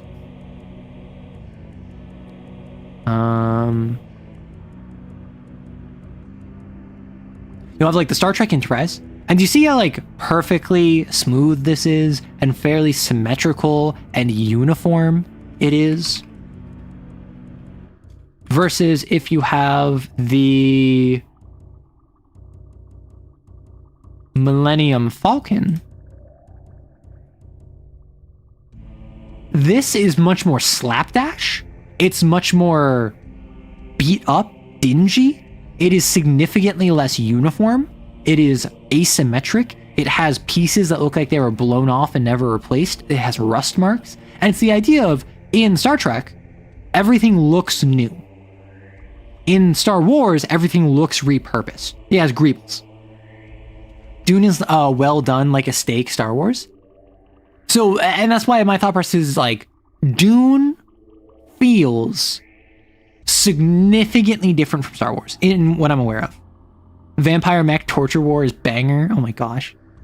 Yeah, Dune had a lot to say about feudalism, organized religion, messianic figures, empires, and that's why, like, Star Wars has that too, I guess. It has the Force, and it has the Chosen One, it has the prophecy, which, like, I don't think it does well, but it has that.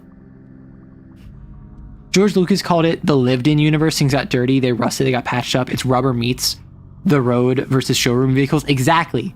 And that's why I don't... Does Dune have that?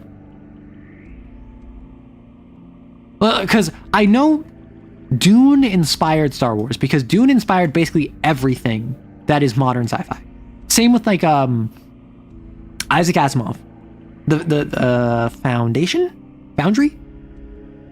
What's like the work of Asimov? What's like the famous work that I'm thinking of that I can't remember the name of?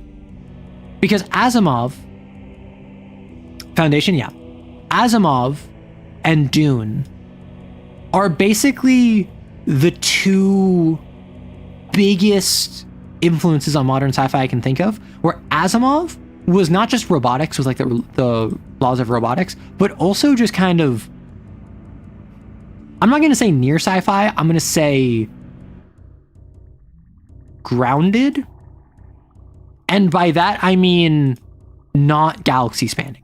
I mean earthbound. I mean tied to the planet. Meanwhile, Dune was anything far future. Anything of faster than light travel, galaxy spanning, space opera. I feel like these two sources are some of the biggest foundations, funny enough, of modern sci-fi in the on Earth, off Earth. Does that make sense? So like Dune did inspire Star Wars, and Dune did inspire Star Trek, and Dune did inspire 40K, and Asimov did inspire a bunch of other more like smaller scale sci-fi.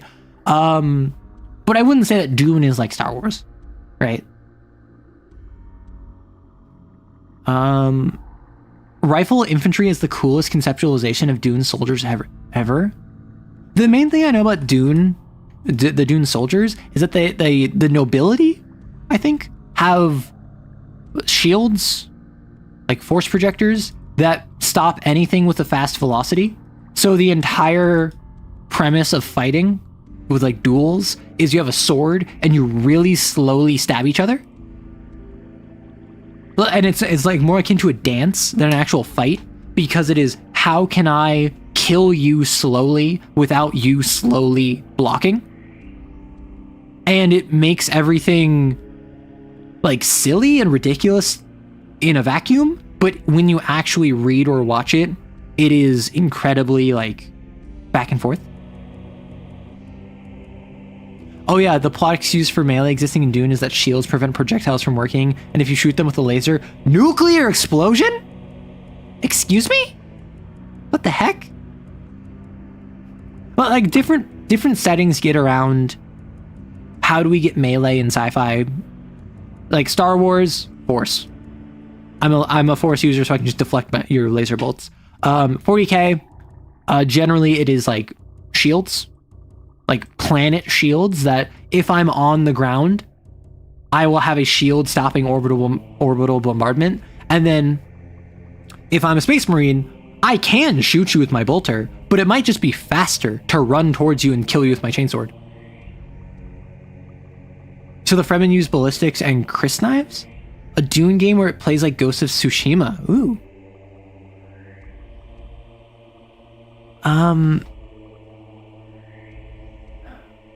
But yeah, so I went over my approach to creating characters. Too long didn't read. The waveforms from blasters and shields overlap so aggressively that the heat and energy released causes nuclear fusion. That is wild. Dedicated time to yap about D&D balance. How would you balance other classes to be more interested in exploration to not leave the ranger alone in this area? I would do two things. One, I would go watch my ranger video that I made I think a year ago. I think it was top of 2025. I made a video called Fixing D&D Rangers, and I gave my thoughts on how to fix them. Broadly speaking, it was give every single ranger an animal companion, and have the ranger's thing be they have an animal companion that uses the 2024 Beast of the Land, Beast of the Sea, Beast of the Air rules. The primal companion, I think it is.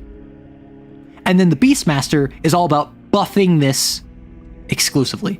It is, you either get 2 animal companions at level 14 or you get 1 really strong animal companion. Your animal companion deals a minor amount of elemental damage, your primal companion gets resistance to 1 elemental damage of your choice, and you can expend that in order to give them let them immediately end 1 effect on them. You can see through their eyes and telepathically give them commands. You can change their appearance and their size, 1 size higher, 1 size smaller, to make them either deal more damage or move faster. That's how I would fix the ranger. And then on top of that, because rangers suck, even fixing exploration aside, rangers suck. They just don't get combat abilities in a combat-oriented game, and that is a failure of game design. I don't know how they managed to fail it so many times.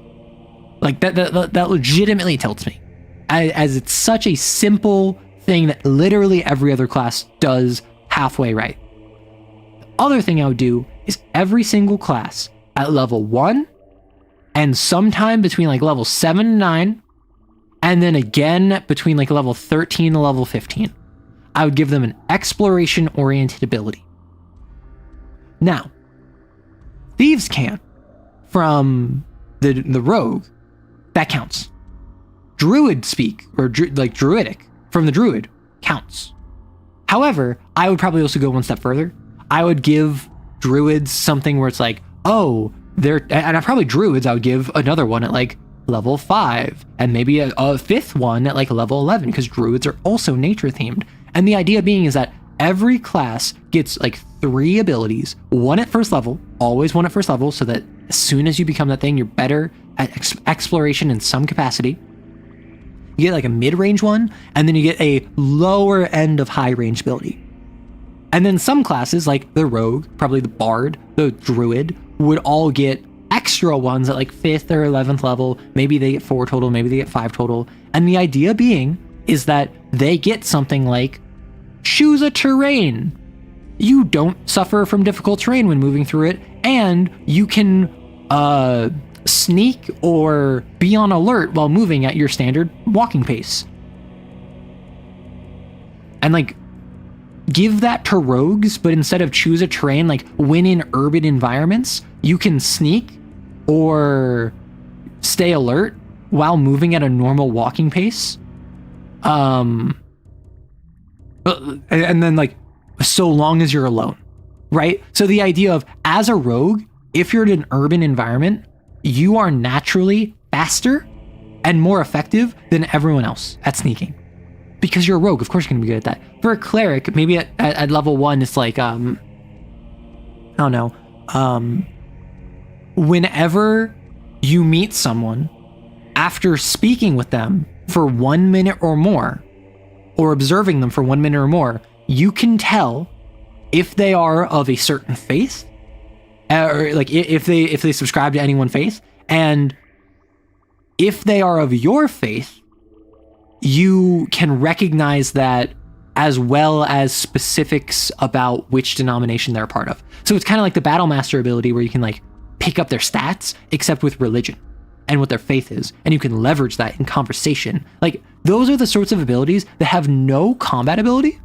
They have no impact on combat, but they make the class feel more useful outside of combat.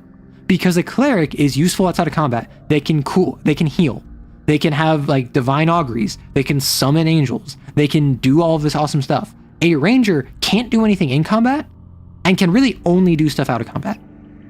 And the stuff they can do out of combat is like, hey, you know that rationing rule that you didn't use anyway? You can ignore that. Thanks, Ranger. I really appreciate that. Like, that's the kind of stuff that would fix Rangers. If you get the Ranger to have a unique application in game where their whole thing is they get an animal companion and the Beastmaster still exists. Its whole thing is it makes the animal companion better, but everyone gets one. So they actually have some ability to like be useful in combat. And then every other class gets like 3 to 5 non-combat utility abilities, where the whole point of it is you get something really small at level 1, you get something kind of substantial at level like 7 to 9, and then you get something kind of substantial at level 13 to 15. Maybe the 13 to 15 paladin ability is you have the authority where you can like call a meeting with the local authority of any populace that is aware of your oath. So it's the idea of like, I'm like a 13th level character and I walk into a place, and even if I walk into like the city of brass, I can secure a meeting with like the head like the sultanate of the city of brass as like a 14th level paladin, because they're aware I am a paladin of Pelor. They understand I am a favored servant of Pelor, or of like Orcus even, or like whatever, or maybe of like of kindness. My oath is of kindness, and like I'm so devout to my oath that I can physically compel others to hold meeting with me. Now I can't alter them, I can't change their opinion of me for that meeting, but I can always secure a meeting with whoever I want, so long as they are aware of my oath. Because it's the idea of like, you can't say no. Like I'm such a force of personality and I have such prestige that you cannot deny me. And that's the kind of non-combat ability that would not only fit thematically with a paladin, who could like, for instance, summon the elector counts, bring every king and every queen and every monarch in the realm. I want them here in a week's time because we need to discuss how we're going to deal with the hobgoblins. That would be cool. That'd be awesome. And that's something you could just say, oh, you do that because like, oh, you're level 13. But like an ability that explicitly says like, you can do this. It does not require a roll and they will always show up. However, they might not be happy. Would be interesting. So that's how I would deal with the ranger. Like I would buff the ranger to give them an animal companion. I would change a couple of their abilities to be a bit more combat oriented. Like Foe Slayer is the worst capstone in the entire game. But Foe Slayer, D&D 5e Foe Slayer is insulting. D&D 5e Foe Slayer is like in combat, once per turn, you can add your wisdom modifier to the damage of your favorite enemy.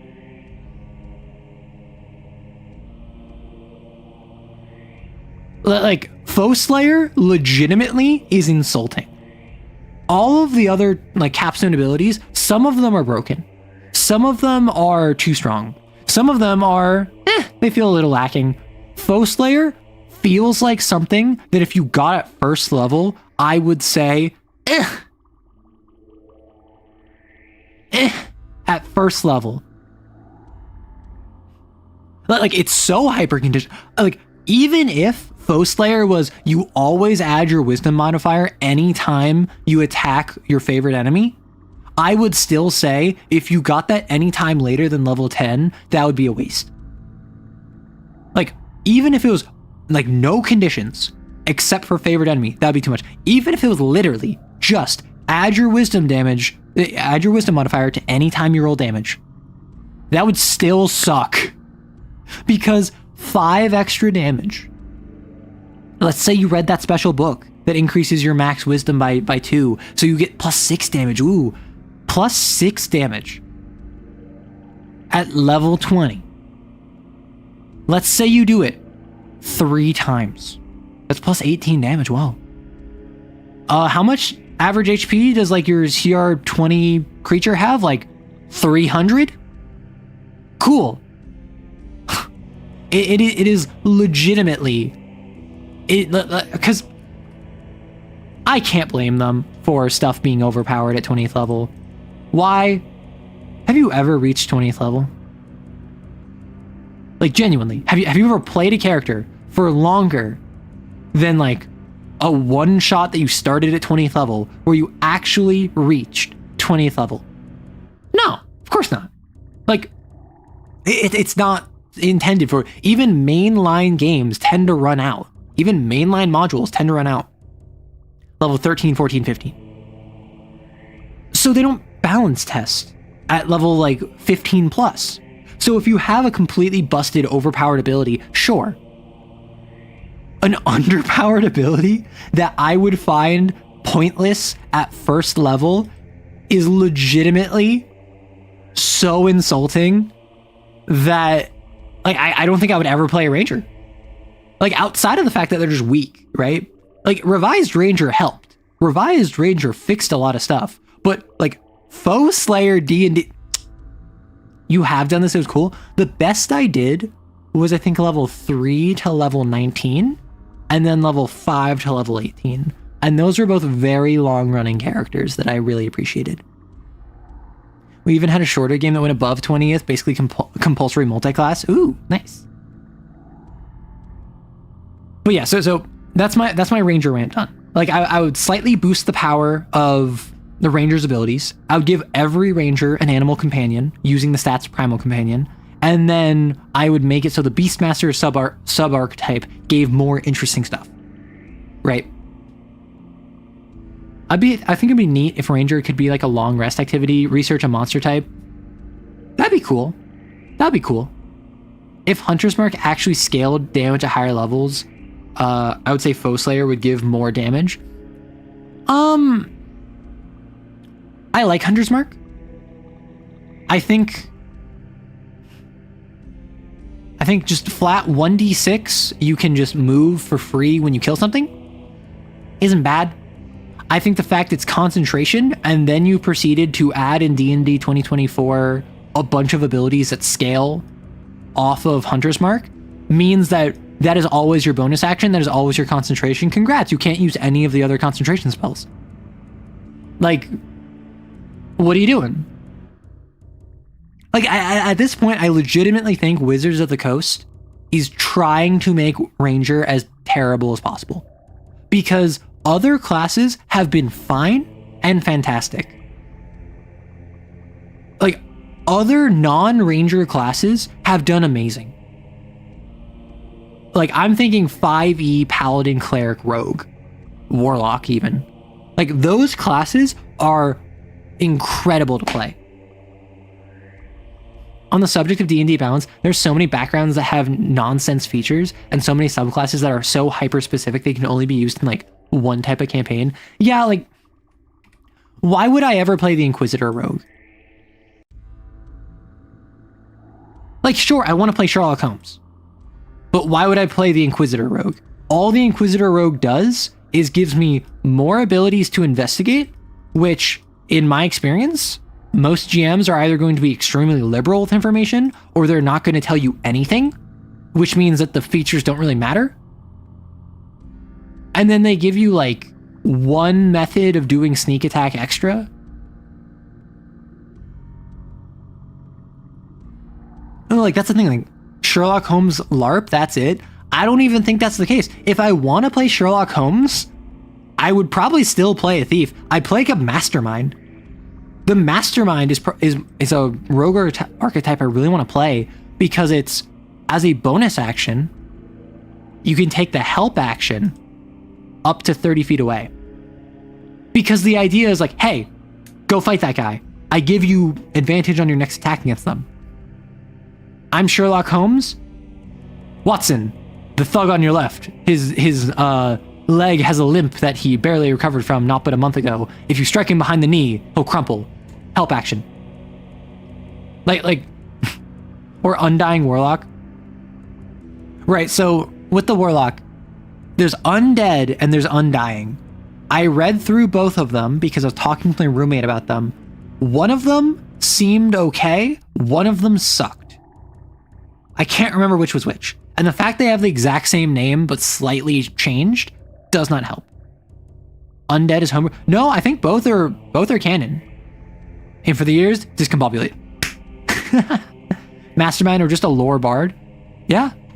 Oh, honestly, a lore bard, Sherlock Holmes. That's it. Exactly. That's an incredible way to play Sherlock Holmes. Why I'm gonna try Panic at the Dojo because balance is baked into the system. Enemies are set to scale with players, so where it's a 50-50 fight. That's the thing. That's where you get into the MMO problem. If I play an MMO and all enemies scale with me, why does this boar have 10,000 health and deal like 2,000 damage with every attack? Like, I understand that it's like a level 70 boar, but like, why? Azathoth the Lich King was level 30 and had like 2,000 health back when I fought him. Why is this one boar like 10 times as powerful as Azathoth the Lich King? And like, that's what happens when you have enemies that scale with the players. That works if the stakes are constantly increasing. The issue is you can't ever walk back the stakes. And so the players never feel a sense of accomplishment.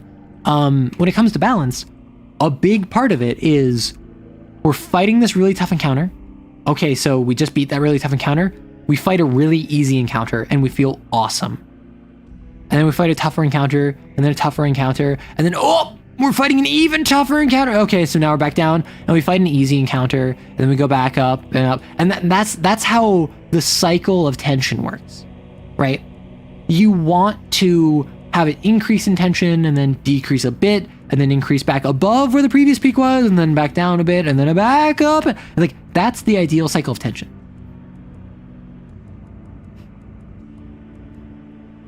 Yeah, you put a severed body part back in place. Like, that's something I think is funny. I think that's cool. I don't think that's worth it at 14th level. Like, one bonus action gives you at most 28 HP. We love that. Is Goober more overpowered in comparison with its relative, the Goober Nut? I just call people Goobers. That's all I know. I'm sorry. Changing the Dreaming. I assume you mean Changeling the Dreaming. Do you have any interest in it? What kind of Changeling would you play? I would go with a Troll myself. I do not remember the different kits. So in Changeling the Dreaming, you are a human with the soul of a Fae in a cycle of reincarnation, fighting against the banality of the world. And you basically like a vampire needs blood, you need glamour. Glamour is the idea of creativity and inspiration from mortals, and the idea of they will energize you, they will feed you with their permeating inspiration. How much banality does that generate? Too much. So there are the Seelie Fae, which are, so the Seelie and the Unseelie, and the Unseelie aren't evil. I'm trying to remember the different kits. I remember the Slua. I remember this because I made a video about it. And they're effectively the Nosferatu of the Fae, where they are cursed to only ever whisper, and they are basically blessed to be able to contort their body as much as they want. The person asking, Gray, was asking about playing a troll. Trolls are like your tanks. Trolls are kind of like paladins almost in Changeling. So I don't know what I would play. I do think that, like, realistically, in World of Darkness, I'd probably be a touchstone.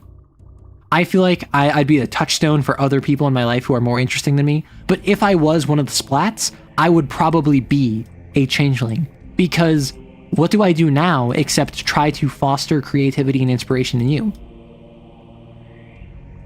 Like, as lame as I think Fae tend to be, I do feel as though the changeling ethos of earning glamour off of the inspiration of others, whereas you are brought down by the banality of the world that is trying to force you to conform to it, is something I really respond to. Like, my roommate, very Garo coded. I know folks that are like, or gangrel coded, like a vampire. So it's something where I feel like I'm kind of changeling coded. Arrow, what is the touchstone? So in the World of Darkness games, in the storyteller system, a touchstone is a person that is extremely important to another person or a non-person. So for instance, if you are a vampire, you are no longer human. However, you hold yourself to humanity.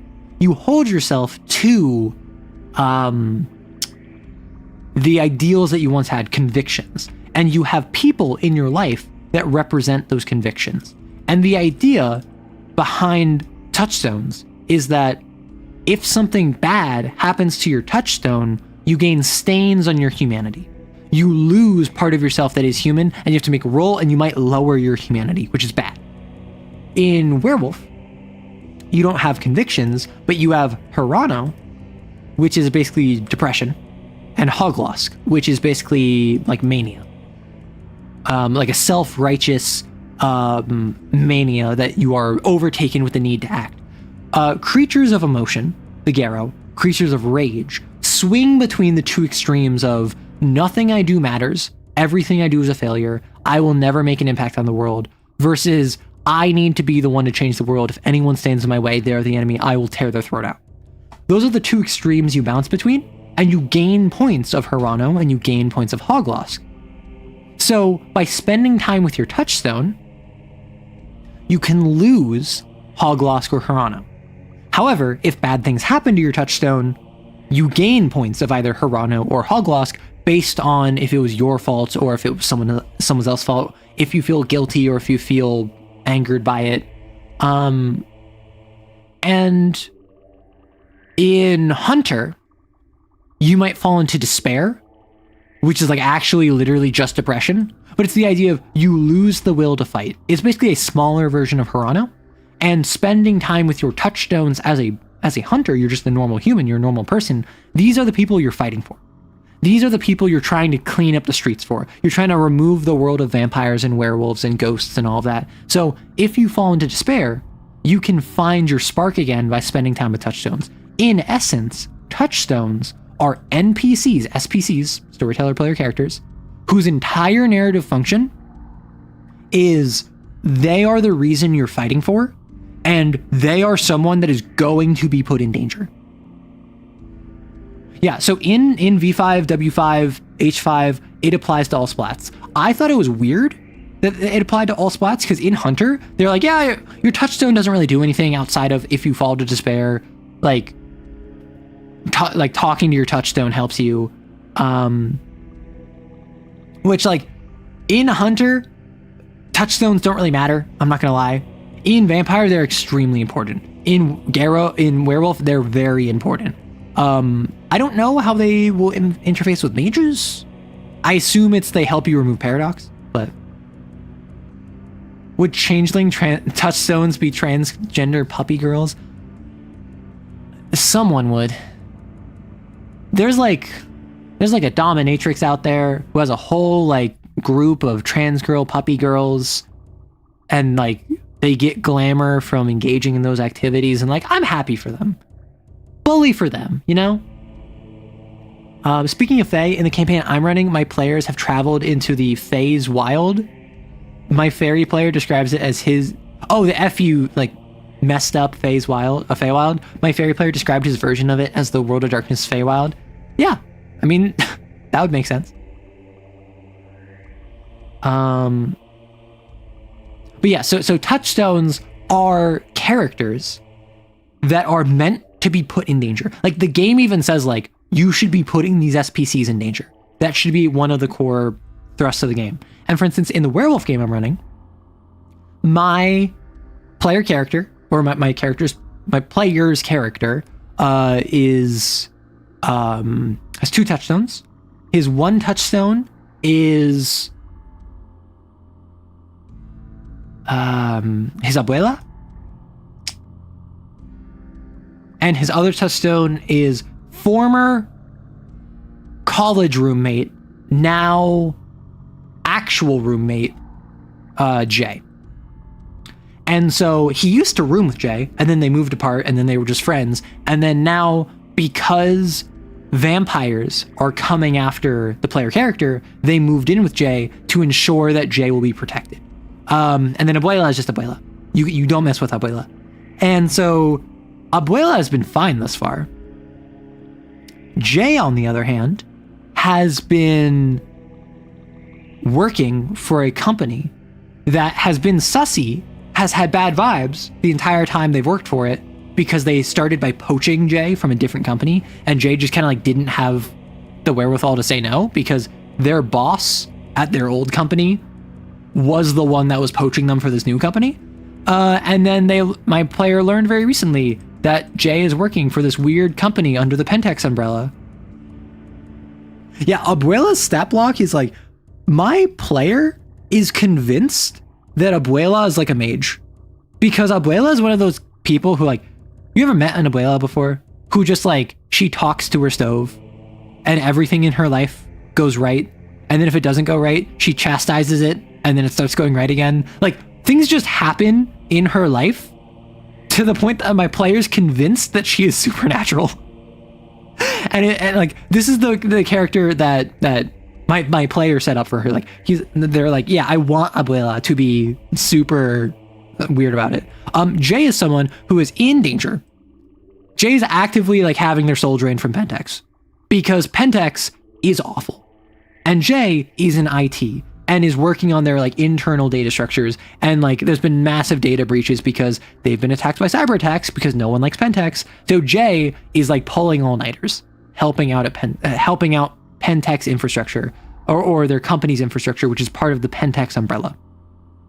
And my player character knows about Pentex and knows it's bad, but can't tell Jay.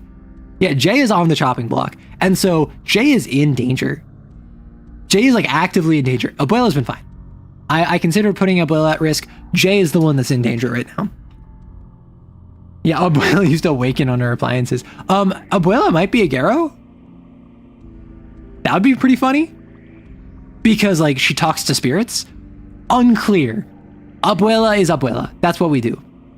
Jay's just happy with the Froyo Fridays. No, Jay is not happy. Jay is someone who is like, so they're non-binary. My player was like, yeah, they're gonna be non-binary. And they were an anthropology student who now works in computer IT, because that's just what job they got, and then they just stuck in that field because anthropology didn't have any like openings. And so they're like pretty like autism coded. They don't really get social cues. They're very direct. They're not very affectionate. And one of their big things that I made clear to them in their first meeting is Jay is extremely food motivated, and very much so has the mentality of like, hey, I will do literally anything for you so long as it does not involve me committing a violent crime if you buy me food first. So like, Jay has hacked into places for them. Jay has done research for them. Jay has been their guy in the chair, kind of speak, because, hey, I'll take you to like In-N-Out if you do this thing for me. And they're like, of course, like, I love In-N-Out. Why would I say no to that? But then my player expressed that they felt Jay was kind of one note. And so I took that and I had Jay randomly start being more affectionate and like expressing gratitude and wanting to spend time with them. And Jay explained that they were going to therapy and their therapist was telling them that, well, you say you care about Nash, the player character. And Jay's like, yeah, of course. And then the therapist is like, do you ever tell Nash that? And Jay's like, no, Nash knows that. And then the therapist was like, yes, well, have you considered that Nash might not feel that at times, particularly when you go around and like have a very transactional relationship with them? And Jay's like, I have a transactional relationship with everyone. I like Nash. I like him more than most people. That doesn't mean that like, just because I'm transactional with him doesn't mean I don't like him. And then the therapist is like, yes, but he might know that, but it's hard to feel that. And so Jay literally did the one thing no man will ever do, which is go to therapy, and then started being more physically affectionate and actually tried their hand at cooking and made some food for Nash. And Nash like gave constructive criticism, and now they had bonding moments where like they've made food together. And basically my player complained like, hey, yeah, like Jay is feeling fairly one note. So I took that and I had a personality swap because their therapist told them, you need a personality swap. They just like me for real. Therapist, so they want you to hack into a bank for In-N-Out? So, but like, the thing is, I liked the idea of Jay being someone that like, they're in your corner, they're your friend, they care about you, they're just not good at expressing that. And then my player was frustrated or wanted more from that. So then I was like, yeah, I can do that. You know, I love Jay. And Jay is something that I actually accidentally did. I love it. I'm someone that I accidentally come up with developments all the time. I decided that Jay loves retro technology and particularly retro gaming. And then I realized they're an anthropology major, or they were an anthropology major. Maybe Paulology. Maybe they weren't like cultural anthropology or environmental anthropology. Maybe they were digital anthropology. And they had like a concentration on digital anthropology and like technological advancements, like from like the 70s through like the 2010s. And their whole thing is they love the idea of the advancement of the internet and the kind of post-industrialism digitization of the modern age. And like, that's something where completely independently, they were an anthropology student, and then they also liked retro stuff. And then I realized there was a perfect connection here, which I don't think I've talked to my player about that, but that's like just something I realized. I'm like, hey, that actually makes a lot of sense. And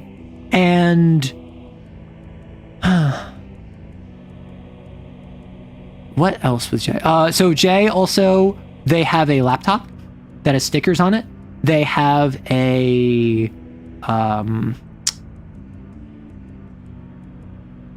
Barcelona football sticker. They have they're one of those people that like, despite being an American, calls it football because they mostly watch international teams. They have a like hackathon sticker. They have, I think it's like a Tekken sticker. They have, I think it's Cinnabon. So like I made this person, like I gave them interest in like modern football and like hacking and fighting games and like Sanrio.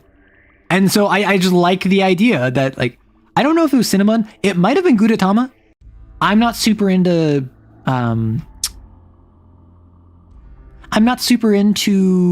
Sanrio. I do have a friend who loves my melody, so I do know a little bit about it.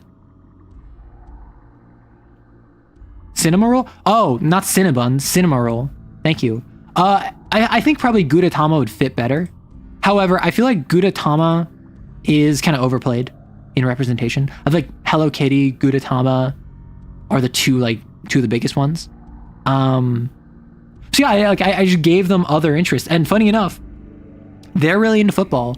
And the main second character, the deuteragonist of this chronicle, is a kid, like an 18-year-old, also changed at the same time as Nash. A couple nights prior, they're in the same pack. They've had a bunch of adventures together, named Raj. And Raj plays high school soccer.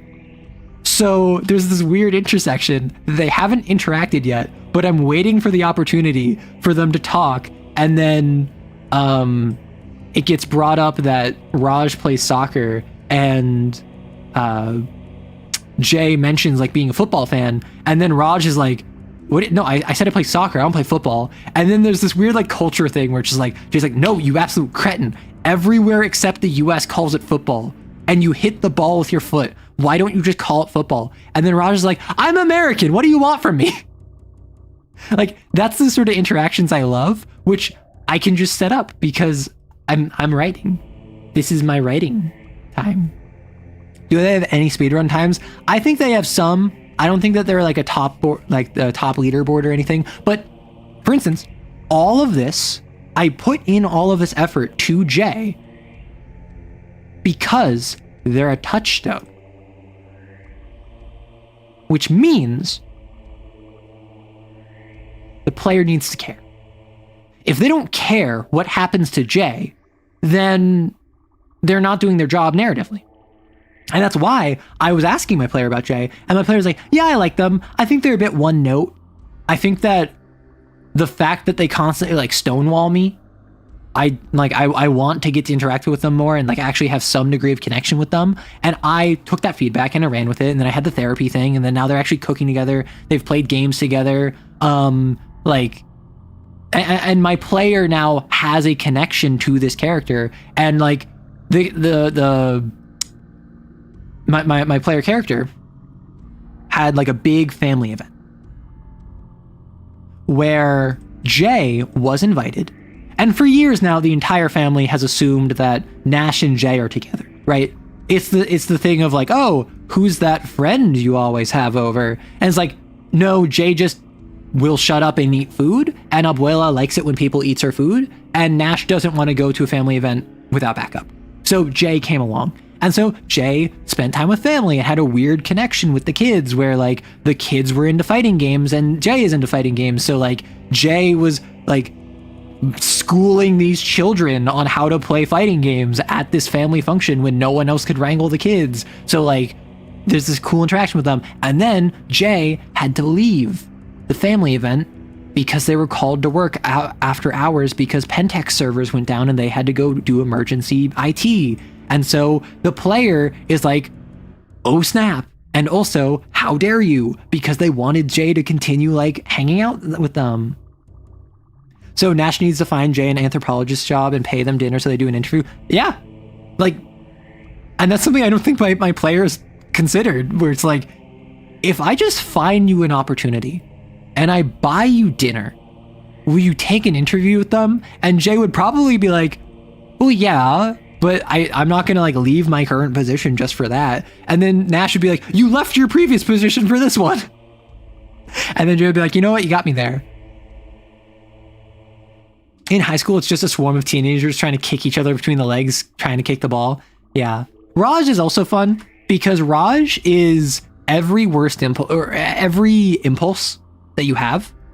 Raj, as like an 18-year-old, is clever, quick, a little dumb, very physically oriented. Also, he very recently discovered he's gay and has been struggling. And we had a nice conversation, and it was a nice bonding thing, right? Where, because Raj is like 18, and Nash, the main character, the player character, is like 24, 25, mid-20s. So he's basically taking like an older brother role to Raj, and he had like the, "Listen, it don't matter who you like, what you are, what matters is that you're happy." And like Raj has a crush on his best friend and also his touchstone. And he wanted to just tell his touchstone, like, "Hey, like I'm a Garo, I'm a werewolf, like here's things you need to be worried about." And then like they had a conversation about like why he shouldn't do that. And like Raj was asking Nash, like, "Hey, why don't you tell Jay? Why don't you bring Jay in on this?" And then like they had conversations about their touchstones, and like Raj has been able to explore his sexuality because his friend was actually open to it. And now I'm going to be able to tear that away from him, where I can put Raj's boyfriend at risk now. Yeah, so Nash is a Garo, the main character, the player character. This is a one-on-one game with my roommate, and my roommate is playing Nash who is a Garo. This is also Silverpaw or Speaks with Banes. Those are the two other names he's taken up. Raj, also known as Firebreaker, as I've referenced him in previous videos, is another Garo that joined at the same time Nash did. So Raj and Nash are a pack. The False Hydra characters, exactly. This is all the same False Hydra video. False Hydra Chronicle. So Raj has had his own arc of like discovering his sexuality, discovering confidence in himself, realizing that as a Silverfangs in Garo society are considered the leaders. They're expected to be the ones that everyone else defers to.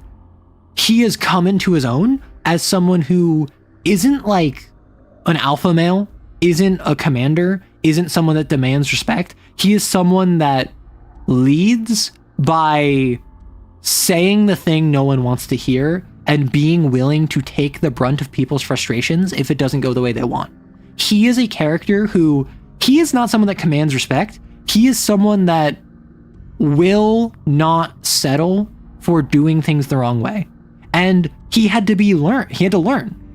And he had to be taught by Nash that leaders come in all shapes and forms. And the fact he's a Silverfang doesn't mean he has to lead in a specific way. Maybe the reason he is a Silverfang is because he'll lead in a different way. Can someone please fill me in on what's happening in the stream? Yeah, we're talking about gay werewolves. Well, rather, we're talking about a gay werewolf and his boyfriend. And then we're talking about a separate cis het werewolf. Nash, the main character, is played by my roommate, and my roommate has yet to decide if Nash is cis or het, so unclear. And his all-powerful Abuela, yes, do not mess with Abuela. We do not mess with Abuela. And like, I don't know, that's the kind of benefit that touchstones can have for a story. Like, Jay would probably not have been such a feature had Jay not been a touchstone. Raj would not have gone on this journey of self-discovery and of confidence in his, not just his sexuality, but also just like his interfacing with his peers, let alone other Garo, had he not had Alex, his now boyfriend. And initially, Raj brought up his friend that he had a crush on and that he wasn't sure if his friend Alex was interested in him, and I chose a explicitly gender neutral name because I wanted it to be a reveal, and I think that my player picked up on it very quickly. So it was very cute to have them bond in that way. And like, Raj and Nash are so cute. They really are just older brother, little brother, and it's so sweet to see them interact. And Nash is so annoying, or Raj is so annoying, but Nash loves him. If you take a slight detour, I can tell you about how to make an infinite amount of attacks without breaking any rules. If you want to drop that in the questions page, because we have a question chat for things we'll get to later. But otherwise, I'm currently not trying to talk infinite attacks in D&D 5.5. However, how do you handle players feeling powerless, negatively or mechanically? Those are two different questions dependent on genre. Like, I'm not anti-D&D. I'm not anti-D&D 5.5. I just haven't looked into D&D 5.5. So if you want to share, by all means, but I'm probably not going to focus on it. So depending on genre, if you are in horror, or if you're in like heroic fantasy,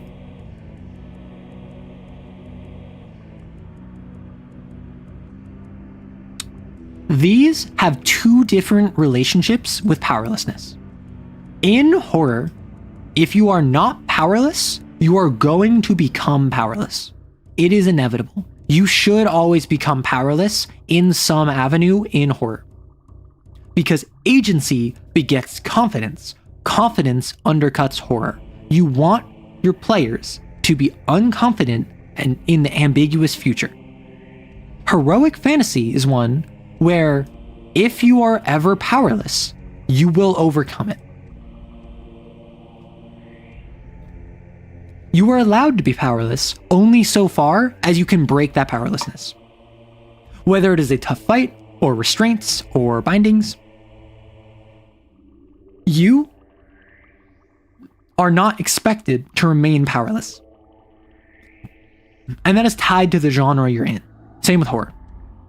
So if your players are feeling powerless mechanically, that's good in horror, that it can be setting up something useful in heroic fantasy. Few things are as cathartic as feeling like you're powerless and then realizing, wait, I'm actually not, or overcoming the powerlessness. Well, so both can exist in the same genre, in the same game, like a tug of war, but I'm saying broadly speaking, in D&D, your players probably shouldn't feel mechanically powerless. In Call of Cthulhu, your players probably should be feeling mechanically powerless. In Paranoia, powerless. In Pathfinder, not powerless. In Lancer, not powerless. In Mothership, powerless. Right? And so if you feel like you're facing overwhelming odds, there should be a way to overcome that. Now, on the player side, on the negativity side, on the feeling powerless, not because like you feel like you can't do anything mechanically, but because you feel like no matter what you do, it won't have an impact. That is where you get into the situation of, why are they feeling that way? Are they feeling that way because every time they had an idea, you shot it down? Ask yourself honestly, did you need to shoot down every idea? When they asked if they could jump on the chandelier and like cut the rope from it and slam down on the orcs, did you really need to tell them, well, there's not a chandelier in here? Why couldn't there have been? If they wanted to do it, even if it didn't make sense for there to be a chandelier there, did it really not make sense? Or was it just you didn't think of that and you didn't want to add it post hoc? Thanks, Ogami. I stepped out for dinner and Arrow continues yapping. I generally go on Wednesdays for like 6 to 7 hours. I generally go until like 5 to 6 p.m. PST. Sometimes I'll go 8 hours. Fridays are my short stream. Fridays is when I'm doing readings. And I think once I finish FOSS on Friday, which I should be able to do, I will have that be a productivity stream. I'll have it be a body double stream for members. So if you want to have more Arrow content over on Friday, drop a member and I will make it public like always afterwards. I'll probably work on TTRPGs. I'll probably work on writing. I'll probably work on programming, whatever it ends up being that catches my interest for that day. But I'll start Saturday and Wednesday streams with reading a chapter for whenever I'm reading. That's my goal. But yeah, so Wednesdays, Saturdays, I tend to go 6-7 hours. Like I have gone as long as 10 hours before. That is not something I aim to do consistently. That's also something I don't have time for consistently. If I made significantly more money from this, I would love to go 10 hours consistently, but unfortunately. Would you consider Resident Evil a good example of tug of war? Never played. Depends on the game.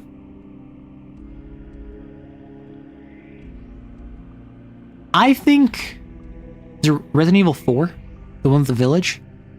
The one where you're Leon Kennedy in the village? I think that's a good example of powerlessness and power in a tug of war back and forth, because you get a bunch of ammo and you're fighting a bunch of villagers, and then you have to deal with some monster that you can't deal with. And then you have a really cool boss fight against that monster, and then you have villagers, but you have no ammo. And then you have a circumstance where you finally get more ammo and you're on like a turret section, and then you have to deal with a chaser enemy. Like, that is my understanding of most Resident Evil games. I think that is a good example of powerlessness power, because Resident Evil is horror action horror. Where would Kane lie on the powerful powerlessness? I would say Kane is this. Kane is shonen horror. It is battle manga horror. It is action horror. It should be something where I feel incredibly powerlessness. Oh, actually, we're powerful. And then we lost that power. Oh, actually, we're powerful. But there's something that's bringing us down, and then up and down and up and down. Because maybe you start by having no clue where anything is. You get a handle on all of the information by going to the investigation area. Actually, oh no, there's like a ton of infested in the centipede hunt. We need to run, and they're killing people. We can't save this. But actually, we discover where the palace is. That's incredibly useful. But inside the palace is a whole ton of infested, and the centipede is inside there, so we can't deal with them right now. But actually, we can scrounge for parts, and we can make makeshift Molotov cocktails to burn away the infested. But actually, people are dying as we do that. And then up and down and up and down. So there should be a cycle of progress, halt, up, down, powerful, powerless, powerful, powerless. Like, that is good action horror, right? Alternatively, you can play Kane like action all the time, where I would say it's more like tension goes up and then down and then up and then down and then up and then down. This is equally valid, but a different playstyle. Ash vs. Evil Dead comes to mind. That's the guy with the boomstick, right? That's the guy with the chainsaw. Yeah, so these are my thoughts when it comes to like powerfulness. It's also tied to resource management. Yeah. Like OG Resident Evil 1 and 2. I would say when it comes to players feeling powerless on an emotional level, that is where you ask them why. Is it because they feel like you're not allowing them to do anything cool? If that's the case, genuinely ask yourself, why am I not letting them do this? Is it because I don't want them to break my game? Your game can be broken. Is it because I don't want them to ruin the plot? Your plot's not going to be ruined. They're going to be excited they learned stuff about the plot early. Is it because I think their ideas are dumb and stupid and they should feel bad? Maybe you're being a jerk. Or maybe their ideas are just dumb. Sorry, bro. I know you want to cast Fireball on the castle and destroy the castle wall with a single fireball. That's not how that works. I'm sorry. And then if they get moody over that, well, that's kind of on them. They came up with a bad plan. The bad plan got rejected and they got upset over it. Now, as a GM, I would almost always recommend, okay, you can't use Fireball to take out the castle wall. However, if you were to get a hole in the castle so that you could fire it in and detonate inside the wall, then you might be able to blow up the wall, but that would take some setup. And then if my player's like, no, I want to blow it up with a single fireball, that's when it's on them, right? I gave them an alternative. I gave them a method to get their fantasy across, and they denied it, right? But a lot of the time, like if a player feels powerless, it's because their GM is not allowing them to do cool stuff or what they feel is cool stuff. And that's a situation where like the GM probably has to read the room, step back, loosen their grip on the narrative, or just talk to the player. Ask them, hey, it looks as though you're not having fun. What can I do to help you have more fun? I launched my catapult turtle into the levitation ring of the Castle of Shadows because I want to. Okay, I've been on a Yu-Gi-Oh kick for like the past 72 hours. I've watched a bunch of Yu-Gi-Oh videos recently. I've been watching clips of it and like why Yugi's deck makes no sense kind of deal. So I just was, and like how many times has Yugi cheated? So like I just was thinking about like the catapult turtle stuff. Like I want to play Perfect Draw so bad. I want to play Perfect Draw and I want it to be as camp as the anime. No, Yikstreak, you get it. I really want to play Perfect Draw. I want to play Perfect Draw, but I want to play it anime rules. I want it to be as campy, as stupid, as nonsensical as like OG 4Kids Duel Monsters. And like, I want to tell someone with a straight face, you're a third-rate duelist with a fourth-rate deck. And I want that to be exactly the thing that I would say at that time period. I attack the moon! Okay, like, Yu-Gi-Oh! Unironically is like a comfort show for me. I grew up with it. I loved it. I rewatched it, like Duel Monsters, a couple years ago. And then I stopped after season 4. I think I stopped right before Capsule Monsters. And so I rewatched all of Duel Monsters, and then I finally watched the final season, which I didn't know about. I didn't know the Atem versus Yugi duel. And then I started watching GX, and I watched one season of GX subbed, And then I watched one episode of season 2 and I stopped watching it. I want to watch more GX now. You were introduced via 5Ds. I was introduced via Duel Monsters. I have seen GX. I have seen parts of GX. And I've seen some of 5Ds. And unironically, I really want to watch 5Ds. And part of why I started rewatching it is because I wanted to watch 5Ds, but I wanted to watch all of Duel Monsters first. I figured I'd run through GX too, and I just never got to 5Ds. Same thing happened to me with JoJo 7. I ended up reading part 6, and then I ended up stopping reading part 6. Like, honestly, like 10 chapters before the end of the manga. And then I only read it, I only finished it like a year later after like part 6 was announced, like the anime. And then my intention was read part 7, I just never did. I was gonna play as Hugh Neutron, whose rival is his emo son. Oh no. We played Duel Links for the combat. That's so funny. So I love Yu-Gi-Oh. Like it's a comfort show for me. I have a ton of nostalgia for it. And I was just at a comic museum. I went to a museum specializing in comics, and then a comic reading room, and then a couple Shonen Jumps from the mid 2000s, and I grabbed one and I read it because Yugi was on the spine, so I was like, oh, this has Yu-Gi-Oh in it. Let me check it out. It was going through the final arc, like the Pharaoh arc, and I didn't realize this. Pharaoh? Wait! Look. The Pharaoh! Yu-Gi-Oh! Hog! So I was looking through this, like 2006 Shonen Jump, and I was reading through like the Pharaoh arc and like the final arc where they're fighting against like Yami Bakura, and then I realized GX was being produced at the same time. No! I was so close. I was this close to greatness. Make it a stream goal to binge watch Yu-Gi-Oh! That's my thing, is that like, I want to watch GX just on my own time anyway, right? I just need time to do it. And right now my free time is playing Persona.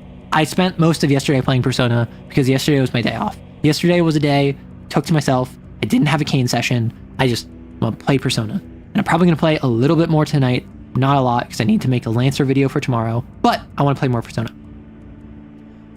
Gonna send you to the Shadow Realm, Jimbo. Oh my gosh. I can't believe his rival was that Hugh Neutron. I didn't even process it was that Hugh Neutron. I want to watch GX by myself, like, anyway. I have considered doing members only watch-alongs, or at the very least members first watch-alongs, because I'm not gonna lie, I thought it was kind of BS, the easy growth strats. Like a bunch of the stuff people say, like reaction content, watch-alongs, voiceover memes, all of like this stuff that like gets really popular, and I don't know why it gets super popular. Like, I assumed that wouldn't work. I think it might work. I'm not gonna lie. I've seen many reaction channels with like tens of thousands of subscribers, and all they do is react, even if the reactions aren't very good. I've seen on my own channel, my VA work far and above outweighs everything else on my channel in terms of views. The only thing comparable is my Wailing One video, the False Hydra video. I think I could only watch Yu-Gi-Oh! Dubbed. I watched Duel Monsters dubbed. I watched all of Duel Monsters dubbed when I rewatched it, and when I finished the final season and whatever. I watched GX subbed. I remember Jaden's like VA and the various characters, and I can appreciate what it was, but I don't have the same nostalgia for them. I didn't watch it as consistently as I did Duel Monsters, so I don't care about it as much. Like, Dan Green, I believe, is Yami Yugi's VA. I can appreciate the subbed VA for Yami Yugi. The baritone of Yami Yugi and Seto Kaiba Seto, screw the rules, I have money, Kaiba. Seto, nice outfit, dweeb, Kaiba. Seto, you're a third-rate duelist with a fourth-rate deck, Kaiba. Seto, if there's sentient life out there, I say we teach it how to duel, Kaiba. Seto, not the king of games, Kaiba. I play Pot of Greed. Oh my gosh, a Pot of Greed mug would go so hard. Yu-Gi-Oh! World building is wild. A video I saw described it as Egyptian mysticism combined with proto-cyberpunk. So, in Yu-Gi-Oh! Egyptian mythology and mysticism is correct. Also, it's near future sci-fi? Because like with dual discs and holographic projections and whatever. And then actually Yu-Gi-Oh! Does something I hadn't even considered, but is still true. The timeline advances. And like by the time of 5Ds, it's full-on cyberpunk dystopia. Like we go from, hey, this is just kind of like normal, like Japan, but with slightly advanced technology. They have holographic projectors. Honestly, the progression of technology over time, even within series, is really cool. In Duel Monsters, you start with full-on arenas that have like built-in projector modules that you can only play at these specific projector stadiums because they're the only ones that can have their projectors.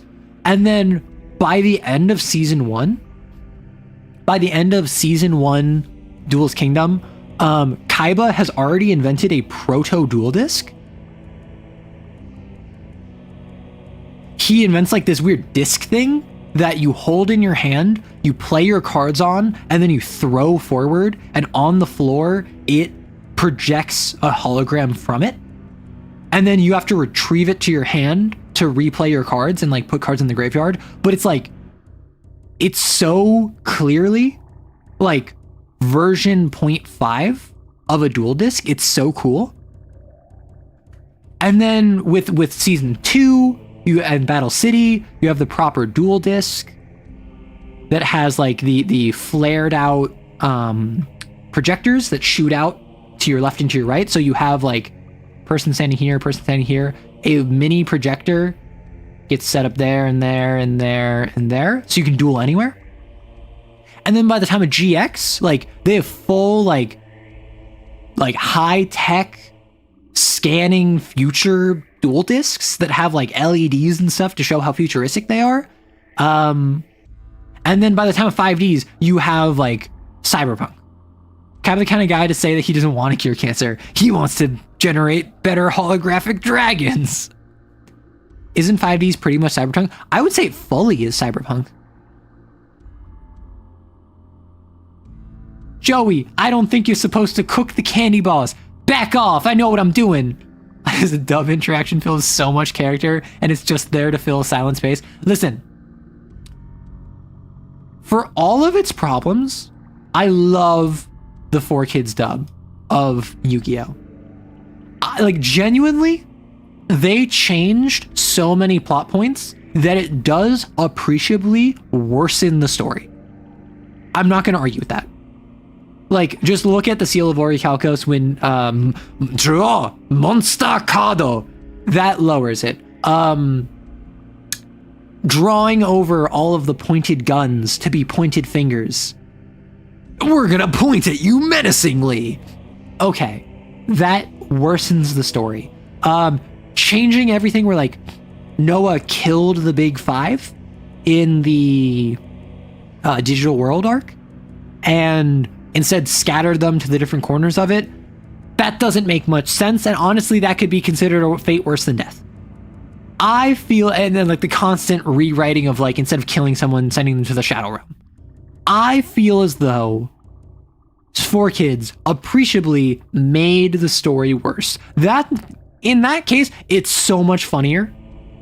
It's so much less serious. The dub is so much funnier. The seal of Ormakalmkos. See, I watched OG Yu-Gi-Oh! My roommate didn't, but my roommate has watched just about all of Yu-Gi-Oh! Abridged, so we have 2 different recollections of every season. Custom. Some of these are full-on custom dual discs and motorcycles. They're so bad, but so iconic. Listen. If we want to talk about bad dubs, do any of you know about Ghost Stories?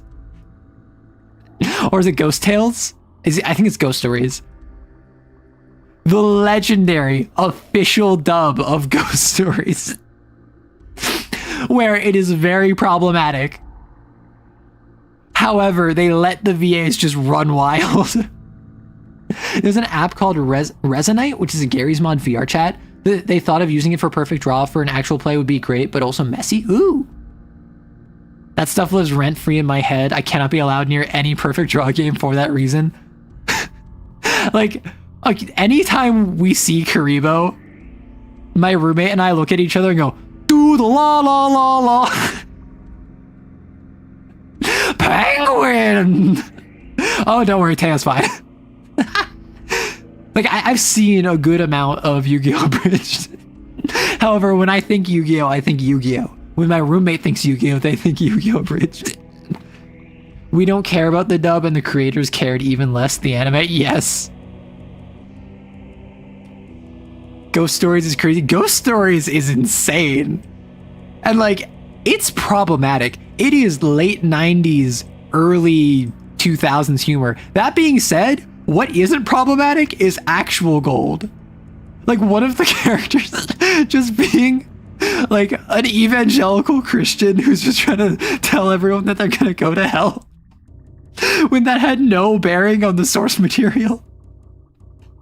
Arrow, if you did make a Perfect Draw deck, what would it be? Okay, so I have a couple ideas. I think what I would want to play is I would want to play the Prodigy. I would want to play a character that has like really high skill, because in Perfect Draw it is powered by the Apocalypse. There's different archetypes you can choose, and the 3 skills you can choose are skill. I think it's friendship, and what's the other one? Skill, friendship, and like gumption, determination. It's one of like the shonen archetypes. I always wanted to be like the Dark Magician, but I realized now I'm Karibo, so I'm discarding myself to protect you. No, don't be Karibo! I showed my friend Ghost Stories that for the first time. He's never heard of it. It was awesome seeing his reaction. My cousin showed me that like years and years ago. We watched a couple episodes of it. It was so funny. But so basically, it's a 3 skill system. And the Prodigy has 3 plus 3 in skill, -1 in friendship, and I think 0 in the other. Why do principals always look like lesbians? Mom? And there's one other that I can't remember the name of. The Prodigy is basically your Seto Kaiba. Is your, I'm good at the game, I'm bad at socializing, I'm bad at doing anything else. And I think it would be really interesting to make a deck where the whole gimmick is I want to give both of us life gain, and I want you to lose if you have too much life. So my whole gimmick would be I have like an ace, which is my item that when it's on the field, when my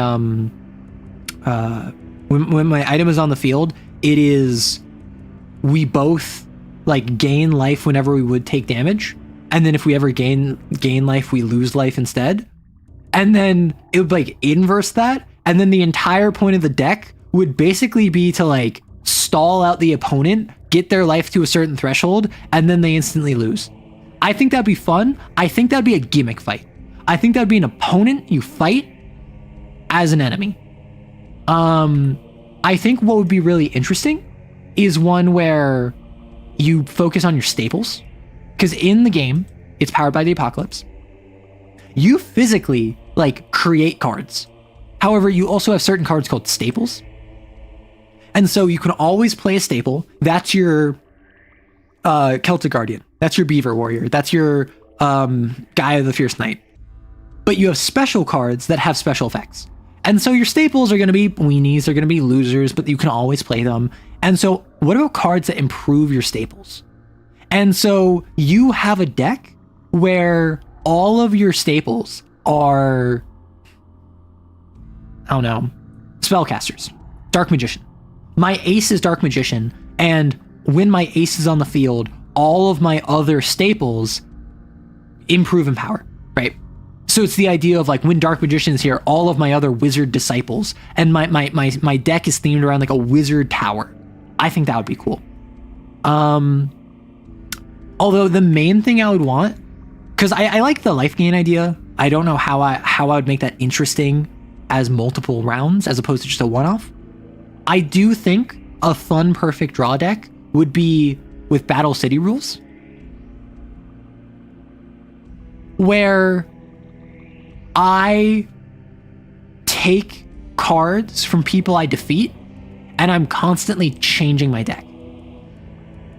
I think it would be really cool to have a situation where I'm constantly cycling my deck to accommodate new cards, and I have the whole like, Red Eyes Black Dragon, this is when I defeated my best friend Joey, and I'll play it with Joey's power behind me. Or like, here's where I got the mystical fisherman, where I beat Mako for it, and while it was a tough fight, I know that his strength lives on with me. And it's a very much like passing on the, like carrying on the torch kind of deal, where the entire character would basically be like, they're trying to carry on the legacy of as many people as possible. Yeah, Banker's Loan deck. I think it would be really funny.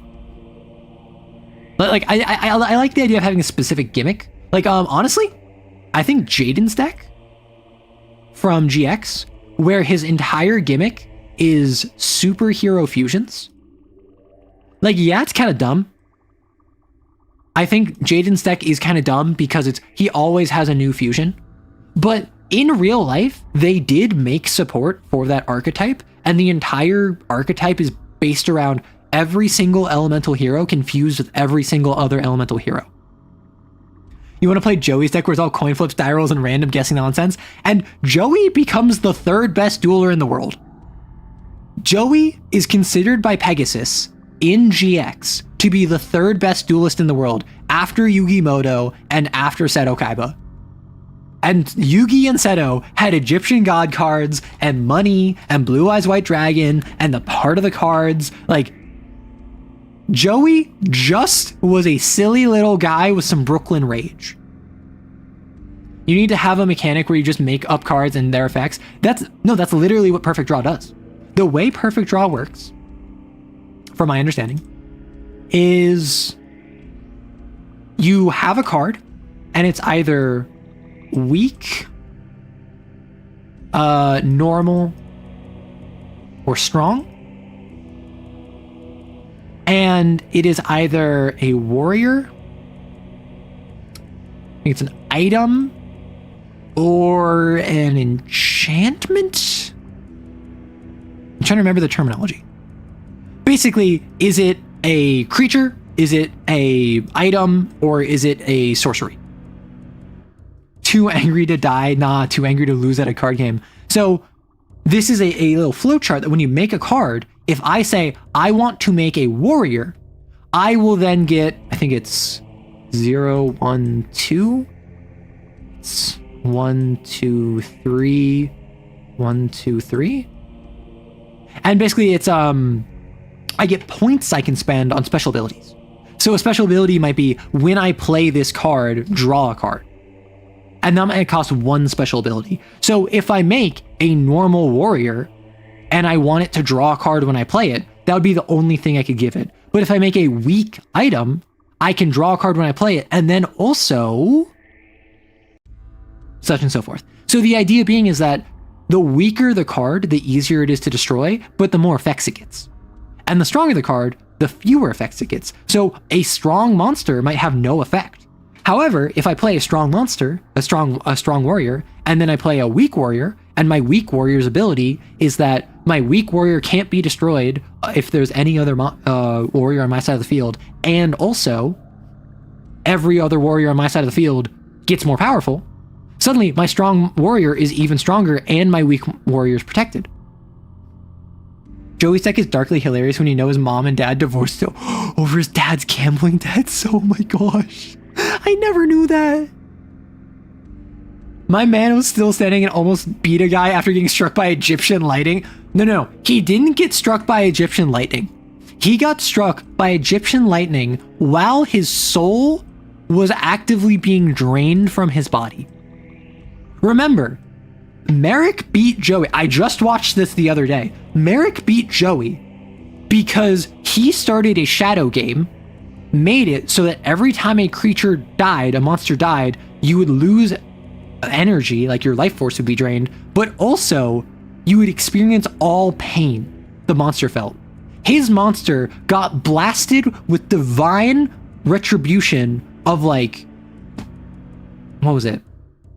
Oh no, it just got destroyed because Merrick spent 1,000 life points to just instantly destroy his monster. So it got obliterated by Raw's special move after he had been put in a lava golem cage, after he had been stabbed and every single turn had been electrocuted because Panther Warrior had a thing on it.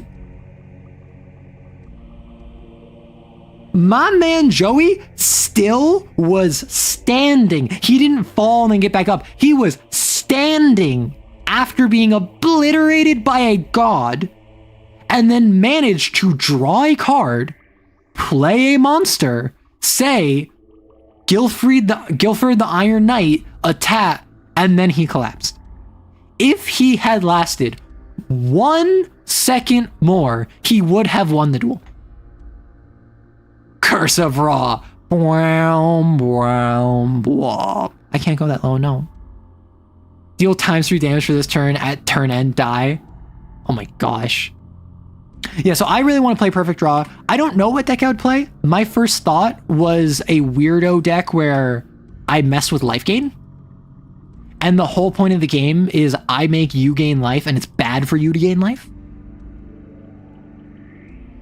Where I think what might be interesting is a life gain mill deck where the entire deck is about I'm going to make it so we both gain life, and every time you gain life, you draw a card. So I'm trying to mill you out. But I think I would have to have an ace monster, right? I would have to have an ace monster. Have I seen Hunter x Hunter? I watched one episode with my roommates like a month ago. It was fine. We watched the first episode. I'm not going to judge a series off the first episode, particularly one as long running as Hunter x Hunter. I've heard weird things about it. I've heard the weird clown guy is like one of the worst guys ever, but I don't know much about it. So your deck is Cancer. Thank you. You get it. It's Cancer both literally and metaphorically. I like how we went from D&D to Dune to World of Darkness to Yu-Gi-Oh! No, we went from D&D to Dune to World of Darkness to Yu-Gi-Oh! To Perfect Draw. I would most likely play either Ritual. Oh, a Ritual deck. A Ritual deck would be so fun. Because, like, I feel like it's a waste if you play Perfect Draw and your ace. So remember when I said, can I go back to this? When did I delete it? Yeah, so you can choose one card as your ace, and whatever this number is, +1. So if I have a strong monster that is my ace, if my ace is Dark Magician, I would then get 1 special ability for it. If my ace was a weak monster, I would get 3. So it would be a very ability-centric monster. If my ace was an item, I might get a strong item for 2. You know? You make a zombie deck or fiend deck. That's the thing. I feel like if you're not making your ace a warrior, you're missing out. Because think about how cool it is to be like, I'm on the back rope, but I think you don't know something about me. What's that? Draw your final pathetic card. And they go, that's right. It is my final card. And you might have noticed something. I never played my ace, which means I know exactly what I'm going to draw next. So So I can play this card. And then I reveal a card to say like, I can guess what my next card is. If I do, I can then play it and it gets a power buff. And then the enemy goes, no! And then I play my ace, who's like a super powered monster because I played my special card. And then like, I can wipe the opponent on the floor because like my ace came in clutch at the last possible second. Like, that's the kind of nonsense I want to do. That's the stuff I want to get up to.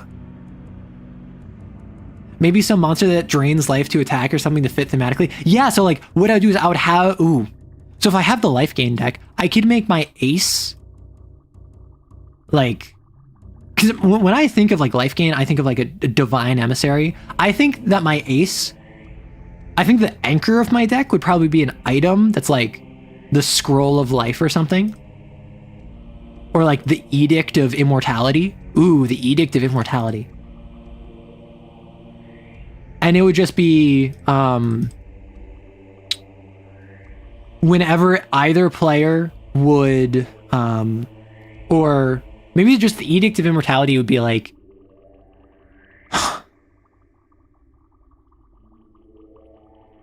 at the end of your turn, after losing, at the end of your turn, if you lost any life this turn, gain that amount of life. Because then it wouldn't be game breaking. Then it would be like, you just heal back up anything you lost so long as you didn't die. And then my ace would be something where it's just like, instead of dealing damage, if this would attack your opponent directly, both you and your opponent gain 2 life. So the idea is like, I'm just getting us more and more life. Or maybe the ace would be like, if it attacks the opponent and your opponent has more than, I think you start at 3 life and everything does like 1 or 2. So like if you attack your opponent when they have at least 7 life, they lose the game. So my ace would be like the cincher. So like my edict would help me gain them life. My ace would be the one that closes the game. Or maybe the edict of immortality would be like, anytime you would take damage, you gain life instead. Any player that ends their turn with more than 7 life loses the game. And like that's my anchor card. That's the one I'm constantly drawing for. But like my ace is the one that actually facilitates that. Damage opponent for the amount you healed this turn. See, that's the thing. My goal is, I like the idea of healing is bad. The more you heal, the more damage it is. So that means if you play a self-damage deck, you're actually the perfect counter to me. So I think it would be really interesting where if I'm playing that and I have a life gain deck, and I'm playing against someone who has a self-damage deck, and like we're rivals, suddenly we have like a thematic thing going, right? Because like Yugi was dark aligned with Dark Magician, Seto was light aligned with Blue Eyes White Dragon, and then this would be like, I gain life, you take life. You're a glass cannon, like I'm going to damage myself to try and Nova you down in 1 turn, and I am one where I want to sustain this as long as possible. And then like we're rivals. I think that would be so fun. This monster's attack is equal to your opponent's life times 10. Well, so at that point, that would just be an instant win, right? Because if they have 1 life, it would be 10. If they have 100 life, it would be 1,000. They'd win no matter what. Oh, have it be a dual monster. The surface level warrior is an angel, but whatever card shows an evil flesh cancer. Oh, okay. So perfect draw deck. My ace is a warrior. And separate from my ace, I have an item, which is the Edict of Immortality. And this is like, whenever you would take damage, instead gain that much life. At the end of your turn, if you ever have over X life, you lose. And then my warrior is, this creature deals 1 more damage for every 2 life they have over their max life, right? So the idea of like, my thing gets stronger the more life you have. And so if you have 5 life, I don't know, and you start at 3, it would deal +1 damage. So it deals +1 damage, but Edict of Immortality makes it so that you gain even more life because I dealt more damage to you, which means that the next time my warrior attacks you, it deals even more life, and I can scale upwards. Or if they destroy my edict, my warrior, if I leave you with like 18 health because I was healing you a whole bunch, my warrior would gain a bunch of power because you're so healthy, because you have so much life. So my warrior would be able to overcome even if my edict was destroyed. That sounds like a put together deck. Now imagine other cards which are like target opponent, like one player gains 2 life, the other player draws 1 card. I target you to gain 2 life, I draw 1 card. You can play an extra warrior this turn, but your opponent gains 1 life. Like cards like that where the whole point is like, oh, your opponent gains life as a cost, but I want you to gain life. Yeah, assuming you could attack directly, of course. Like, darn you and your control deck, Kai. But like, I think this would be really fun. And then imagine the rival character has a deck where like their ace is like, it's a strong, so like my warrior would probably be like a weak warrior or maybe like normal. And theirs would be like a strong warrior, which is every time you attack, you can lose 1 life to make this deal more damage. So it's like, it's just a big beat stick, and their entire deck is like deal damage to yourself and keep yourself from dying from self-inflicted damage, and like maybe heal yourself when your monsters get destroyed because you can destroy your own monsters. And that's a whole thing where like, I'm healing you and you're damaging yourself to attack me, but because you're attacking me, I'm gaining life and then you're gaining life. It'd be so thematic. Whenever a player's healed, they draw 1 card. I was thinking that earlier. Like a heal mill deck where I have a bunch of cards which like whenever a player heals, they can draw 1 card. And then I could make an infinite loop with a card that's like, whenever you draw a card, heal 1. It's like a Niv Mizzet, except worse. For scheduling reasons, turn lore, one of my player's characters is on a vision quest split from the rest of the party for a single session. How do I make the most of it? So if it's a scheduling reason thing, I wouldn't worry about it. I know that's kind of anathema. It's like, oh no, I need to make this worth it. If it's because of scheduling, don't stress it. Like, if the only reason they're on this vision quest is because they needed to for plot, or they needed to because they needed to be removed from the plot so they could not disrupt the schedule, don't stress it. Make it something minor. Make it something that is important narratively, but you don't spend too much time on.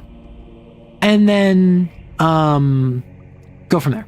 Like, don't stress it. Just have it be something that's like, it's useful information, relevant to the plot. It gets some plot critical piece of information on them for the plot that the other players need when they're gone, and then they can come back and give them the information, be like, haha, I found this information you needed, and they're like, yay. But if it's not just by scheduling, if scheduling was like kind of accidental, and it's mostly due to the fact that it's plot reasons, treat it like a one-on-one session. Just make it a one-on-one session, plan for like 2 hours, and just don't even roll dice. Just role play. Just ask them like, hey, you encounter a tree, but as you look up the bark of it, you see that it continues far past any tree you've ever seen before. The branches curl out, and at the end of each are not leaves. They are pieces of paper with writing on them all across. The leaves of paper are like floating in the wind, connected to this branch. And you see hidden on them are the same line of text over and over, but you can't make it out. You'd have to get up there in order to read them. And the player's like, huh, well, I can activate flight, right? And they're like, actually, you can't spend spells. It's like, I guess I'm climbing this. And then they climb up the tree, and then they read the paper, and then they get the information from the paper. But the information from the paper is in a cipher. And then the cipher, as they look up from the piece of paper, they're sitting in a table before 4 orbs. Each orb contains 1 letter and 1 number. However, they're each of different colors. And you realize like, whoa, dream logic. I'm not in the tree anymore. And then you can like just have a session, right? Don't make them roll dice. Don't make it complicated. Just chat, role play, describe a dream sequence and ask what they do. Yo, infinite draw loop to beat the Sky Dragon was peak though. Oh my gosh. Like, I just watched that the other day. Apparently, that was cheating. Because the way Yugi beat Slifer, the way Yugi beat Strings, is Slifer destroys a monster with 2,000 attack points or less. And there was a thing where every time a creature came back from the dead, Slifer, the strings could draw 3 cards. And so Yugi brain controlled Revival Jam, which could revive. And so it got destroyed by Slifer, and then it came back and Slifer drew 3 cards. And then Slifer killed Revival Gem again, which means that Revival Gem came back and Slifer drew 3 more cards, and on again until strings could not draw from the deck. Which is cool, but Revival Jam would not revive on Yugi's side of the field.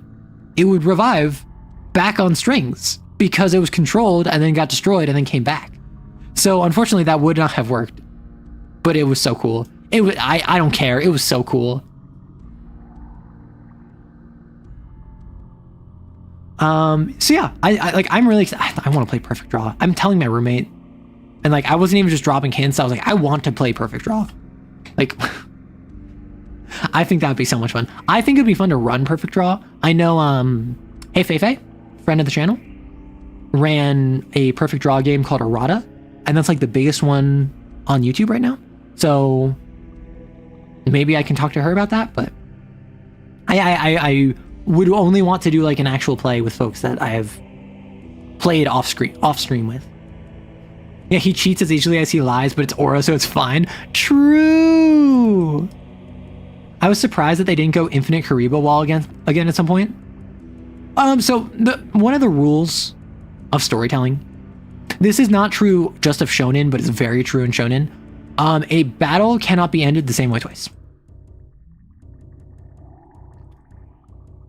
That is why anytime you have like Naruto, DBZ, Bleach is actually the one example we can think of where that's not the case. Yu-Gi-Oh! Anytime there's a battle, it cannot go the same way, because if I have the exact same deck and I'm fighting a similar enemy, let's say I'm fighting a dragon themed control deck after fighting Seto Kaiba, and then I whip out Gaia the Fierce Knight and Curse the Dragon, and I fuse them into Gaia the Dragon Champion, and then you destroy my Gaia the Dragon Champion, and then I use Monster Reborn to bring it back, and then I also summon Gazelle the King of or Baphomet, which brings me Gazelle King of Mythical Beasts. Then I summon Chimera, and then I send them forward, and I fight your dragons, and we wipe the board, and then I barely manage to, with only the pathetic Celtic Guardian, who I was told earlier I need to remove from my deck. I play him and he defeats you. Yay! Like, if that happens twice, the second time, no one is going to enjoy that. And the reason I can say that is because in Bleach, there is a fight which is a carbon copy, beat for beat, literally repeats the same moves as a previous fight. And the second fight was hated, while the first fight was loved. My activation word was said. I'm out of lurk now. Nice. Let them do it again, just make things more complicated. Honestly, the main thing you'll see is I am Yu-Gi-Oh! I'm Yugi. I play Chimera turn 1. You defeat Chimera, but later in the duel, I use Monster Reborn to bring back Chimera, and then I defeat you with Chimera. Right? Next duel, I summon Chimera. Turn 1. You allow me to attack you and then activate a trap which banishes and exiles my Chimera card, meaning it doesn't go in the graveyard, it's gone from the duel. So I still got to hit you, I still destroyed your face down monster, or like, I still destroyed your monster, but you activated a trap card that banished it. Now, I can't do this again, because it's banished, it's gone. So I have to instead pivot to Dark Magician Girl. And Dark Magician Girl gets defeated. However, I then spam Karibos and play Dark Magician. And with Dark Magician, I play a spell card that lets me bring back Dark Magician Girl. And now with the two of them together, I can play like Dark Magic Surge, and I can wipe your board, and I can attack your life points directly. Like, I tried the same thing, and it didn't work. And then maybe in a future duel, I'll try bringing back Dark Magician and Dark Magician Girl, and I'll play Dark Magic Burning, and then you say, not so fast, Pharaoh, and then you play like Spelljammer and stop my my Dark Magic Burning, and I now still have Dark Magician and Dark Magician Girl, but now they're later in the fight. They have to actually survive together and do other stuff together, as opposed to just cast one spell. John Yu-Gi-Oh! If I remember correctly, yes, it's not that it increases Yugi's luck. Literally what it was is that the Pharaoh,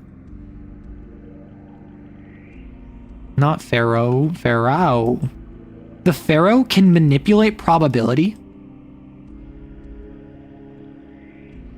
and force destiny to conform to his will.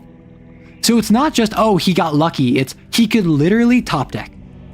He could choose what cards he wanted. He was not stacking the deck. He just knew what he was going to draw. And that's why the heart of the cards is BS. The heart of the cards is not real. The heart of the cards is the Pharaoh manipulating fate to give him the card he needs at the time he needs it. Okay, but that repeat fight was from a filler, which, by the way, that filler was so bad it was brought up in actual real-life court trial. What? So I never watched Bleach. I know about this like secondhand, so I have no context. That's such a cool power. It is a cool power. It's also literally cheating, which is why Yugi is a better duelist than the Pharaoh. Because Yugi, first off, doesn't have the power to cheat. Second off, doesn't have the Egyptian god cards. Third off, beat the Pharaoh when they dueled. And fourth off, pretty consistently, like, demonstrates to have pretty solid decks. Like, the Pharaoh's deck was all over the place because the Pharaoh's deck started in early Yu-Gi-Oh! Duel Monsters, there was no consistency. In Battle City, there was some more consistency, but throughout all of Duel Monsters, there was a ton of one-off cards that just won a single duel and never shown again. Yugi didn't have that problem. He made a new deck. So it was kind of pogging. Like he actually had consistency in his deck, just made better decks. Which do you think is better, streaming on YouTube, Twitch, or both? My opinion is I like both. I want to multi-stream at some point. I use them for different things at this point. Right now, I keep my TTRPG talk on YouTube because I have a TTRPG channel, and the Q&A section allows me to do Q&As, which is perfect for TTRPG talk. If you want to ask me what my thoughts on like the new Kane Games for Freaks is, that's a perfect avenue for that, as opposed to just randomly asking me during a Saturday stream. And then on Twitch, I game. I try out games, I play games, and honestly, like, I have fun. Twitch is better for redeems. Twitch is better for viewer engagement. YouTube is better for discoverability. Tying in if you have YouTube videos. Clipping directly. Is honestly the clipper on YouTube I have found more success with than the clipper on Twitch. Because on YouTube, it auto transcripts.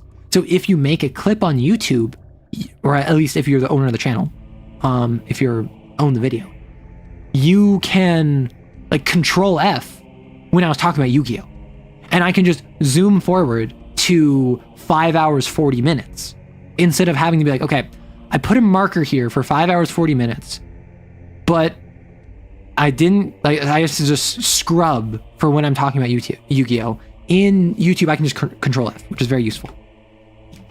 I like both. I would recommend someone who wants to try streaming, try both. I do know that I saw a statistic the other day, which was like, you know, like 70% of stream viewership was on YouTube. I don't know if that was accurate, and that may have just been for VTubers, which is unfairly skewed because there is probably, like, across the big corpos and the big indies, there's probably under 50 VTubers that accounts for like over 90% of VTuber viewers. And of those like 50 of those 50-ish streamers, I would say probably 30 plus are exclusively on YouTube, and the others multi-stream. So I don't know how accurate this is, but I feel they each have their place, and I wish they would draw more from each other.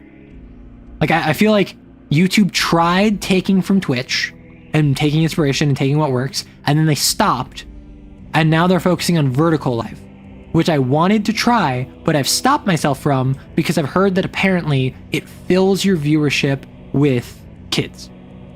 It fills your viewership with folks that like don't know stream etiquette, aren't there to watch you, they're there to like be entertained, which obviously I'm an entertainer, I'm here to entertain you, but there's a difference between coming to a stream for content and coming to a stream for stimulus.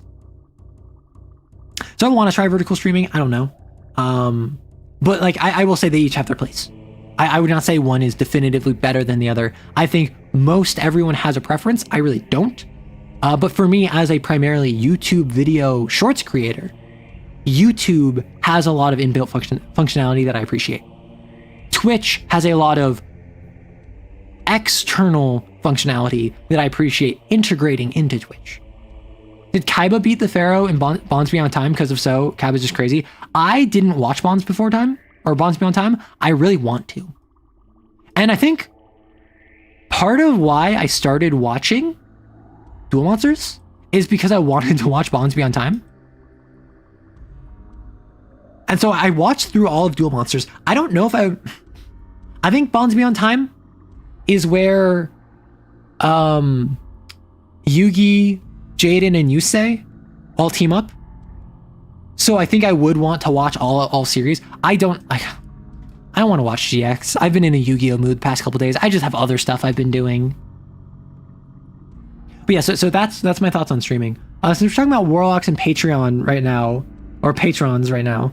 What's your favorite origin for Magic? You can, but don't have to use D&D terms. So I've talked about my own Magic system that I've developed myself plenty of times.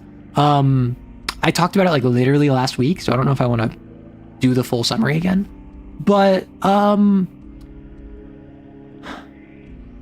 if we're talking D&D terms, which I know we're not, I'm not a big fan of like the weave, where it's like, oh, magic is plucking at the strings of reality. Like, I think that's kind of lame. I think you could do better.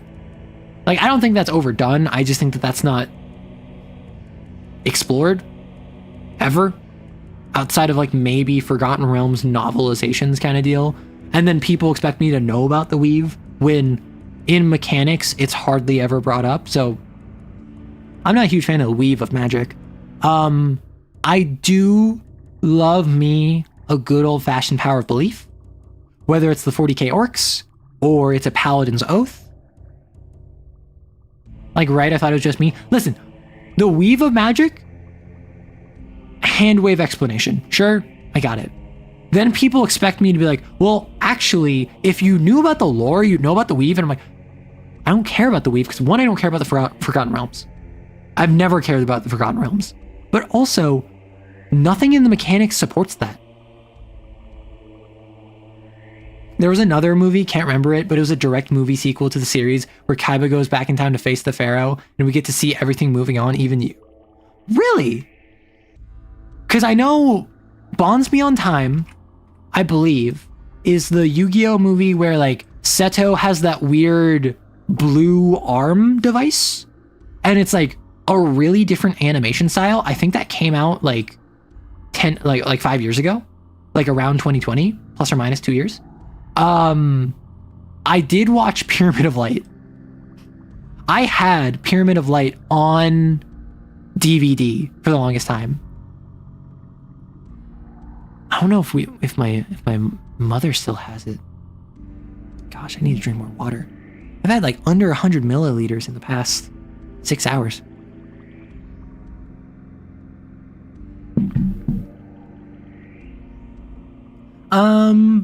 Yeah, so like I'm not a fan of the weave.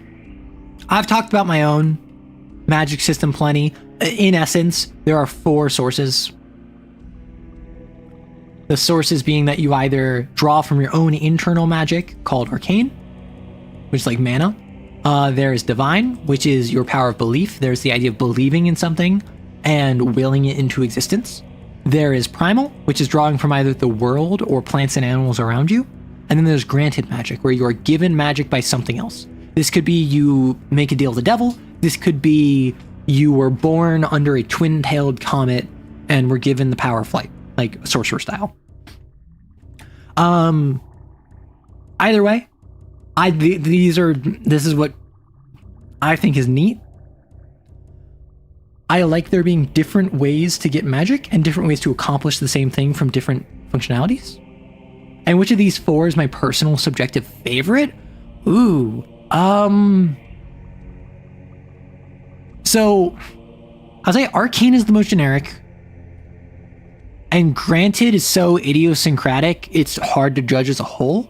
So I'd probably say Divine, because at the end of the day, Divine is the power of belief. It is the power of manifestation. It is the power of, not just, I want this to happen. It is, this is how this should happen. It is so devoutly believing in something without wavering conviction that you will it into existence. And it has led to, it's effectively like a character power. It is, your character is super self-conscious and not confident in themselves, and they can't stand up for themselves. So with divine magic, they would not be able to do anything asserting themselves on others. They are completely blocked by their own psychology. Meanwhile, primal is really cool because it draws from the forest. And in a story I wrote, one of the major plot points is a forest is inflicted with a spell of madness. And the reason that's the case is because there is a caster in the forest that uses primal magic, and they're drawing magic from plants. And so they're in the middle of the forest, and they're basically corrupting the forest with madness, aggression, violence. All of the animals are turning on each other. All the inhabitants are turning on each other. All of the plants reach for you and grab at you and try to stop you from moving, even branches curling in your way, vines tangling around you, because that means the dark energies of the forest feed back into the caster to cast spells, which is cool. But I think divine, the idea of I have to know something is accurate, even if it's not true. I have to know it, and then it will come into being. Drawing power from old sleeping god, don't wake them. Yeah, and like you could draw power from an old sleeping god if it's granted, or if it's divine, or if it's primal, or even if it's arcane. I love plants that are just evil. No, see, they're good, normal, neutral plants that have been turned evil. Don't worry about it. It's fine. But yeah, so I like all of my sources, particularly because I made it so that they all interact with each other. And I talked about this last week. If you want more information on this, I talked about this last stream a week ago, but they all insult or are neutral towards or complement one another and will interface with one another differently.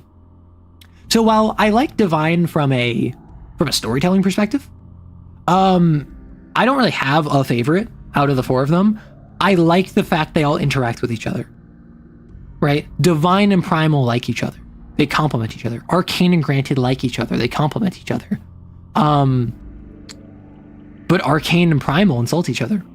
They might have, they will negatively interact with each other. Divine and granted negatively interact with each other, which means, funny enough, if you are someone that believes in a god or a deity or an angel, and you are someone who you were born with the power of the positive energy plane of the heavens imbued in you, or maybe you are someone that is like blessed by an angel, or maybe you have the power of a god slumbering within you, like you're a demigod or whatever.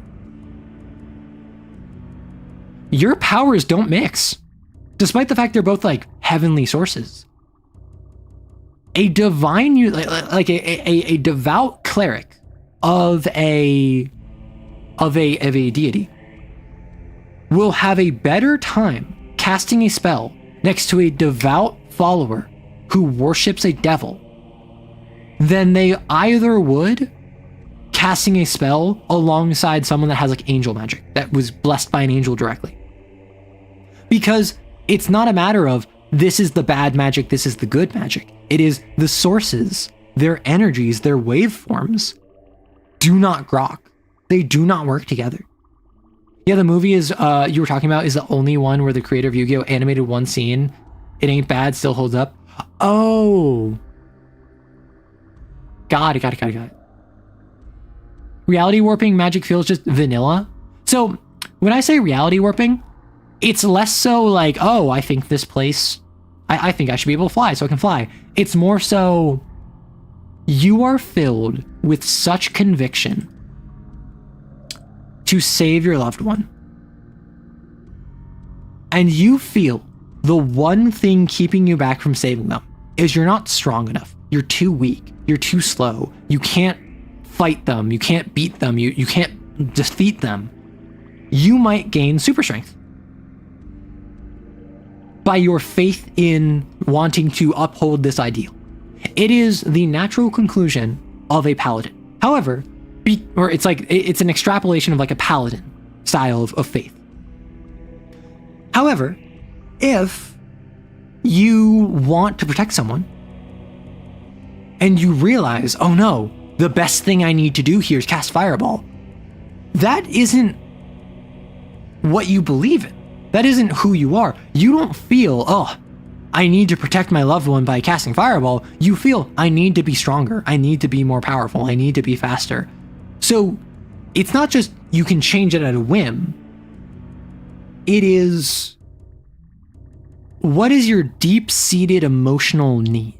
What is your ghost? What is the thing you're lacking? And how do you feel you should have that filled? And that is how it gets filled.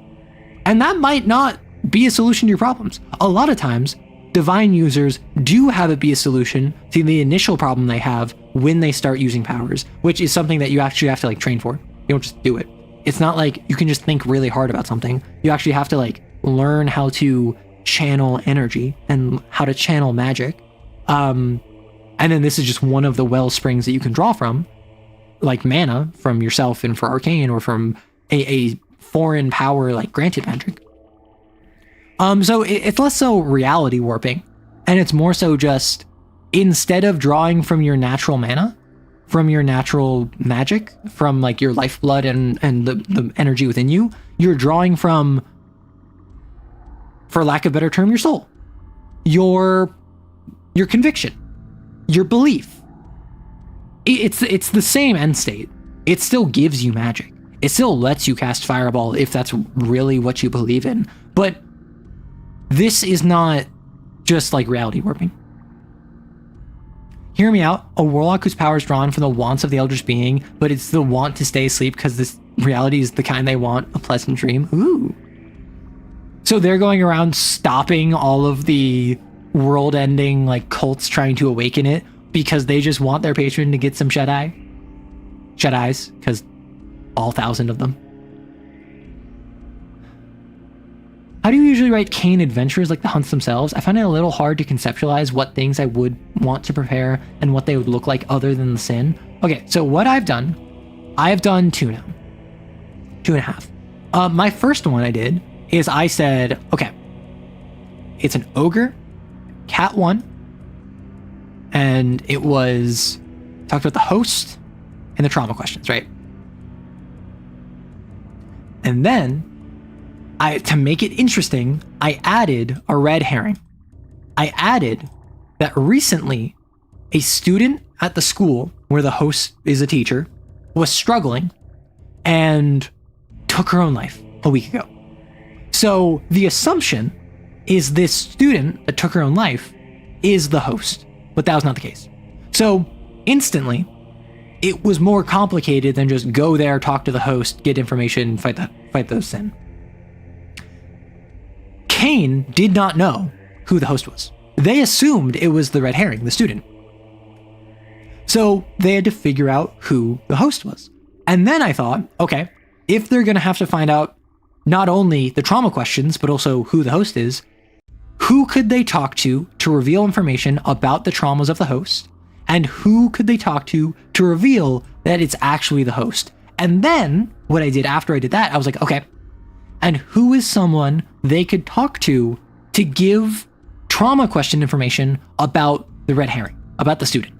Because if they couldn't find any information on the student, it's not a red herring. It's just a road bump. So they went to the parents of the host of the red herring, talked to them, and were like, I don't know. Like this teacher of hers seemed to, and the guidance counselor seemed to have been people we need to talk to, because like they seem to have been helping her out. And then they go over, they talk to the guidance counselor. The guidance counselor talks about the host. Player immediately recognizes, the host is the ogre. Starts asking about the host, gets information on the host, talk to the host. They then went to go meet up with other XOs that they parted ways with. They split the party. Bad idea. They leave the school, they leave the area to go meet up with the other team, and then they took a brief respite. And because I wanted to shake things up, I threw some stumblers at them. It's an ogre hunt. Some stumblers attacked them. They just ran by them. They started to try and fight them, and then they just ran. This is the first combat they'd been in. And then they go to the school. They talk to the host again. They rest. And then they go in the palace. And they fight. And they execute. Right, so it's the situation where I started with, what is the sin? Who is the host? What are the trauma questions? How can I get that information? Who knows about the host? Who knows about the host trauma questions? Who can provide information? And then I thought, okay, there's this red herring. How do I get them from the red herring to the host? And how can I add information to make the red herring feel more legitimate? And that was that. Personally, I go Madoka Magica and maybe a mission briefing beforehand. Either it's a rescue mission or an execute mission. So in Kane, you are expected to give a briefing. I do that. And I make sure that when I give the briefing, I give information that Kane itself does not know if it is accurate. So for instance, they will say like, hey, this is a Cat 1 ogre. About a week ago, student Reka Ghosh took her own life. This is a priority 1 investigation. Also, there have been sightings of mysterious creatures that make sounds at sunset and sunrise around the local park. Unclear what these are, but they're clearly supernatural. This is priority 3. And that's like all they got for the first one. They also got some information on the town, just to like prime them. But they got, here's a priority 1, here's a priority 3. And then it turned out priority 1 was a red herring, but it led them to the host. Priority 3 turned to be a complete, of no consequence. It was just a random poltergeist off in the woods. In my mission 2, I sent them a briefing and I said, priority 2 was we think the palace might be at this hotel. And priority 3, there's been an increase in like gentrification in the area where new high-tech businesses are beating out old historic small businesses. And that's priority 3. And then I think I gave them another priority 3, which was there was an abnormally large amount of drifters surrounding the investigation area.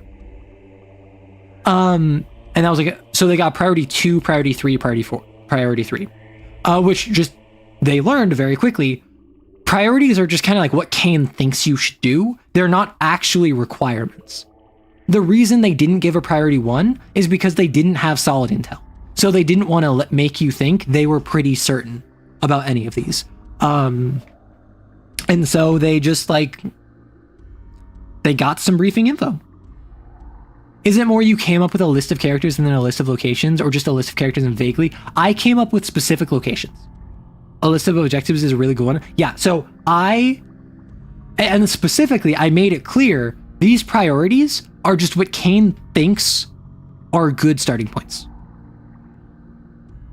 Kane has a lot of similarities to Dragon Age. Like the TTRPG. I would like literally give them, here's background on the town, here's background on the sin that we know of, what little information we know. Here are some priorities. And like, go to this hotel, priority 2. Deal with the drifters, priority 3.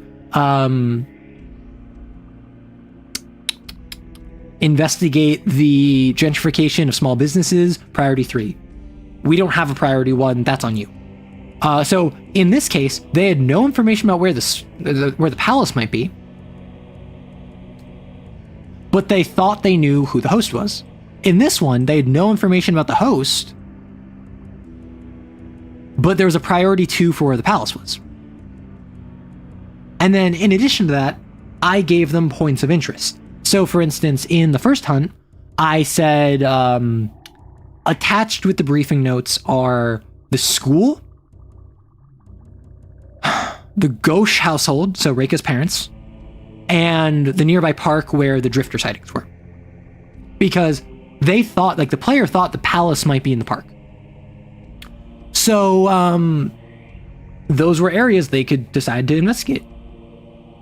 And then for the second hunt, I gave them like, hey, here's where the hotel is. There are different quarters. There are different districts in the town that you can go to. And like this like the Marble District is where the hotel is. The Silicon District is where these like new gentrifying buildings are small businesses are cropping up. And then far off to the east is where the factory is, right? I gave them locations and then I made like an NPC in each one. I focused on sin, host, trauma, and how could you get there? What pieces of information would give you this information about any of these? That's it. Video game? Oh, like Exos kind of are like circle mages. They kind of are like circle mages. I do vibe with that, yeah. I played Dragon Age Inquisition, and then I played Dragon Age Origins, and I still have, but haven't played Dragon Age 2. I've heard not great things about Dragon Age 2. But yeah, so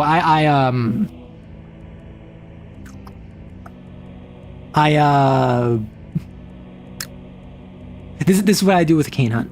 And if you have more questions, feel free to ask. What is the worst habit you learned from Critical Role, and how did you unlearn it? I think my worst habit was expecting everyone was interested in RP to the same extent I was. Because whenever you play D&D, every time I've asked a D&D player, almost without fail, they'll say, yeah, I'm interested in RP. And 70% of the time, they're not. 70% of the time, they're like, yeah, that sounds like fun. And they're not good at it. They don't care about it. They don't want to get good at it, because what they really want is to be a murder hobo. What they really want is to be the most powerful paladin. What they really want is to make a money-making MLM scheme, right? And that's fine. That's not anything wrong with that. But that is something where it's like, that's important to recognize. As saying, yes, I'm interested in RP does not mean they actually are. Saying, yes, I'm interested in narrative does not mean they actually are. And I assumed, because I was interested in RP and Critical Role players were interested in RP,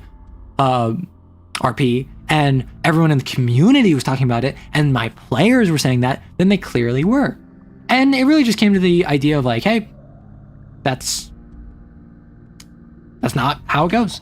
Also, I would say another really big one that I unlearned was shooting for long games. I'm pretty open about when I run a game. I really never plan for a game to go longer than like 8 to 12 sessions. So like, I'm hitting major character beats on session 2 or 3. I am having huge plot reveals on session 6. I am introducing the BBEG and having them like be accessible by session 8. Because, yeah, I haven't played in a game that's gone on for months and months and months in a long time. My werewolf game is a one-on-one that we've been doing that, and my cane game is a one-on-one that we've been doing that. But most often, I feel TTRPGs run out of steam very quickly. They run out of steam and they're just like done so. After 8, 12, 16, 20, and maybe I play longer, in which case I have more stuff. Almost always, by the time those 8 to 12 sessions come around, I did exactly what I intended to do. I did exactly what I was hoping for initially, but more stuff came up. I have more ideas. More plot threads opened. And so as long as I can do that initial thing I wanted, for instance, with the whaling one, with the false hydra, I wanted story 1. It ended up being like 8 to 12 sessions. Some of those were shorter, so it was probably closer to like 12 to 16, but 4 or 6 of them were like an hour long. For story 1, I wanted it to be, you become a Garrow, you enter the Sept, and the previous leader of the Sept succumbs to Hirano and leaves. And it's the idea of building up this Sept and then having it fall apart. Or not fall apart, but like having it built up, feeling like, where is Tears? Where is Tear through Balrogs? If Tears was here, she would solve this. Where is she? The entire game, it's Tears, Tears, Tears. Where's our leader? Where is she? Has anyone seen her? But she would solve this if she was here. And then player meets her and she leaves. And it was sad.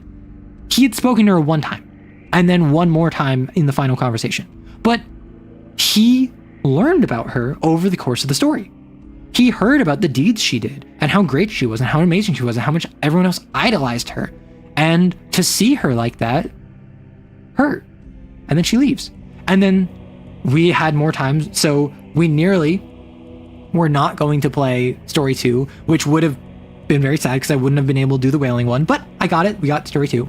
And then in story 2, I got to reveal post-talk after the fact, Tears actually wasn't that great a leader. She had a lot of issues. She wasn't someone that wanted to be a leader.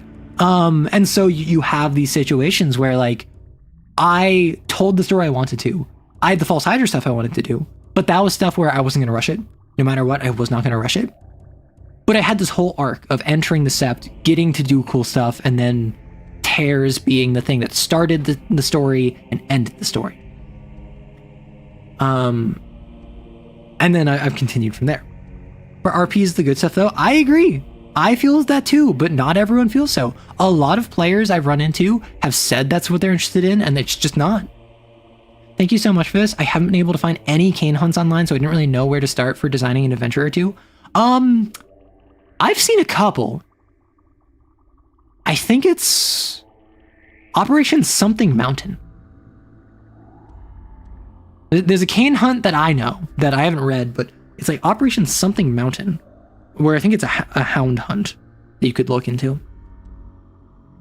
Playing games with a limited number of sessions in mind has helped me a bit. I've had games fall apart because it got to the point where there's just no defined endpoint. I wouldn't even say that, because like for me, I love improv. I've been improving since I was a teenager. In writing, I'm a discovery writer. I love writing and discovering as I write what's happening next. That's the juice for me. Having an endpoint actually lowers my drive. However, closing a narrative is very important. So being able to say, okay, I want to close this narrative in 8 to 12 sessions. Maybe there will be more narratives sprawling past that, but at least the initial narrative that I set up and I build towards and I close, I am planning for 8 to 12 sessions. Then I do that. And then if we play for another 8 to 12 sessions, I will have another 8 to 12 story arc. and that'll be quite fun. And my sessions, my story arcs will get longer and longer as we play, because if we've already been playing for 3 months, I can trust this won't fall apart. And then my trust will inevitably be broken and I will be sad. However, I can be a fool. But yeah, so I'm a big fan of like, in terms of what have I learned,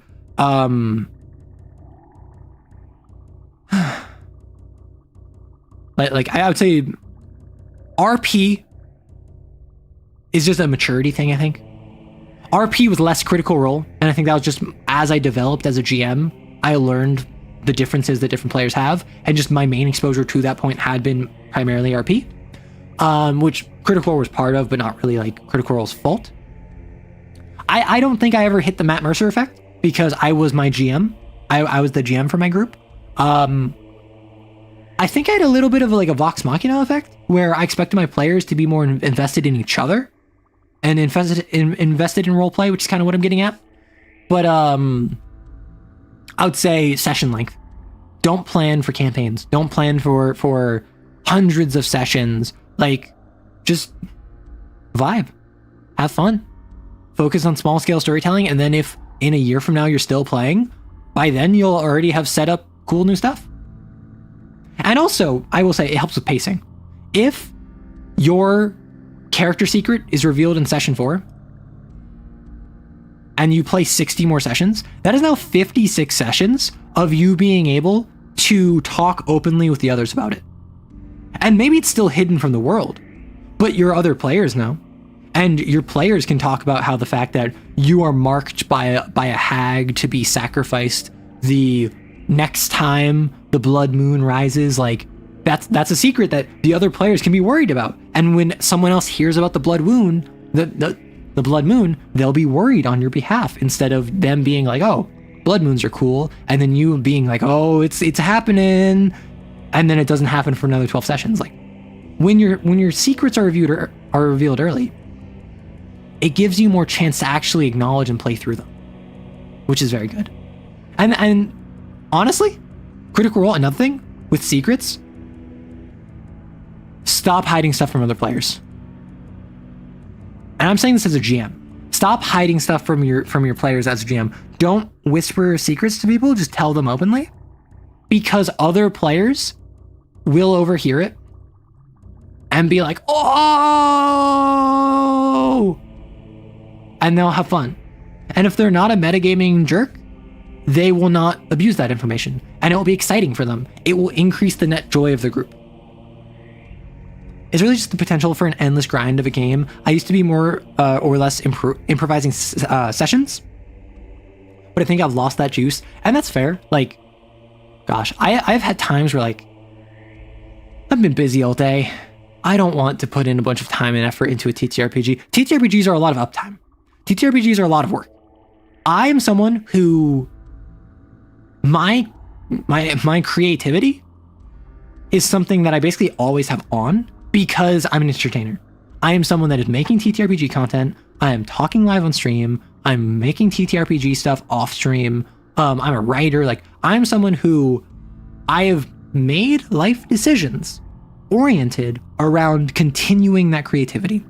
So I will not fault anyone for saying they struggle with that creativity. They're feeling burnt out. They feel like they don't have the energy for it. What I will say is, in your free time, build dedicated relaxation and dedicated productivity.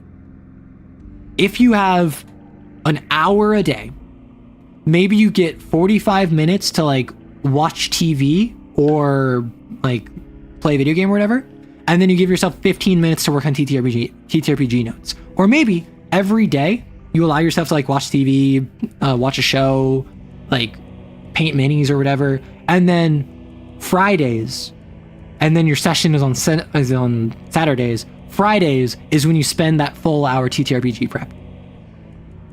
Especially trying to make your own world. Yeah, making your own world is a ton. Like, I love it, but I love really specific weirdness in world building. I like making a single location and grafting that into my world. I don't like building sweeping empires with multiple nation states or whatever. Like, I have multiple nations in my world. I don't know what they're called. I know they're there. I know roughly what the deal with them is, but like, depending on what time period it is in my world, I just don't know the geopolitical situation because it's never come up and I don't care. Now, I might change my tune later. And if I ever set a story that deals with geopolitics in my world, I will address that. For instance, I created a nation in my world for the robot TTRPG, the synthetic TTRPG I'm working on. That gives me flexibility. I just kind of rock it. I do the Seinfeld method, 20 minutes to a task, 5-minute break, and on to a 10-minute break. Yes, but I'm speaking from a hobby that you care about but takes energy. That is something that I would recommend for work. And I fear that if you put yourself in that methodology for your hobby, you will start treating it like work. Right? Like, I am someone who I prefer to like write uninterrupted for 3 hours. That's my goal. I want to write for 3 hours. I want to work on TTRPG notes all day. I want to do a thing extended, and then I want to have leisure extended. I don't like going back and forth, back and forth, back and forth. But I know a lot of people aren't like that. I love my homebrew settings. The flaws I like make a lot of extraneous information, even if I think it's important. How important can it be if it doesn't show up? That's where you can just appreciate world building. There's nothing wrong with world building for world building's sake. It's just, don't cram it into a game it doesn't belong. Don't feel pressured to make stuff that is not going to show up in game. That's okay. My friend was in a debate of running games of using either werewolf or manticore. Me and the other friends voted werewolf because I think the human factor is what makes it more interesting. Thoughts? So like in D&D, running a game using a werewolf or a manticore. Give me a moment.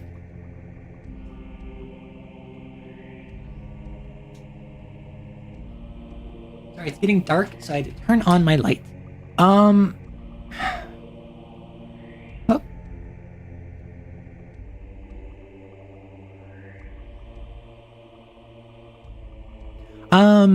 It's called. Both are monsters. Both are beasts. Like, yeah, a werewolf has the human element of like, oh, it's actually a person, don't kill him. Or like, we can use silver. But at the end of the day, they're both monsters. They're both going to throw themselves at you and try to bite you. The manticore will have tail spikes. The werewolf will have claws. Functionally, mechanically, they're quite similar. I think that you can make a manticore interesting. You can make someone that got turned into a manticore. You can make a werewolf that is completely sapient while in wolf form. Like, you can do stuff like that. I just don't feel either is inherently more interesting than the other. It's entirely up to the context surrounding it. So I don't think that which would be more interesting is a very productive conversation. Could be a hot take, but I think vampires have more synergy with biopunk than cyberpunk when it comes to futuristic settings. Thoughts on this take? So I assume biopunk meaning like biofuel, i.e. like when I think biopunk, I think like not biohazardous, but like animal waste, compost, recycling, dead bodies for fuel. That's what I think of when I think biopunk, biofuel. Is that what that is? Because like, if that's the case, sure. I think vampires, I don't know what the connection with cyberpunk was. I think that may have been when we were talking about different systems, but I think vampires and cyberpunk actually work quite well together, because what is cyberpunk other than like the average person being bled dry by corporations? Like a world where vampirism is exclusively reserved for the corpos, and they feed on the working class and like the middle class, and like everyone is victim, not just financially, not just societally, but also physically victim. that would work quite well. Biopunk is cyberpunk but fleshy, like Bioshock. I haven't played Bioshock, but like I know about it. It's like with stims and poultices and like the big daddies. So like, if you're just talking like fleshy cyberpunk, sure. I don't know Biopunk enough. Blood is fuel, hell is full. Okay, that's Saturday. What are some good movies and or TV shows you use for inspiration for game, like tone, premise, setup? This is wild. And I say this all the time, but this is wild. My best inspiration is I'll go on YouTube and I'll hear someone talk about a book or a movie or a review of something that they didn't like and how stupid it was. And I'll listen to someone talk about how much they hated like House of Glass for like 4 hours. I'll listen to someone talk about how Foxhole Court is the worst thing they ever read. I'll hear someone talk about how like ACOTAR started off okay and then got really bad after book one. Like whatever it ends up being, I will hear that and I will listen to them talk and summarize this book and give their thoughts on how terrible it is. And I will say, I can do better.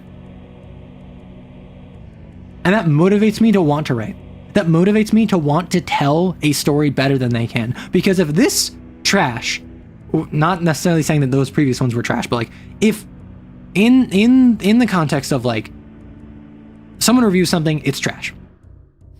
I can get published if this trash can get published. I can make an impact on the world if this made an impact on the world. I can do this if they can do this. And that motivates me. Similarly, seeing people rant and rave about something that's amazing also gets me really excited and really creative. One man's garbage is another man's treasure. That's the thing. I don't even think it's like a treasure thing. I think it's like literally one consumer's garbage is inspiration to fight against the overwhelming slop and garbage of the world. Seeing a piece of trash on the floor in front of you that someone just littered makes me want to save the planet, save the environment. Similarly, if someone does something really cool and I get really inspired by someone's piece, like if I play a game that I really resonate with, like Persona 5, I've actually been loving it as I've been playing it, and it makes me want to write. Like I wrote a Persona inspired story a while ago that I was working on and then I put down because I was focusing on content creation. I need to friggin' release the distortions thing and this synthetics one.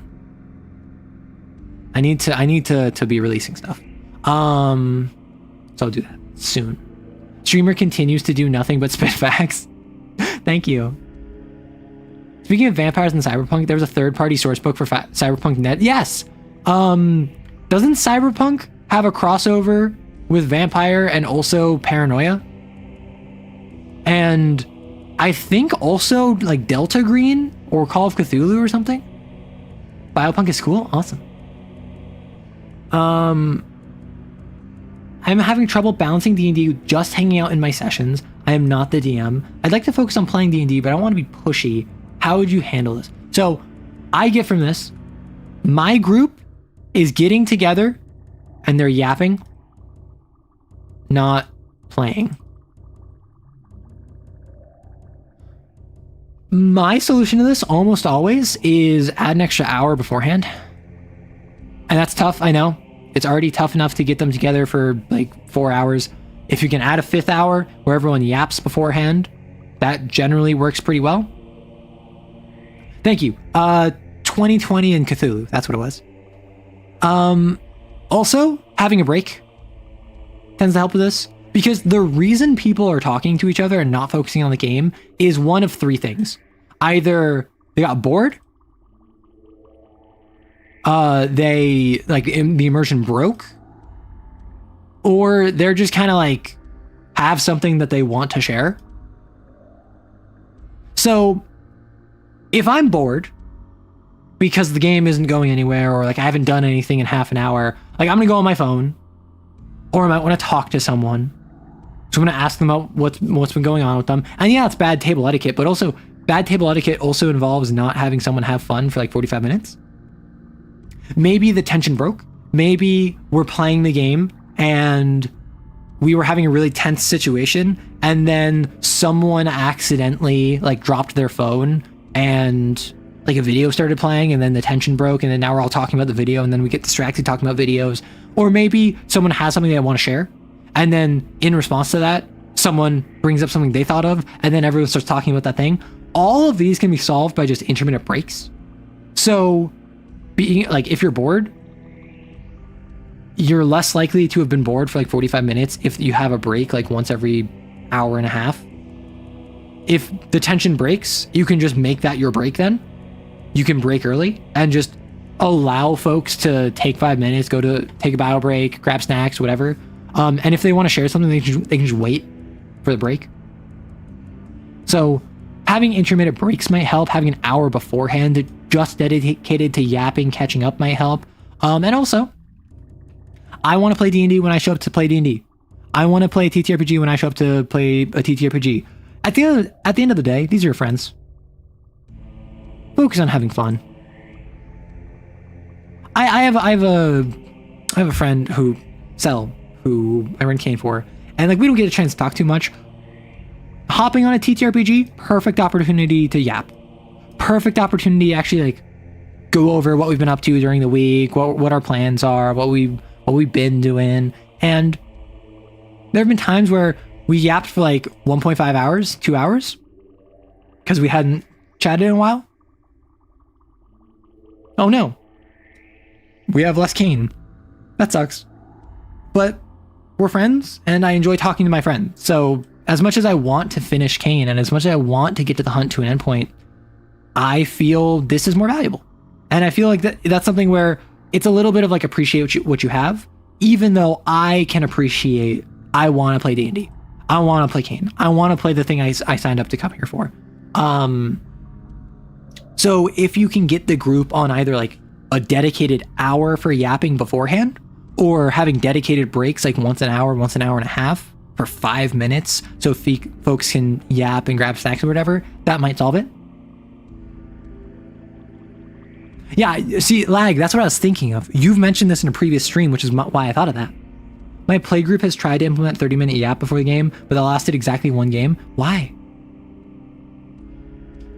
By any chance, have you looked into Cipher System by Monty Cook? If so, thoughts? No.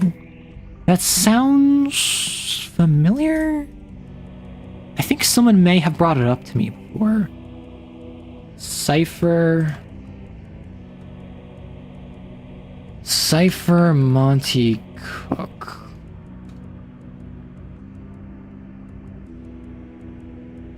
Okay, I don't recognize this. Yeah, I don't recognize this. So, unfortunately, I don't have thoughts.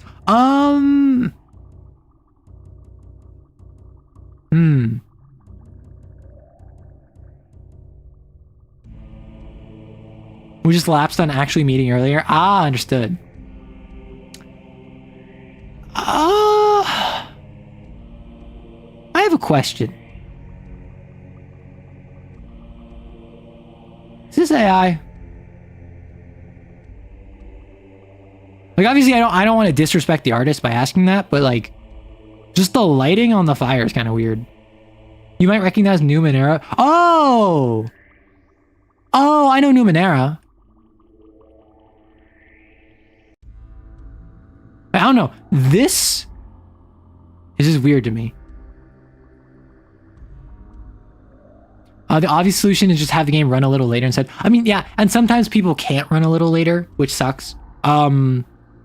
I always try to, in planning for sessions, I give myself a little bit of time before and probably like an hour after. So if in my games I'm running from like 11 a.m. to 3 p.m., I might block out a time of like 10:30 to 4, because I recognize and oftentimes like I can't make that early. I can't make 10:30 or even 11. Sometimes I have to like hop on call at like 11:30. So then I run into an issue where 11:30 is when we start, and then we yap for an hour, and then now it's noon 30, and then we go on to 3, but oh no, it's only been 2.5 hours, so we didn't play that much. So then we're like, we can just play another hour. Then we get another hour, and suddenly it made sense for me to account for that. Favorite color? So I actually don't have a favorite color. I know that's a bit of a cop-out answer. I like grayscale. I like monochrome. And I'm quite fond of yellow. As you might have guessed by the fact that everything about me is black, gray, and gold. And I use like a yellow heart in all of my imagery. So like, I'm quite happy with like a black and yellow, gray and gold. I think are fantastic combinations. Being able to combine those 3 colors, I really like. Oh no, I like my color scheme. I quite like the grayscale. I'm not a huge fan of pastels, is my main thing. I like jewel tones. Grayscale and jewel tones are probably my favorites. Black and gold has to be top 3 color scheme. Like, listen, like, I don't care if you think it's like too severe. It's good and it's applicable because like you can have like black and yellow, which has a nice contrast but can be really happy, like a bumblebee. You can have black and gold, which can be very elegant and severe. If you have more like grays to it, that can be nice. And honestly, I just like yellow. Like yellow, gold, I just appreciate them. I said it was my favorite color growing up. I've learned that apparently, this is information. I learned this a while ago, but like it's still kind of weird to me. When people ask you, what's your favorite X? They aren't literally asking you, choose one out of all of them that is the best or that you like the most. I always thought the one you like the most is your favorite. When people ask you, what's your favorite X? They just mean, what's one you like? Which is so weird to me. Which is why I never say I have a favorite color. Because I like grayscale, I like black, I like gray, I like yellow, I like gold. But like, I don't know if one of them's my favorite. People ask me what's my favorite TTRPG system. I'm like, I don't know, I have like a top 5. Metallic colors are accent. Ooh, yeah. Metallic colors as accents. It's fancy without being gaudy. It can be gaudy, depending on how you sell it. I feel like a lot of the time it isn't though, because it keeps it dark and grounded with the black and gray. How do I go about making Lovecraftian races? You know, like Cthulhu, fish people, slime monsters, and rat homunculus. I would say in order to make them actually effective Lovecraftian horror, I would give them no stat blocks. I would simply give them attributes that would ascribe to other things. So if you have a Innsmouth villager, I would not make them a stat block in like Call of Cthulhu. I would take a normal villager and I would give them stuff that would invoke sanity upon you if you look at them. And I would give them the ability to like breathe underwater and swim, like they're amphibious. Like, I would give traits to pre-existing things because the point of Lovecraft is not tentacles. Although I do love me some tentacles. And eyes and mouths and all the other things before you make it weird. But also tentacles.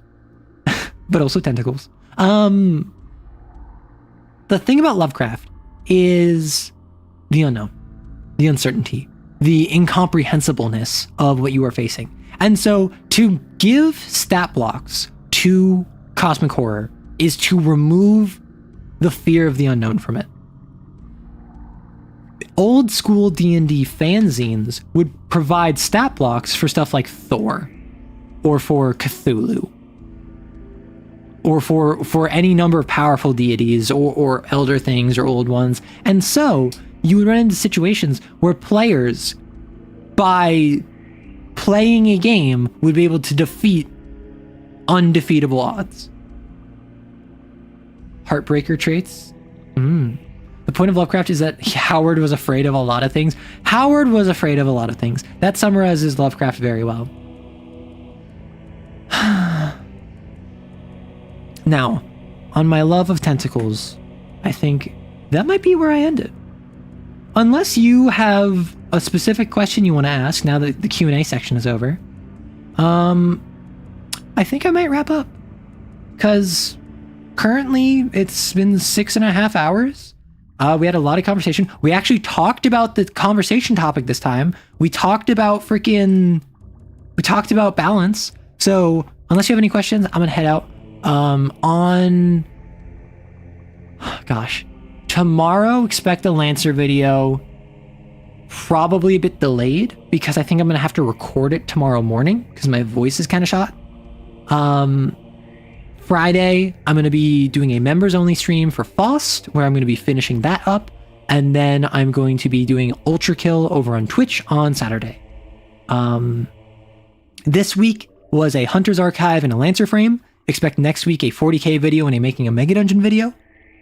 I plan on continuing to be doing multiple, like, not high quality, but like high research, high effort, so to speak, videos a week. That's my goal. One sci-fi, one fantasy. But what I realized is that by having Kane and Lancer in the same week, that ends up being both of the Bloom TTRPGs. Which, again, obviously, Bloom is not the sole creator of Lancer. I don't want to take away anything that Miguel did, but it is funny that I ended up with a Bloom week. Good night, good evening, good morning, and take care of yourself. I'm gonna go eat food. Bye-bye.